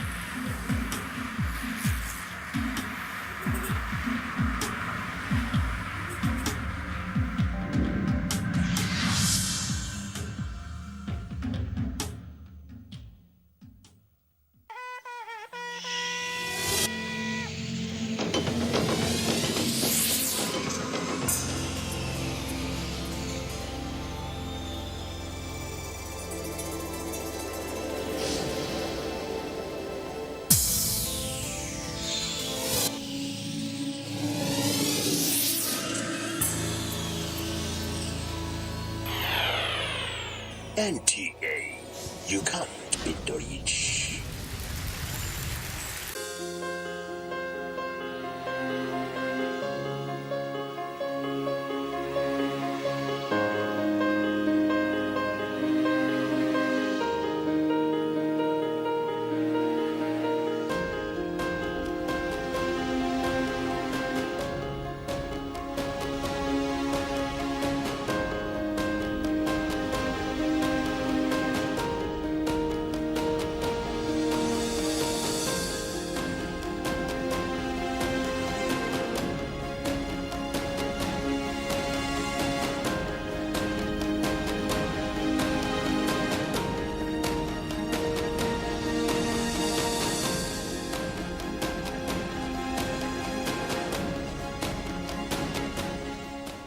this vaccine is safe and it has been certified safe and usable by NAFTA.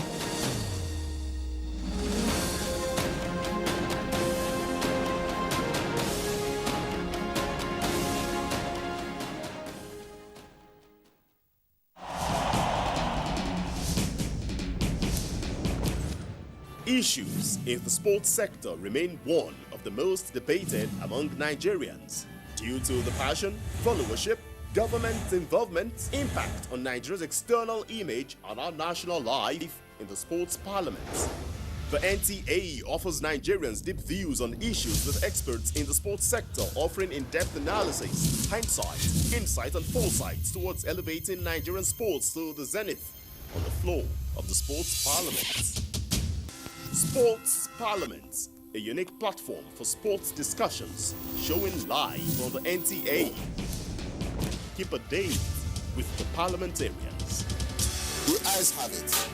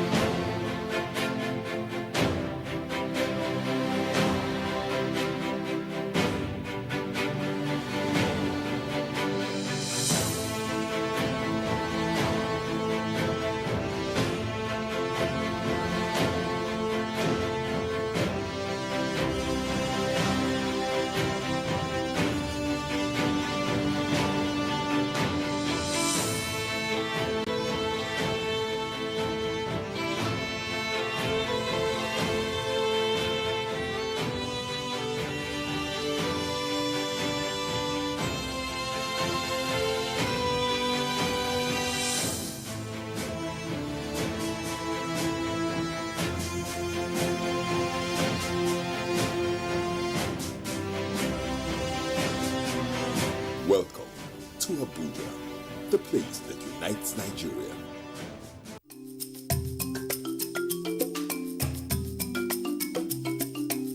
Did you get to see the way Telebabadu pulls this? Don't forget to send in your messages. There's a difference between picking, child, and issue. That is the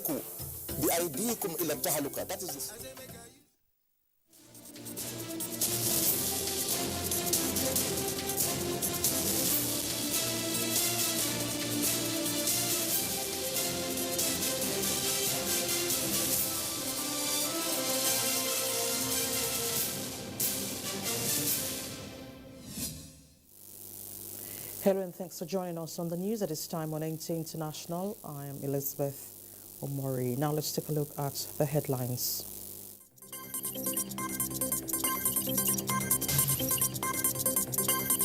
And confirmation.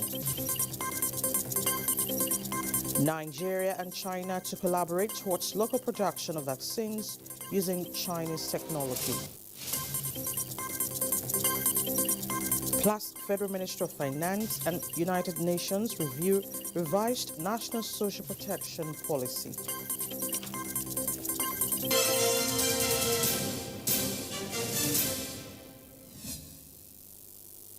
Nasarawa State Government has expressed formal appreciation to President Muhammadu Buhari for the unprecedented strides at enhancing the livelihoods of the people and socio-economic well-being of the state.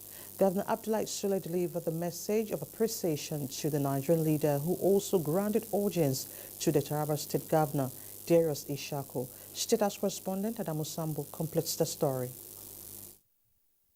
On his two previous engagements with the president, Governor Abdullahi Sule appeared worried over the security situation in Nasarawa, occasioned by what he called the massive influx of the Boko Haram terrorists along the Benue-Nasarawa border, jeopardizing efforts at maintaining peace and stability.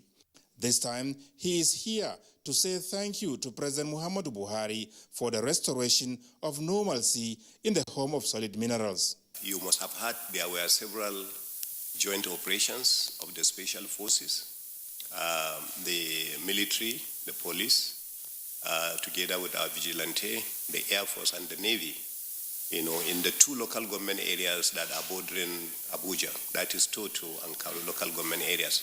So far, we thank Almighty God that we've been able to dislodge those ones. And as a result of some level of peace we have in Nasarawa State today, we have been tagged as a state that is currently number 1 in sesame production, number 2 in yam production, number 2 in cassava production, and number 5 in rice production in the country. So these are very exciting moments for us. Nasarawa also commended the president for the improved power supply in the state's economy. For some of you who are receiving power regularly every day, you may not understand the excitement about that. The 330 MVA thermal line that is coming from Niger Delta, has just been completed in Nasarawa State. So today, in Lafia in particular, we have 24 hours power supply and regular supply because of that. So these are very exciting moments, for us, apart from various other projects on roads, on hospitals, on education, on these that have been completed in Nasarawa State. And I told him one thing, and I say, some of your efforts will be more appreciated maybe when you leave office. For a country like Nigeria that has over 200 trillion standard cubic feet of gas, to say that somebody is building a gas pipeline for gas utilization, I don't think that's a small thing for people. Governor Darius Ishaku of Taraba State also came calling to solicit the support of the federal government towards enhancing dry season farming in the state. Taraba, the nature's gift to the nation, he said, is capable of feeding Nigeria. So I'm seeking for more aid towards the farming of rice, particularly the dry season rice, where we get 3-4 times the yield of that one of a rainy season. And more people have been encouraged into this farming. I have empowered well over 20,000 people now, and they're more interested in the dry season. And I thought if we are assisted, we should be able to produce enough rice for all the millers in this country because we have the land. The governor also briefed the president on the recent attack on Nigeria's border community of Manga in Taraba State by Cameroonian Amazonians, killing 11 people, including the village head. I am here to see Mr. President because he alone can give the order for us to strengthen our border there by bringing in security men along the border, putting some posts. Once we have that, I think we can secure that border. Incidentally, we have about the longest border with Cameroon, and so there is absolute need to secure it and strengthen it. Taraba, he said, has the longest international border line with the Republic of Cameroon, hence the absolute need to secure it. From the State House, Adamu Sambo, NTA News. Governor Aminu Bello Masari of Katsina State has announced a drastic reduction in cases of terrorism, banditry and kidnapping in the state, insisting that the recent killing of his Commissioner for Science and Technology, Dr. Rabi Nasir, was politically motivated. The governor was speaking to newsmen after leading a delegation of the Katsina Elders Forum on a courtesy visit to President Muhammadu Buhari. State House correspondent Adamu Sambo once again reports.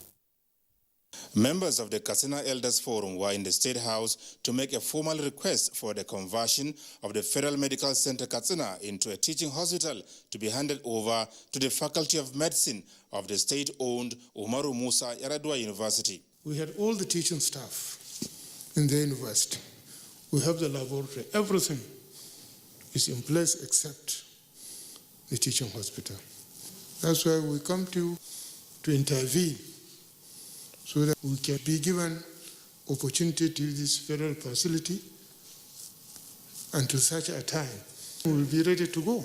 Unless that is done, I'm afraid all the investment made by both the federal government and state government in establishing faculty of medicine in Umaru Musa Yar'Adua will be laying waste. I will expect the Minister of Health to take the issue seriously, study the documents, and have a comprehensive memo to me and send it as soon as possible. Governor Aminu Bello Masari is of the view that if the Federal Medical Center Katsina is converted into a teaching hospital, Daura Emirate should have the opportunity of having a federal medical center. The delegation also used the opportunity to show appreciation to the president for the improved security situation in the state. We saw a drastic drop of over 100% in terms of the rates of kidnappings, killings, and associated crimes with banditry. What do you attribute that? Well, I think combined efforts of the security containment order and the efforts of the security forces to go after informants in particular, and also to go after the bandits hideout. And even 2 days ago, they had an operation of clearance, which I think is proving very successful.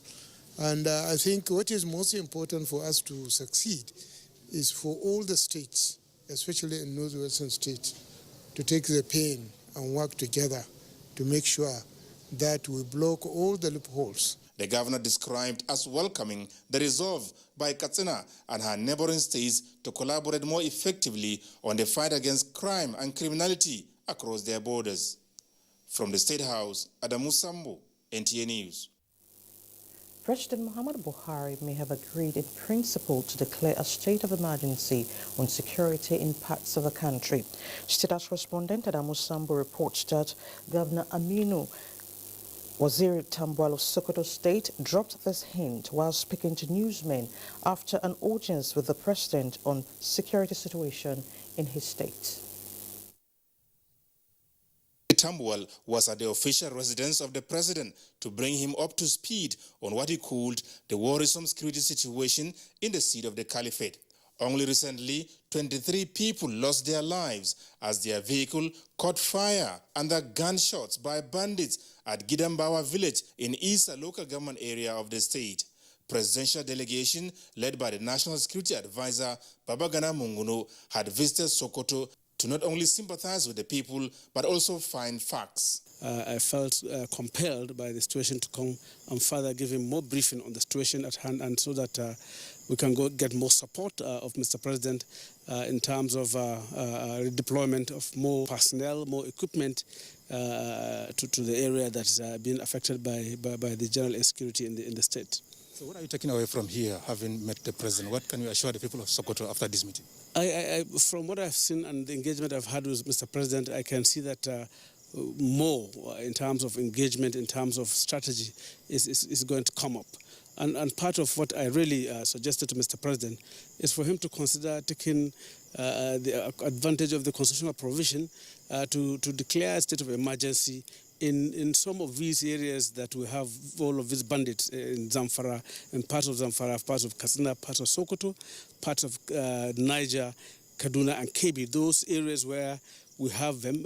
Since now that the court has declared them as terrorists, we should take a step further by declaring a state of emergency in those areas so that the military can actually carry out proper and effective and well-coordinated military operation with the backing of the law. So how did the president respond to your briefing? From what I've seen, I believe that Mr. President has accepted to take further steps that are very decisive in dealing with the situation as Commander-in-Chief of the Nigerian Armed Forces. The governor's discussion with the president also touched on effective synergy with countries in the Sahel region towards finding lasting solutions to the security concerns. ECOWAS should come up with a strategy of containment and engage the U.S. government, engage the French government and the United Kingdom for them to cooperate and work together with Nigeria and the rest of countries in the Sahel region for us to nip this in the bud. Because, of course, we have influx of them coming from across, and some of the arms they get are coming from across, and even the drugs they take are coming from across. It will be recalled that President Muhammadu Buhari made it clear that he will not hand over a troubled Nigeria to the next administration. From the State House, Adamu Sambo, NTA News. Meanwhile, the House of Representatives has set up an ad hoc committee with a mandate to conduct within 2 weeks investigation into the spate of kidnappings and banditry in parts of the country. National Assembly correspondent Lami Ali reports that the issue of insecurity was the first on deliberation at the commencement of Tuesday's plenary. House Deputy Speaker Ahmed Idris, in a matter of urgent public importance, highlighted how bandits are fleeing military operations in northwest Nigeria, but setting up camps elsewhere, terrorizing innocent villagers, citing last Sunday evening's attack in Pino village of Wasi local government area, Plateau State, which left several persons dead. The security are not helping in this situation. Whereas the citizens are making concerted effort to resolve the matter through vigilante and other operations to arrest and to protect the environment. The vigilante went up to Taraba to get those bandits. As I'm talking to you now, Mr. Speaker, those bandits have been released by the police. Security situation is like an albatross on our neck. We have to take extraordinary measures to deal with it. Our people no longer have confidence in the security apparatus in this country. Whether you are in executive or legislative or in ordinary Nigeria, nobody is safe. This is a wake-up call that this matter must be investigated. The House urged deployments and aerial surveillance to troubled spots. The motion from Lawal Idrisu urging comprehensive approach to manage insecurity was adopted. Call on the federal government to focus on industrialization, diversifying the economy to engage the country's teeming youths. Plenary featured passage of 9 bills, one of which seeks to tackle terrorism through prohibition of financing the menace, the finance bill to support implementation of the 2022 budget, and the bill seeking the establishment of Federal Medical Center Agoza, Borno State, sponsored by Ahmed Jababa, passed second reading. Medical treatment for improved access to tertiary health care and delivery in Goza and adjoining communities in Borno. The reports of the House Committee on AIDS, Loans and Debt Management on the 2018 to 2022 External Borrowing Rolling Plan of Government was considered and approved. The House requested that terms and conditions of the loans be forwarded to the National Assembly for approval and documentation before implementation of slated projects. From the National Assembly, Lami Ali, NTA News. The National Security Advisor, NSA, Major General Babagana Mongono, says enlightenment and education is critical in tackling terrorism and violent activities by militant Islamist groups in the Sahel. The NSA stressed this at the ongoing 14th Seminar for League of Ulamas, Preachers and Imams of Sahel countries in Abuja.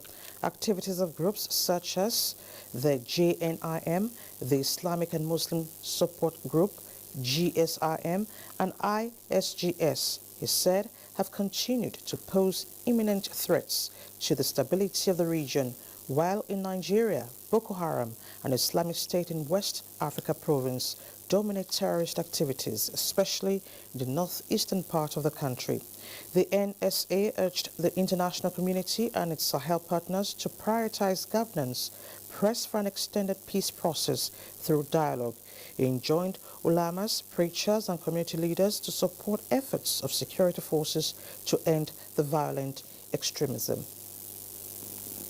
Chairman Northeast Governors Forum and Borno State Governor Babagana Umar Zulum says the massive surrender of Boko Haram members is a clear indication of the successes being recorded in the fight against